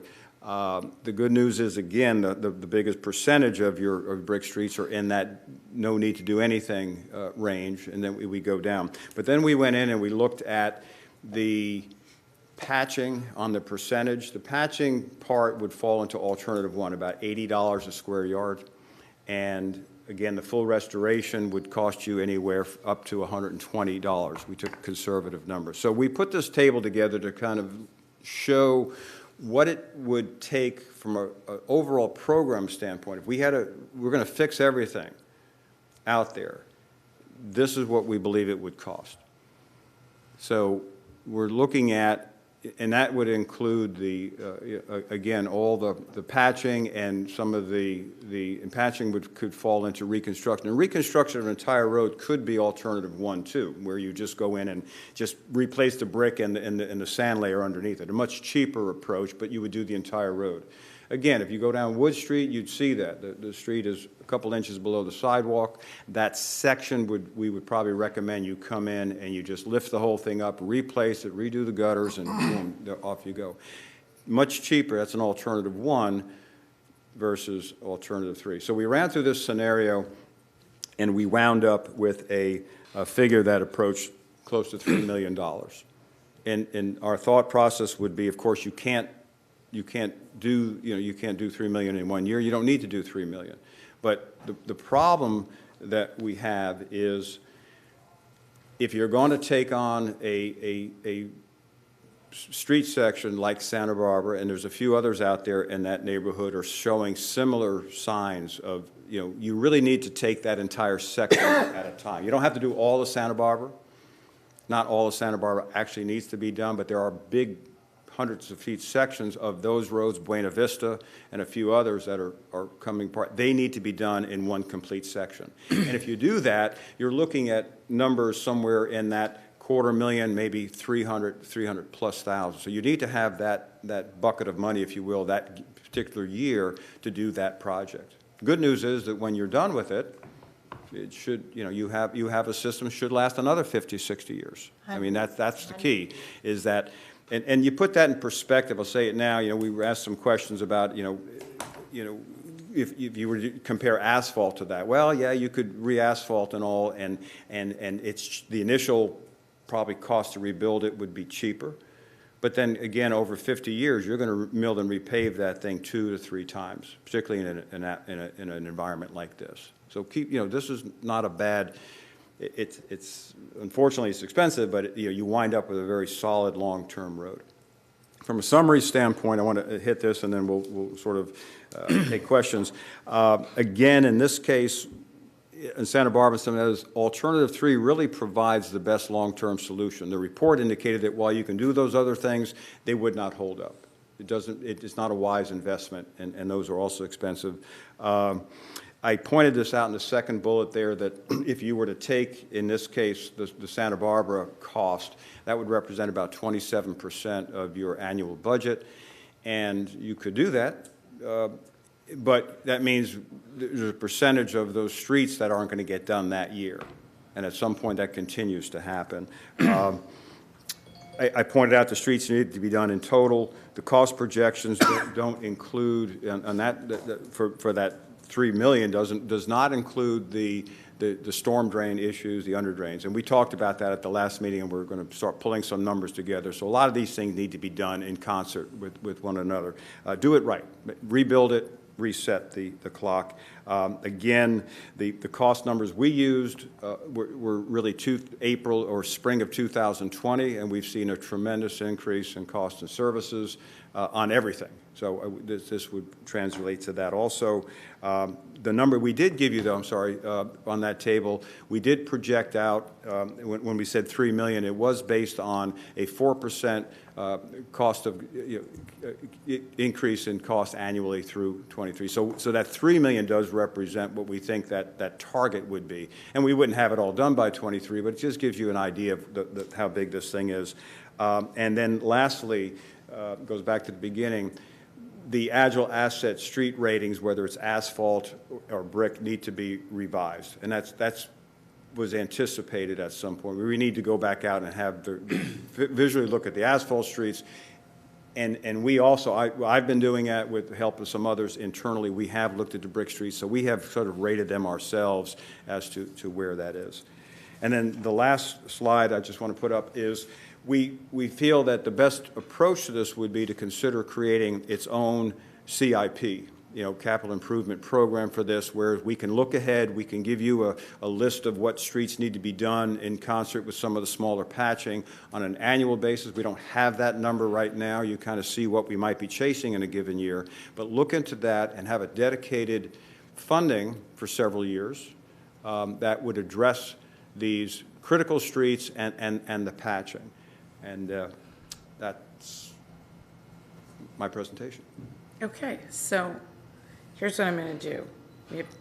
We're all very passionate about all of this, but I got two people that are more passionate than everybody, so I'm going to let them speak first and ask questions, because I figured they're going to cover everything any of the rest of us would cover. So, Vice Mayor, questions? On your asphalt streets, you go back in, you redo them every 5 years, is that what I heard you say? You do it, you mill and overlay, and then you go back and you put on the preventative thing, and then you go back. How many years do you do your asphalt, approximately? Generally, a mill and pave pavement treatment would last anywhere from 12 to, it could last 20 years, depending on how that road drains and all. So that's the cycle there. What I indicated, what we do the year after we pave, no matter how we do it, and the 5 years is we put that rejuve agent on there, which it adds life to it. Very minor. But I think the question is, you get a new road, you can anticipate that it's going to last, that 10 to 20 years. Okay, so but we know we have these upland brick streets around in the south of Dunedin that have lasted 100 years. Mm-hmm. And we haven't done much, if anything at all, correct? Correct. So then you see the difference of the maintenance, and then when you have a very particular area like Buena Vista and Santa Barbara, that was very interesting, that may have been built on a fill. And that's where you get that very interesting clay stuff, putty stuff. Yeah. But, so it is a big difference on what soil is underneath where it was originally built. Yes. And in this case, we do have these very poor soil formations that you're dealing with. So I guess my basic question is, I was really sort of amazed. I thought we had more than 6 miles of brick streets. Edgewater Drive was a brick street. I don't know if you knew that. It was bricked. We all saw it with big potholes. Yeah. And, and that's exactly what happens. They can come and put that overlay, and I know that's FDOT, but sooner or later, the bricks are rising up and they are throwing off that asphalt, and then you get these huge, potholes. But I am totally for it. I'm not sure. More questions? Because we're gonna. Was that It's question time. Okay, so there is a very big difference between these brick streets in the longevity. Is there a big difference between the asphalt technique, whatever, and the longevity of the upland brick streets that we are seeing? Yes, absolutely. See, that was a very good question. That was a very good question. You rock it, girl. You do. Yes. And listen, the only reason I do that and make such a stickler about it is technically they want to allow the public to speak before absolutely we make our determinations or Absolutely, you are consensus direction. totally So it's the correct. only reason I do that. That's it. Okay, Commissioner? Okay. Well, first of all, transparency. The case study is my street, so I just want to be clear on that. But it was independently rated by the Argyle system or whatever as the worst brick street, period. Not because you live on it. Not because I live on it. No, and but- let's Yeah. just interject. We I all think that's just we important. all independently drove it last Friday. Yep. My car's still, surviving from all those potholes. Right. Anyway, go ahead. You know, that being said, everybody up here knows, before I even lived on this brick street, I mean, I am passionate about brick streets. It's part of our history. Yeah. I share that with all of you. And I just think it's part of our quaintness. So well, one question I had before I get to another one was, when you have the brick streets estimated program costs and the $3 million number, so the way that you've done Alt 1 and Alt 2 basically is based on where is the bad soil and where it's not. So if there's not bad soil, you did the cheaper method. If there's bad soil, fill, so to speak, then it's the more expensive. That's correct, yes. If that bad fill had been there and an asphalt road was on there, we'd have the same issue. Bad fill is bad fill, whether it's brick or whether it's asphalt, correct? Yes. Okay. So, you know, my biggest thing, you guys put out something last night based on what a couple commissioners apparently asked. And I want to make sure my thinking is right, because for me, it's a light bulb moment. It's something that I've been talking to some of staff about the last month, but it really crystallized yesterday with this, which is that the brick reconstruction is $59 per square foot of roadway, okay? As compared to full depth reclamation, which is reconstruction of an asphalt roadway, $36 per square foot of roadway, right? So $36 for asphalt, $59 for brick. That's correct? Okay.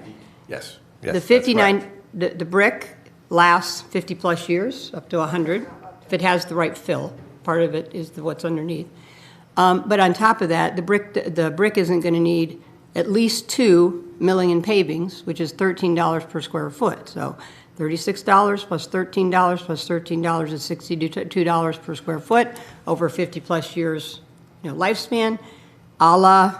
It's actually more expensive than brick streets. Yeah. So for me, I just think that breaks down every assumption that so many people have about, oh my God, we got to get rid of brick streets. It's more expensive. It's not when you look at it in the long term. Am I correct on that? Yes, from what we've seen and the Or at numbers least we've run and the information. It's right. at least equal. Right, and I was going to say comparative. So, you know, and two, what we don't know is we're using numbers based on 2020, 2021 for the milling and paving as well. The assumption is, but it's not, we didn't put that into, you know, any of our future calculations of what those costs are going to be in 15 years and then 30 years when we have to go and mill and pave those paved roads as well. But, you know, looking at it as a point in time, but over a 50-year road longevity, because you got to give it some number, right? So, you know, whether it's 100 years or whether it's 50 years, we're sticking with the 50 for now, and we're looking at those costs being very comparable. Very good. And it seems like because, and this could be a judgment, it seems like because we've all, including myself, have been under this, oh, it's too expensive, we've just Band-Aided. And of course, we haven't had to Band-Aid in certain areas because they're so stable, the roads. We've had to Band-Aid the areas where the soil is bad and would have been a problem even with asphalt streets. I guess I would just ask you, I'm trying to make it a question. Mm-hmm. The street was so bad recently that you sent crews out because it was, I mean, I wish that you had videos, maybe you do. It was so bad, and I'll bet the crews came out and did about 7 different huge patches. Can you just talk about the labor intensiveness of the Band-Aid approach? No, it is. It is very labor intensive. And, you know, once again, you saw the pictures from when they were out there doing the work. That's where you saw that clay gumbo picture. And, you know, what they're doing is literally just putting a Band-Aid on top of it, trying to reset the sand, try to get those bricks back to level, fill in the holes, but the underlying issue is still there. So it is very labor intensive, and we do, you know, we've had that $75,000 in the budget to do those type of patches, but it's not even really those type of patches. It's, you know, more of a patch that we think it's going to last a long time, and that's what we're seeing out on Santa Barbara. Even those patches are failing after a very short period of time. So, you know, we definitely need to do something out there. Yeah, I mean, I can already see them sinking. So, and I say that, I don't know how many, if they were out there for a week or 2 weeks or what they were. I just know on the knees, the back, the labor intensive, and then it's already sinking, so. But my biggest point was, and the clarity, I guess, that I say to my fellow commissioners is, it's at least an equal cost when you look at it from a long term. So that was a light bulb moment for me, but thank you. Commissioner Torga? Hi, yes, thank you. I'm going to try to be really direct, but I just want to get this real clear. As it relates to the streets that we have, first of all, by the way, you said we have 110, so we have 100 and X amount, and X amount are the paved street, brick streets. Does that include all of the streets, or that's just our streets that we're responsible for? That's not the county, or Just our streets. just our streets. Thank you very much. Just want to make sure I had that clear. Second of all, is it possible for you to present to us, because this is very, very key, I think, a easy to read, easy summary of what you recommend because of the value? Because after we got that number, those numbers that we requested, if you start messing with that, it starts to add in a whole nother picture, as you pointed out. Because at first you look at it, and I was questioning whether really those paved, I had no idea where you're going to get the bricks. That was my first issue, and I thought, well, I'm not going to get into that deep into this yet. But if we came up and is it possible for you to just show us a sheet that would clearly point out the direction to go? Yeah, I believe we can do that. I think what you're looking at, and once again, even doing a deeper dive. Financially, I'm sorry, just financially. Yeah, financially, and then but answer that question too of what the milling and paving is going to cost out in year 15 and year 30 and along those kind of things. So yeah, I think we can put that together for you. That would be really, really supportive of what our decision might be. So we could say, here's clearly what it is financially. How much of the street Santa Barbara? I'm not picking on Santa Barbara. I'm just using that because you used it as an example here. Of Santa Barbara, how much time and money have we spent on Santa Barbara over time? Maybe it's little, maybe it's a lot, I don't know. And second of all, would we have to go all the way down or even down further than, remember all those little islands that are out in the intercoastal? We go by and we try not to run into them with our boats. Where'd that dirt come from? Well, to answer your question, the amount of time we spent, we paid for the preliminary engineering report.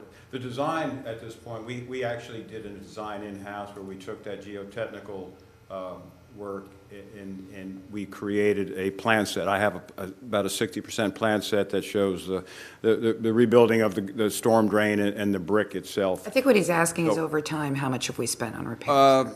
I want to say I think we paid close to, I'm going to have to come back with that number, but about 60,000 for the, I think we paid, between the testing and the pre-engineering, somewhere in the neighborhood of 60,000. So I'm wondering, does something else have to be done on those streets, on the streets that are out closer to the water? This is a question that I actually asked the other day, as opposed to what we see, and I'll just call it this direction, if you know what I mean. I don't want to say south. This direction, as opposed to what's there. Is there a differentiation? The only way to find that out would be the geotechnical testing, which is not that expensive. So as we go down, for example, when I've driven down Santa Barbara from north to south, there appears to be some sections of that road that look okay. For some reason, it could be. So what we would do to figure out, so we may not have to do that full removal of the material, we would just poke some holes in the road every 200 feet.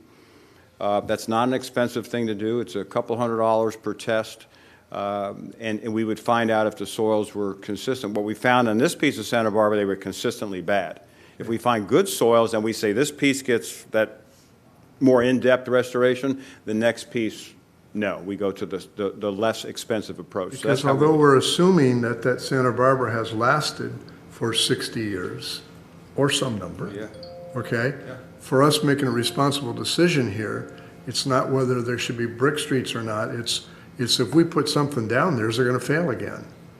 Right. We surely would not want to do that. So whether it's a brick or what, it doesn't matter what it is made out of, gravel or whatever it's made out of, if it's going to have a problem that is just germane to that area, although we didn't see it for 60 years. So I'm just wondering if something is happening there and that we would know and know and understand that. But you're saying, yes, we could know that. And before we would take, so we know this one, but before we would, if we were to queue this up, say, okay, this is the project we're going to do, okay. Before we take on the next one, which of the bad streets that we can observe, we would do that initial testing, come in, and then bring that back as a project. So, okay, now we're going to do this section on Buena Vista. And we would have that number, we would project what it would cost in our mind, then we would come in, and that would be the project that we would go forward with in any given fiscal year. Keep in mind, too, and the good news is a lot of the patching, if you will, that needs to be done in those better soil areas, in the downtown area, is minor. Not that expensive. You can go in. So there's a happy story here. Those streets are pretty good. And you could go, and it's 5% of that street, not that much. We get somebody on board that does that kind of work, and it's there. But the other ones, we'd have to do a little, we have to know what we're dealing with before we just say, we're going to spend $250,000. I'm going to try to go fast. So, you remember the purple line in the chart you showed us? I like that purple line. Would staff recommend we try to get up to that purple line? Maybe the decision that was made back when we did this in 2016 or whatever that date was, we looked at it and we said, well, can we get to this level? And then in conjunction with that, doesn't that affect the city's rating? And it affects the insurance even of the city, of the individuals, of individuals when you have roads at a certain level.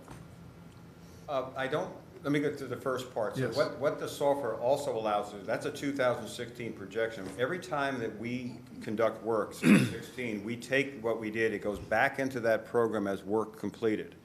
It then goes into the program, and it then, there's a report, we'll bring that. It then looks at what did you do, and as overall your road's still staying in that level. So it's a self-reporting piece of software where you can generate that line again. So we can come back and show you how well we're doing if we're holding the line. That's the purple line you're talking about. And yeah, I just want to mention, you were speaking about the 20 versus 30-foot widths earlier in the presentation, so I wanted to kind of bring that up here while we're talking about costs as well. And also say, when we are looking at those streets, whether it's brick or pavement, we're going to be looking at removing, those soils. So, that's kind of an incumbent cost no matter what kind of new, we know we need to redo the road. So, that cost is going to be that's the part we want incurred, to, right? We need to know that because we don't want to put anything on there. If we got to make sure that that gets repaired if it needs it. I'm sorry. To your second part of the question, I don't believe, I'm not aware where the street ratings affect the individual homeowner insurance. Or even our community insurance rating. I'm not sure if it affects anything to that type of a rating or not. It's flood insurance aside. This roads, I don't believe, fall into that. It's more of your level of, you have to have safe roads. Does the staff mind taking a look at that? Otherwise, one of us is going to look at it, but it would be interesting. It would be, that could be a very positive statement. Through that purple line. And would staff recommend going to that purple line if we had the monies? Go back to that particular slide. That's 1.5 million per year versus 1 million. So going to the purple, when you look at this, you could, in theory, fix all your streets next year if you had enough money and enough labor. So it's. Mo was going to buy a brick factory, so that's Well, what I think in the presentation, what it says is if we want to go in this direction, that we'll talk about it during strategic planning. I think at that time is when. I guess the question to answer is you can. I think that's when you're going to make a recommendation on what you think we should do. Right, and really the recommendation is to set up the CIP for brick streets. Right. And so then we'll populate that CIP and bring back a recommendation for the city commission to adopt at that point. You're asking for consensus to do that. to do that, right. That, And we're not really as a talking particular about, amount, but, right. because you're going to be looking at all the competing needs. And then consider the condition of the streets and maintaining what level of service for the streets. Anything else, Commissioner Twanga? Questions? No, I was just trying to get their opinion of what they thought about taking the streets to that level, because it would seem to me like if you did that, and you did that with the paved streets, okay, that you would have a lower cost of going forward on all repair and any repair over a certain time period. Probably a pretty long time period. Right, and Commissioner, I think staff doesn't have an opinion at this point. We haven't formed one as far as what I level. didn't know if you had looked at that yet or not, just was asking. Is there any assumption that we have of the streets, I think you would have one, of the other streets that are in that local area associated therefore then with water or with the coast, if I may, of having the same potential problem of this mud stuff? Do you have any opinion? Well, I know you didn't think, do the you know, research yet. You know, it's more visual, and like Bruce said, we're going to go back out with the Agile Asset software and reevaluate those. But and even if, you know, looking back at that 1926 aerial, it's really those streets that are westernmost. Some of those other streets in that same area, Pasadena comes to mind, I mean, it's a little wavy, and, you know, after so many years, and as you looked at that aerial, you saw that Pasadena was there back then as a brick street. So, you know, we're looking at 100 years on that. And too, as you drive through there, you can see where there's been some patches made, maybe some different colored bricks, you know, over the years, but there hasn't been a total reset out there. And so, you know, I think our four founders, when they spent the money on the brick streets out there in Pasadena, we've gotten our money's worth, so. Yeah. I think you can show that too in a study. Yeah, thank you. Thank you, Commissioner. Commissioner Gao, any questions? Oh, thank you. Yeah, just a couple, or maybe one's a comment or statement. Actually, I was one of the commissioners that was concerned about asphalt versus brick, and so I asked for information, and I think it was actually quite valuable, and it's nice to have that comparison to finally come out and say, hey, no, over the long run, there's, you know, it makes sense. Actually, it would make sense that, hey, given a CIP, maybe we want more brick streets if they're better over time. And also, I think it was kind of mentioned that you're only looking at the streets that the city controls, right? So this doesn't have Edgewater. No, it's empty. Are there any other streets that we're aware of that may be brick that we don't know, whether within the city boundaries, whether or not we have direct control over them? Do you know? I'm not aware of it. Yeah, not that we're aware. And, you know, there's some of what you can surmise too is, you know, where there's brick streets and there's now pavement, there's more than likely bricks under that pavement. But kind of going back to your point as well, you know, when we're looking at this and we're looking at the reconstruction of these brick streets, we're figuring we have 80% or more of the bricks we already need to do that work with. So. Right, so we're not going out and purchasing, you know, 100% of the bricks, and so where, you know, the longevity of the street, it matches up very well cost-wise with the asphalt streets. It would be a different dynamic if we were including purchasing, you know, 100% of those bricks and starting out fresh, so to speak. Okay, and when you make the repairs, you're anticipating, especially like on Santa Barbara, and the depth you're going to go down, I think it was like to 3 feet, 3 or 4 feet? 3 or 4 feet. 3 or 4 feet you'll be digging down. What does that joint look like or seem between where you've done the repairs versus the existing? Once you're all done, is there any concern that we're going to have a failure at that joint? Well, in that case, what we're thinking is we would remove the entire width of the street, and so there should be no loading on that joint. You're outside the traffic lane, and so that should not be a problem. Well, I was thinking length, not width, unless you're doing all of Santa Barbara. Right. Well, that's where doing the soils. Right. So you're gonna find out on some portions of Santa Barbara that are still in good shape, and so it's when you do those repairs before or after that section.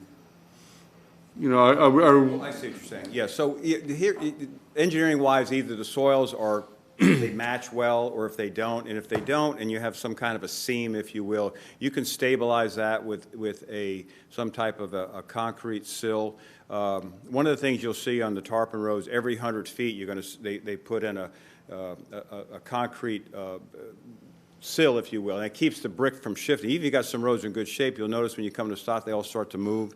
So there's things like that can be put in there. You could, to this, something as simple as that membrane again, something where water can get through, but the soils don't move. So, so you come up to an edge where we're now in decent enough soils that we're not worried about it. We just put in a membrane, tie it up, compact it, and things should move. You're always going to have, anytime you do something like that, you might have a little blip, but the good news is on these roads, and brick streets aren't great for everywhere if you have, the speeds are higher and all, because but for these, they're great streets. They wear well and all that, but to your point, we can engineer around that pretty simple. That's all. Thank you. Gentlemen. At what point will we see the estimated stormwater costs? I mean, I know we saw it for Santa Barbara, I do know that. You gave us a total cost without stormwater, the 3 million.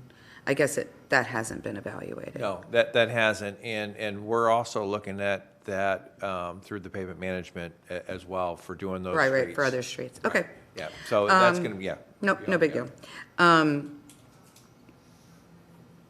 And I just heard you, because one of my questions was the 80% versus of resetting the bricks versus purchasing. Boy, Andrea is busy with calendar invites. I mean, my God, it's driving me insane up here. So we're likely not getting rid of those bricks, and we're good, right?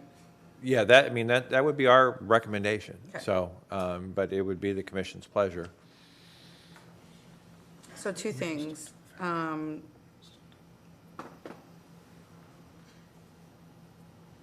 don't know how to answer this question. It's not either one of you. Okay. Can we designate our brick streets historical? I think that's. We can, I think it's in the. Brick walkways. All right, so you It's can in come our back. ordinance. No idea. You can come back. It's in our ordinance. I think it is too, but I didn't have time to pull it up, so y'all look at that? We will. Okay, because I think that, Are the grants available? that they're, and George isn't here either, because it's a George question. So, between Jennifer, you and Nikki and George, I think we need, whenever there's construction work being done on a house, on a brick road, I think there needs to be a bond set and some kind of liability insurance set by the contractor. Because it's proven fact that some of these streets, yes, I understand there's that underlying thing, but there is also pretty proven fact that some of these streets have high construction on them and big trucks and big this and big that. And I just, if they're historical, we're obligated to protect it. So I'd like to understand that. You don't have to answer any of that right now. But I'd just like to understand some of that for all of us. And we may determine that that's just not feasible, reasonable, legal, or unfair burden. I don't know, but I would like to know that. But, Mayor, that's exactly what I wrote down. Can we protect them by not allowing the big trucks on these? Or even if there is big trucks, that there's liability because, I mean, what we saw on Commissioner Franey's street was ridiculous. Not the damage. I'm talking about the craziness of the amount of trucks and how they were parking. I mean, and I don't know what those answers are, but I'm asking for consensus that the staff kind of look into it. I will say in fairness to staff, they had signs out there, no trucks. No, they did. And nobody listened. But again, But that's That's why you have the code protection. compliance or inspections on residential construction. It's the same thing that this lady was talking about here earlier. Well, and actually, the way that that would work is that in the case of Santa Barbara, when we saw the trucks on Santa Barbara, the building inspector went to the site and said they actually had a route off of Alt 19, not on Santa Barbara, and reminded them they had to go back out the other way, but they did kind of invade the area. With our city hall, as you know, we completely rerouted traffic to keep the heavy equipment off of the Brook Street on Wood Street. Actually, it was built in the order for that one house to come off of Alt 19, Right. not to come off the dead end, Exactly. But, Yeah. you know, it's a constant battle. So I just want to see something, again, we don't have to answer those questions. Now, okay. This is time for anybody who wishes to speak to this item. Please come forward, give us your name and address, and you'll have 3 minutes.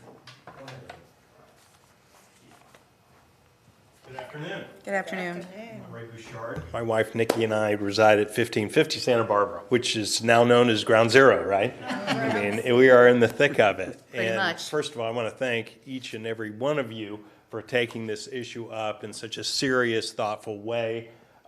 Paul's been fantastic, and his group has been. We started this, in 2018, and then 2019, we had a meeting at my house with all the neighbors, and I understand why this has taken so long. This is a huge amount of money for the city to fix this, and we do appreciate the spot fixes, but we all know that's not a long-term solution for this. For those of you that just saw our street last Friday, you saw it in pristine condition. I'm telling you. You saw some of the older pictures. I've got a few photographs I brought with me that illustrate how bad this is, the type of thing that we have lived with. Yeah, I hit that Okay. in my Well, car a few months back. It was terrible. It's not only unsightly, it's not only difficult to drive your car to get to my house. I'm on the very end. But it's obviously very unsafe, not just because of the motion, but this retains water, which mold and algae grows in there, and it's slippery. And we have a lot of people that bike down there, walk. I actually was walking my dog out right in front of my house, hit some of that green stuff and went down myself. Luckily, I landed on my head, so that was a big deal. So again, I don't think I need to go off and talk about the need. You obviously understand. We do. The need. We do. I do want to talk about the utility side of it a little bit. This is a photograph in my front yard looking south as this was a thunderstorm we get in the Normal afternoon. thunderstorm. Right, not tropical storm or anything like that. We have a drain down at the end, picture of it, it's 21 inches, okay?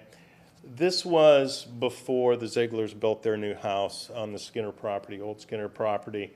And obviously you see a lot of grass for that water to go.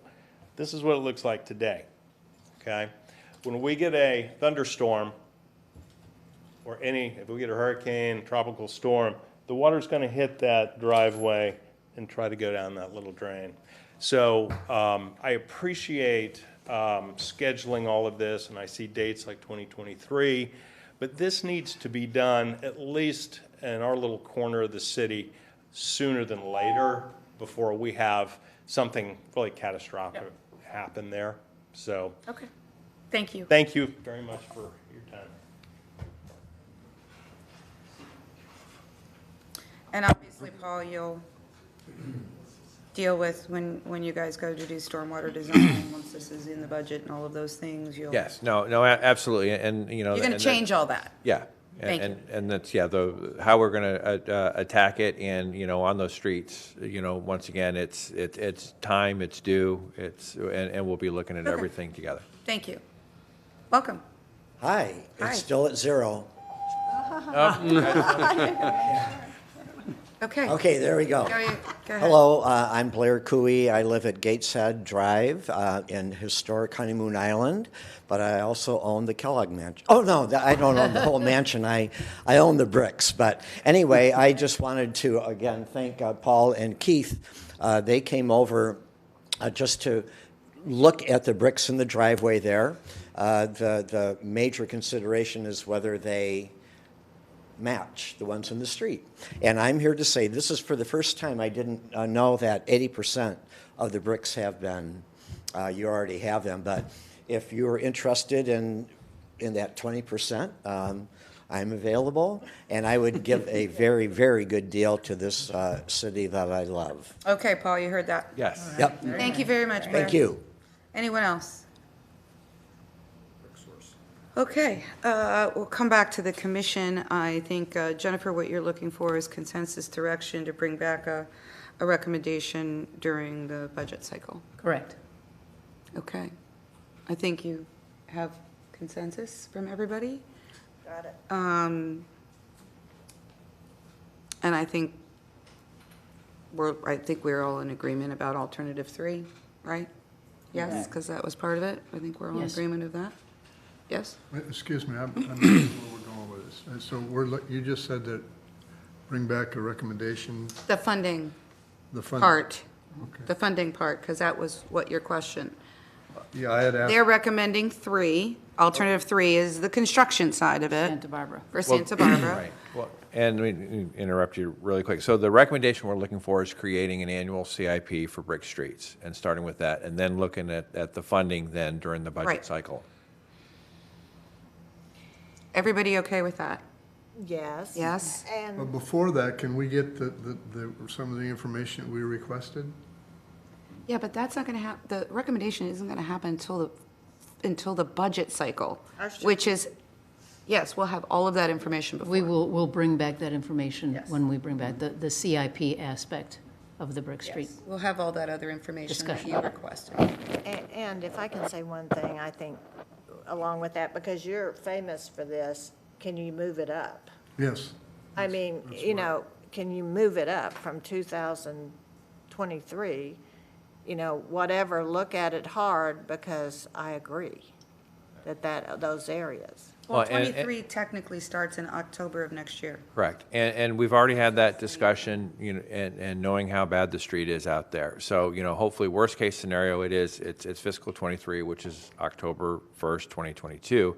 But we're going to have the plans ready. We're going to have it out to bid. And obviously, if we can do it sooner, that would be great. If not, if they can, get their notice to proceed as of October 1st, that would be fantastic. So, Mayor, that's why I interrupted you. I'm sorry, but that's why I was interrupting, because we might want to step this up even more than that. We'd be happy to do that. I'd like to work with Les Tyler as far as what that looks Yeah, like, yeah. because this is not budgeted, Yeah, obviously. because then there's stormwater work too, so Yes. that stuff takes a long Yes. time to do. Okay. If I may. Yeah, because just reminding, the neighborhood meeting was November of 2019, so you have a lot of residents with expectations. I did want to sensitize, though, like the 1600th block, which is just one-off, has had a lot of issues as well. So I don't know how you want to prioritize. I guess you're going to reassess everything. That's So you know, like, okay, you've used this as a case study, but what else? And of course, that's had a lot of patchwork as well. If I could just ask one last question, though. The project you're doing on the other side of Santa Barbara and Buena Vista, how does that play into assessing the street or helping the situation? Because you're going to be doing a bunch of work out there. At this point, what we're trying to figure out is if we're going to encroach into the street with some of that storm drain work. So you might not even be in That's the question. If we do, then that part of that can be paid for out of that project, which has funding. So I don't have the answer to that yet, but we've been talking about that, trying to figure out. We just conducted the survey, but again, we have to figure out where the pipe and inlet repair or addition. No, need to I'm go. good. You guys are thinking about You're all on that. point. And that's all I care about. Thank you. All right, I think you have the direction you need. We do. Gentlemen, thank you. Appreciate it. Thank you. Thank you for coming out today. Nikki, you have an item that you need to bring to our attention. Yes, thank you, Mayor and Commissioners. I sent you an email on this item, so I'll just try to summarize as much as possible. And this has been discussed at 2 prior city attorney updates during your meetings. So the City Commission most recently appointed the Charter Review Committee in 2016 and the most recent Ordinance Review Committee in 2018. While the committees worked diligently, the CRC did not complete its final report until late 2017, and its recommendations have been considered in 2018 and 2019. The ORC is not scheduled to submit its final report until January 4th, 2022, so we've got that fresh on your calendar. But as currently written, the charter would require the City Commission to appoint a new Charter Review Committee within 2021, though we can seek your direction to do that today, which is why it is a time-sensitive item, and I appreciate you, Mayor, for keeping us on the agenda today. Alternatively, and so that option exists to the City Commission to be in compliance with the charter. However, I wanted to raise the issue because it seems like a number of these committees will have actually not completed their reviews much more. They won't have completed their respective reviews much more recently than 5 years. So we sent a summary of the city clerk's research on the item. I really appreciate you gathering all of that and all the work that your staff did to get that empirical research together. Some of you have asked since then whether I have a recommendation one way or another. I don't in particularly have a dog in the fight, so to speak, but I don't have a recommendation in terms of how the commission wants to move forward, but I just wanted to bring it forward as an observation. And I also, look to, there are other individuals, not just the city attorney's office, but the clerk's office and administration that invest a considerable amount of time and administrative expenses into these processes. So I look to them too as to whether or not they have any recommendation as to those burdens that are on the city to do these processes. But today we're looking for your direction as to whether you would like us to move forward with appointing a new charter review committee, which the city clerk and I will then work to do immediately and expediently, though it won't occur until likely early in 2022. Or to direct us to work on an ordinance to present an amendment to your charter. That would be presented at the November election. The deadlines for advertising that technically don't really kick in until June, but the supervisor of elections has asked for us to confirm whether you're planning on having a municipal election once we know. So we're just looking for your direction today. And then, of course, if you are looking at sending a referendum, if you could give me some parameters on what the commission would like to see brought back before you in terms of a draft ordinance. Again, I don't need a ton of detail, but I did give some options that might be available to the commission, including... I can't find your email. I found hers, but I can't find yours. I got it right here. I'll forward it right now. Yeah. So Rebecca, not Rebecca, Nikki, can you please, you said your insights. Can you brought this forward for a reason, and you had told us the last time, I just remember. I just want you to reiterate your insights, because these two things are coming on top of each other. Well, that's the observation is that you're about to appoint a new CRC, having just considered the CRC recommendations much more frequently than 5 years. And even though the ORC is completing its work in 2022, under the terms of the charter as currently written, you would be required to appoint a new ORC within a year after that. Yeah. So the observations that we just then looked at, well, what are some other timeframes that other communities use? The observations I reported, there was 15 local communities surveyed. Only one other city has both a CRC and an ORC, which are appointed every 5 years. That's the city of Oldsmar. Of the 14 remaining which have a CRC, a charter review committee, so they don't have the ordinance review committee. They're just doing charter reviews.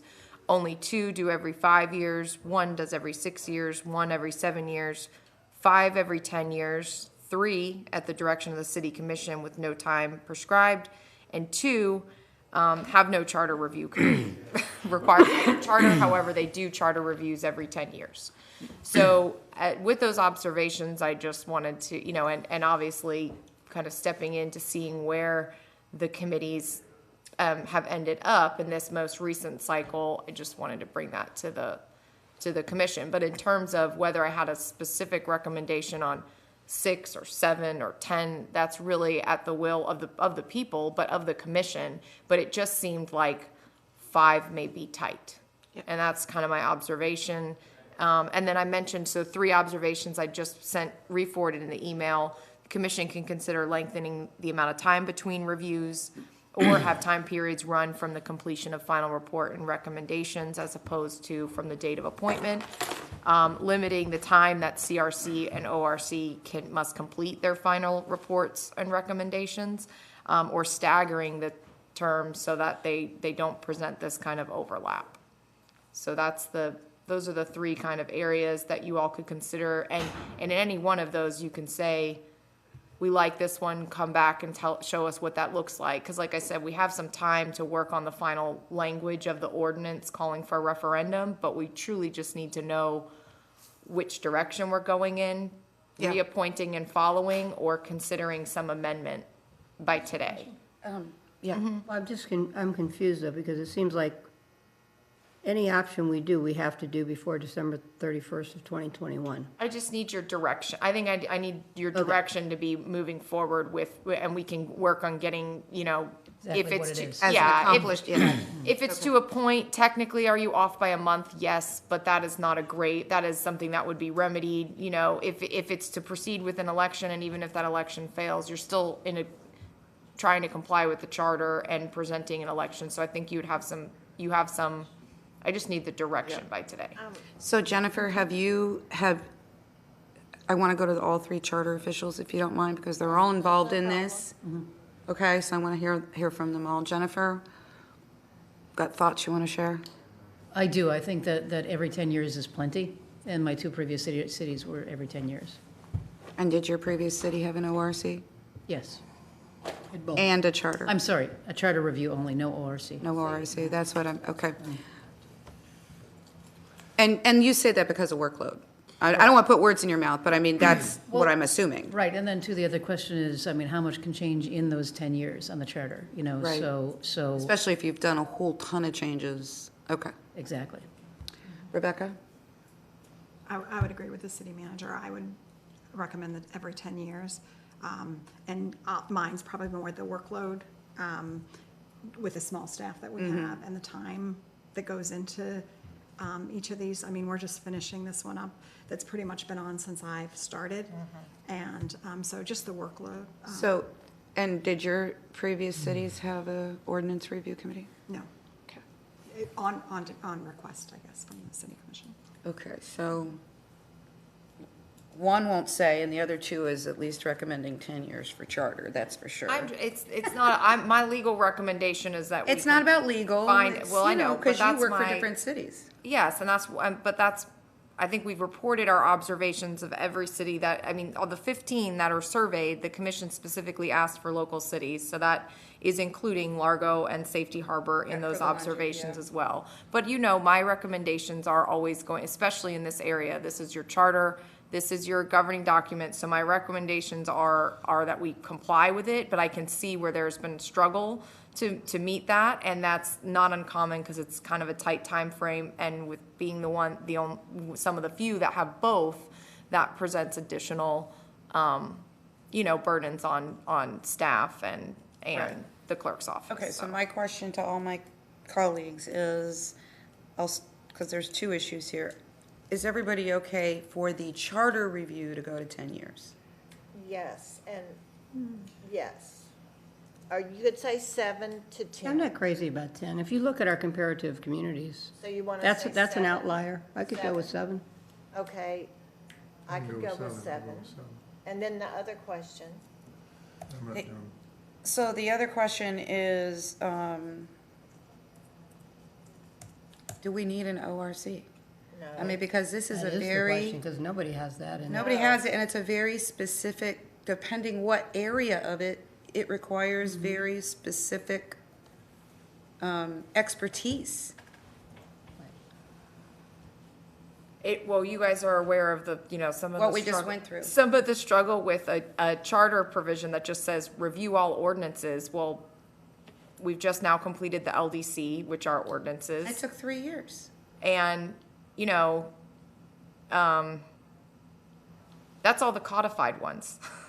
So there, you know what I mean? Like this, it could be also, you know, even bigger. And I think the other thing too, and this is not just, but my observations about an ORC is that when you have staff that is reviewing, you know, annually for legal updates, they're reviewing annually for other updates. I mean, you're really you're getting reviews of your ordinances more frequently than that, in terms of both for updates in the law and for updates in policy and for updates on EPIC goals. So you get that, you are still getting updates to your ordinances during that time. I don't want this to be confused as the city commission doesn't look at its ordinances Right. afterward. And that's standard in most communities as well. Well, if I remember correctly, the history behind that getting added in was because we still had laws about pigs running down the street. I mean, I think that was... Not in there anymore? No. But I mean, I think that's why ORC got entered into the charter to begin with some time ago, and I'm sorry, I don't remember when. But it was a Hubbard thing, and that's why it's at Oldsmar as well. And I think it was because there were so many old things that hadn't been cleaned out. I think we've cleaned and cleaned and cleaned and cleaned that... I just don't, to me, I think you don't have to have it in a charter where it's required. It's not that you couldn't do it. Yeah, I was going to say you could still do it, and nobody does it. That's what's interesting, Right. except Oldsmar. And a lot, yeah, that's what I thought it was interesting too, that 5 of the, 15 were at direction At the of the direction. commission. Right, and we can Right. do charter at direction. I mean, That not makes- charter, ORC. I'm That sorry, makes sense. ORC, So you- at direction. I like Works that. for me. But 7 years CCR, Yeah, and we have an Charter. election that's gonna happen in November. Right. So we're not adding costs to do a charter update, it's being fit into with something that's already happening. and an ORC only. No, I was gonna say, I don't think we have an election otherwise slated, but I'm looking to the clerk. 22 and 24. Yes, in November, we have an election slated, but there is a cost for that second page, which usually is a questions cost, but it's not a substantial cost to Right. the sense that you're already You're having already an election. having one. Right. Right, So okay, that's the one I wanted yes. to make sure. But, and this is the other thing too, I know that when it comes to things about your charter, one of the reasons why I'm hesitant, Mayor, is only because this is the document, it's the will of the people. So there's nothing illegal about having a 5-year provision. So I don't want my advice to be construed as that. But this is, because of that, we can take the feedback we've received from you all today, talk to your constituents, talk to your people. We'll start working on an ordinance for somewhere in the 7 to 10 year I think range. 7 is And good, looking at frankly. ORC upon direction from the commission. But if you all have feedback and additional thoughts as we bring back the ordinances, it's still appropriate time to be discussing that, because this is ultimately a referendum question, so. I think 7 is good, and I'll tell you why, because I mean, I was going with 10, just because it's an even number, you know what I mean? But if you think about it, if you're on this commission and you're here for the normal standard term, which would be 4 years or 8 years, assuming most people get reelected after their first term, it gives every commissioner also a chance to have feedback into their own charter by doing the 7 years, and I like that. That's an Everybody gets to touch it, because it's, let's face it, it's the people's document, but we've been elected to put our, right, so I wasn't liking the number 7, but when I think about it that way, it does give each, and each whoever, a chance to just have something to say about it. So that's good. We have to leave. Okay. I know, poor All right, you've got your Commissioner Arnott. consensus direction? Are you good with the consensus direction that's been discussed in terms of bringing stuff back? Maybe not, maybe not. I'm fine with the 7. I do with the CRC. I'm questioning whether or not we shouldn't have the ORC at some point, and other than at commission direction, because that commission direction, as far as the residents are concerned, could be never. Correct.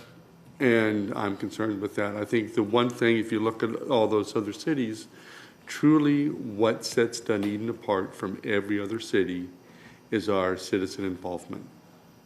And this is taking that away from them. I don't think it is, though. I'm sorry, I didn't mean to jump at you. Well, I but, don't, it's just not automated, and that's what I'm saying. I think we need more flexibility versus less. And I think we can still do that, but Well, my question is, what did the current ORC feel about this whole process? Was it frustrating to them? Because a lot of Yes. stuff was like, yes. technically go through it, but a lot of it's legally. It was It was the very, CRC. no, CR we have No, the ORC. ORC. Yeah, I mean, that would be my question, because They it were goes right to Jeff. extremely frustrated. Was this the Rebecca. longest we've ever had an Yeah. ORC? This But- is unbelievable. Because we had to do Also- the land It's development also code. because it's the first time that the land development code had been done. And that's And that was probably in why. part, and there was also a period where, it was a known hold because it was a period when the city didn't have a community development director. Right. So it's already a challenging environment to be reviewing a technical code like a land development code within this type of, and and your ordinances also are reviewed by your advisory committees and your LPA and your other Right, 30. That's what I was gonna say. There's a 31 ton of info we advisory get to Yeah. that. committees by the time an ordinance good, gets though. to you It as is well. good. That's And, what I mean. and, Then it- I'm sorry, but see, you stuck your finger up at me and you made me forget what I was gonna say. Oh, no, I It was didn't. important. which to me lends itself, if this is a reason, one of the reasons why this has gone on so long is because we included the land development, et cetera, et cetera. So that, to me. That's what it was. That, to me, lends itself as a reason why you want that structure in there. So that you don't, oh crap, it's been how long, we've forgotten. And pretty soon, if it's every 5 years for this, every 7 years for this, every 10 years for that, then it's all automated, you don't miss a date, you don't. and I you're getting the hear community what you're involvement. saying. In a normal world, I probably would say that, except I've seen it. It's just gone completely down the hill. And let me just say, that was what I was gonna say. Now I just forgot it again. Is it redundant? That's the It is question. redundant. No, that's exactly, I agree with that. That's I don't have a dog in the hunt, and I understand what you're saying, Jeff, but Oh, I know. Attorneys. We had Tom Trask telling us that we had to do the land development code because there was no distinction in the charter about land or not land code. And we had Nikki telling us, I don't agree with that. Well, that's not, that's what I said was okay. The reason, the question that was asked as I saw it, and I watched the discussion that happened in August of 2020 about whether or not the ORC should review the land development code, and They had never done it before. they hadn't done it before, and I think that is because there is an interpretation that could, the concept of a land development code and comprehensive planning and our comprehensive plan and all of that didn't exist at the time that the charter amendment was adopted. But to the other side of that coin, Mayor, lots of ordinances that weren't adopted yet didn't exist at the time that the charter provision was adopted. So I think that's where, and I'm not coming in to distract from I Tom's don't mean to say advice, you're but what he disputing said. it, but I'm just saying. But in August, I think what he said was, yeah, if it says ordinances, then it says ordinances, and it was already communicated to the committee that you'll be brought back to review the land development code once the city commission has, or once the city has a community development director. So that was the situation and the conclusions that were reached. I wouldn't, if my point was, I can't come in and say this charter provision doesn't apply because the language is very broad and general. Do I think that the ordinance review committee at the time that it was established in the charter in the 60s and 70s contemplated that we'd someday have this state mandated comprehensive planning system with technical codes? Some communities still don't have a land development code throughout the country, but Florida has changed in terms of its urban planning since the late 90s, since the mid 80s when our comprehensive plan adopted. So I just could recognize that it is a different type of code, but they all are technically ordinances. Same with your comprehensive plan, same with other things. Those are ordinances as well. The Right. comprehensive plan is an ordinance and they didn't review that, but if we went literally, we'd have to have them review that too.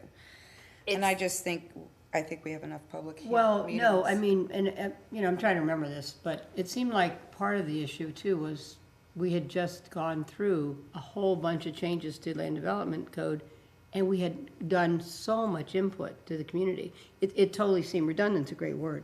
And I would say the same thing for comprehensive plan. I mean, I can't imagine having somebody like now review it because we went through so much community input to get to a certain, so I don't know. The question is it redundant? I don't have a strong opinion on what we do, but. And this. I'm okay to leave. Okay. Yep. I'm voting for Johnny, he gave me The his proxy. the standards, Mayor, as you're referring to though too, are when you're adopting those types of technical regulations, they seem like, oh, what's the big deal? We're just going to change this number from a 5 to a 4. But to your point, what goes into that change in that number from 4 stories to 5 stories or 5 stories to 4 stories isn't comprehensive technical analysis done by your planning professionals, done by consultants. You receive all that information when you make that decision. When you bring it back and you're reviewing it after the fact, it is an awkward time to be sort of looking at that and looking at that level of a technical code without some parameters. That's the other option that you guys are all kind of batting around. Should the ORC maybe be, but be specific to a more limited scope that is more reasonable to be completed? So here's the way I look at it, and I'm looking at you, Jeff. I'm just walking it through in my head, and I may miss some, but let's say, okay, comprehensive plan, let's talk about that a little bit. We've got this whole huge environmental and transportation section, right? But we've got the CEQ that looks at all of that and are creating the dream plan, and codes will be created based on that. That's an example. We've got the land development code. We've got the architectural review. We have the internal design review, DRC. We have LPA, and we have the city commission. And every one of those has an opportunity for public input, 2 of which are at least televised. Historic preservation has their own ordinance. Yep. We look very Yep. hard at So I'm just trying to think through, because zoning and land development codes are a huge part of what's there. But I just think we have it. And anytime there's an ordinance change, it goes through the various committees that it's applied to, or a recommended ordinance change. Or, so I think a lot of them are technical because it's not the pigs running up Main Street anymore. They're highly thought through, consultant driven. And I think that's the frustration. That was what they were saying. It started out with the question, I think, and Commissioner Twonger's not here anymore, but asking about, and I don't want to speak for the committee. They're going to be here to do your report, and I think they've done a great job at tackling the task in front of them. They have all been diligent and engaged, but it is a difficult task in that environment to be reviewing the type of technical codes and ordinances that they were charged with. And you all gave them some good guidance and said, hey, look, these are the things we're most concerned about. We've done a bunch of updates recently. And I think that was all very helpful. But because the language of the charter also doesn't, just says review ordinances, it was a difficult thing to tackle. And they've done it, and they're going to come back before you within a year. And for that, I think they've really done a great job in terms of their citizen engagement. But there is also, I wanted to bring this up because I don't want to be doing a CRC for 4 years and then every 5 years again for the city. That just doesn't seem like something that is Okay, so. Can I, just kind of tacking on what Nikki said and just what was discussed, I agree. The beginning of this was quite challenging because I think that they really struggled at the beginning to what their purpose was. And I think Nikki was fabulous with working with them and trying to, I guess, hone it down. I don't know if that's the correct, but to guide them. And I wish George was here, because George as well they just did a great job in trying, because it is a challenging, the technical aspect of it made it very challenging. And there was some frustration that I actually heard from a few of the committee members at the beginning. And so I just thought I'd put that in there, because it's so technical that, like you said, it almost takes a specialized background, at least on the land development code side. So I Because just, the charter's clear. It's the people's document. Right. It's how we run our government. That's clear. You are the voice. The code is a combination of expertise and layers of input. And so in some ways, when you bring in this committee that, I mean, it's always nice to know what a layperson might think of it, but it's confusing to them. And you actually may rework something that is both technical and has had so much other community input. You may end up backing yourself into a corner. Because I know that I've talked to a few of the members.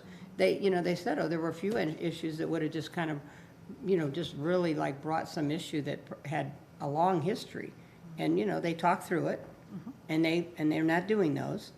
But, they kind of got it. And I think that was some of their frustration. But again, it doesn't matter to me, but it does seem, I think it might be redundant. I totally get what you're saying, Jeff. I just think we've got that covered in a lot of other ways, but I'll do the will of the commission. Well, this can be a longer I mean, I think you guys are probably gonna get some feedback. Yeah, You all might get feedback based on the discussion today and just giving us this direction to start looking down this path. And so I think that, that at least gives us the direction that we have to be preparing for your next meeting. And I think gives you, a good faith basis to know that if you're proposing to bring something to a referendum, the charter doesn't require you to act with futility. So if that doesn't pass, then you'll be prepared to appoint whatever we need to appoint. But if it does, then it's a moot issue. Well, I also think that, like you said earlier, I agree, I think it's redundant, but I also think, all we're doing, Jeff, is putting it on the ballot. Right. You're just Public, if they want to keep doing it, they'll tell us. Right. By their vote. And the best way to know that is, I think, we already have people that just went through the process. Yeah, Did you find it so frustrating you'd never want to do it again, or was it actually That's valuable? what I heard. I heard, don't ask me to ever do this we've again. got, that, to me, they're going to be the ones out there telling people, yeah, vote for it, or don't vote for it, it's a waste of time. So that's a good gauge for us, I think, to see if we really want it on or not. Well, I think for today, too, all we need to do is decide that there's going to be a referendum. We need to essentially book our space. You've got to do that by Right. December, by the end of this month, right? We just need to get the ball rolling. We need to let the supervisor of we're in no danger of missing advertising or anything for the elections. The supervisor just asked us to give a heads up if we're going to have a question on a ballot, not just a slate of. Well, I heard a consensus of 4 people to get rid of ORC. I know that's not a 5-0, I'm just saying, or put it on the ballot. But I'm good at continuing the discussion, make sure we understand what the group that just did it is, But I think the 7 years is right for the other one. Well, there would really be 2. Charter review, 7 years, I'm seeing a consensus, and then no ORC. So 2 questions. Except I thought you said ORC upon direction. That's what I had. No ORC except upon direction from commission. Okay, but, all right, well, But I understand there I'm were just some saying, questions about that. I heard 4 people say they're okay with putting ORC on the ballot to get rid of it. Well, this is the draft. So why don't we Which is why I draft? thought we were talking about it, because we had to decide this today. Let's draft that. We'll draft it that way, and then as the commission has changes to that, it is not Okay, let's do that, let's do that. then. against you all from. It's not Okay, against. that's okay. I just didn't want to have to bring it up all over again and recheck it. I mean, it's one thing to respond to something versus start the conversation cold.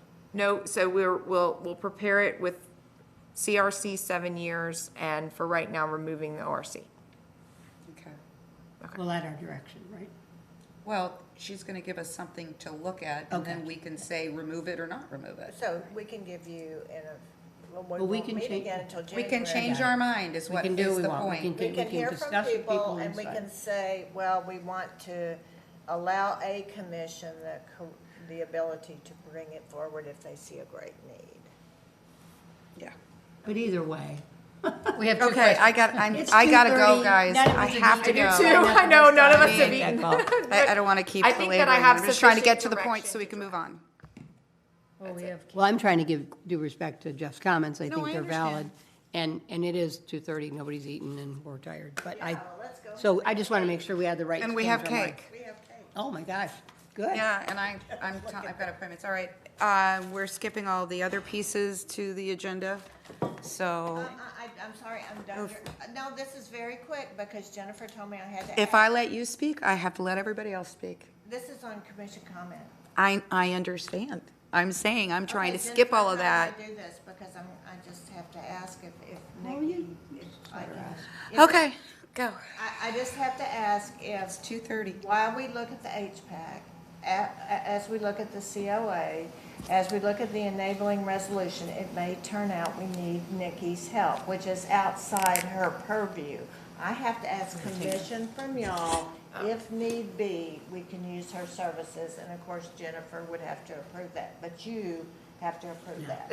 I was requested to potentially attend an upcoming HPAC meeting, which is outside of the retainer contract. So just like when we wrote the memo for HPAC or did different things, we sought the direction from the commission to be able, we've provided, already answered the committee's preliminary questions, and I always answer questions outside of that. It's only if my attendance is needed at the meeting that there would be any hourly And fees. if we can all do it by just asking. Would it be the same thing if you were going to CEQ? Yes.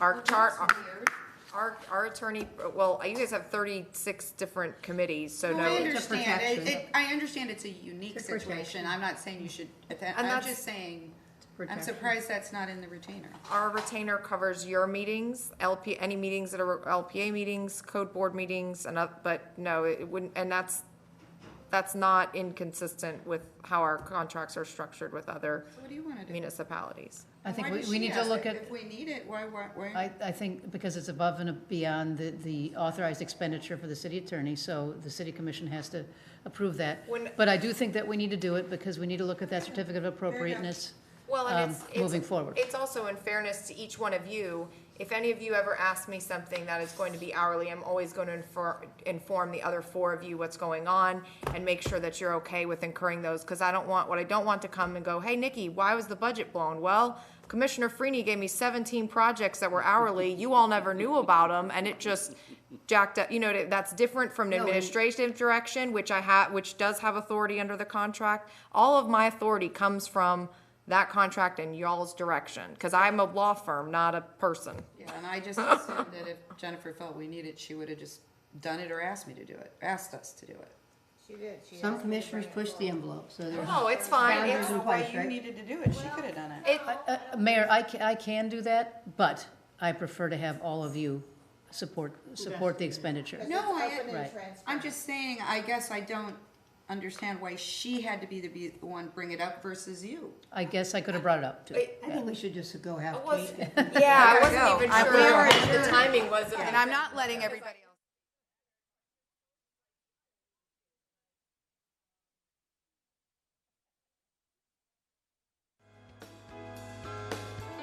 Thank you for watching this City of Dunedin government meeting.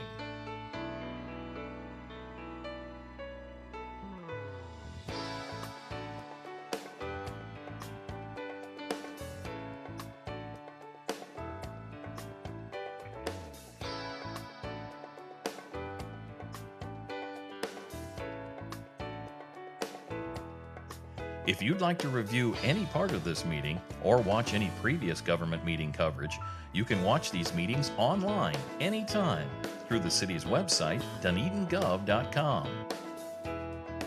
Stay connected with everything Dunedin. Follow the city on this channel and on the city's Facebook page, through Twitter, and on the city's YouTube channel. Thanks again for watching this Dunedin television production.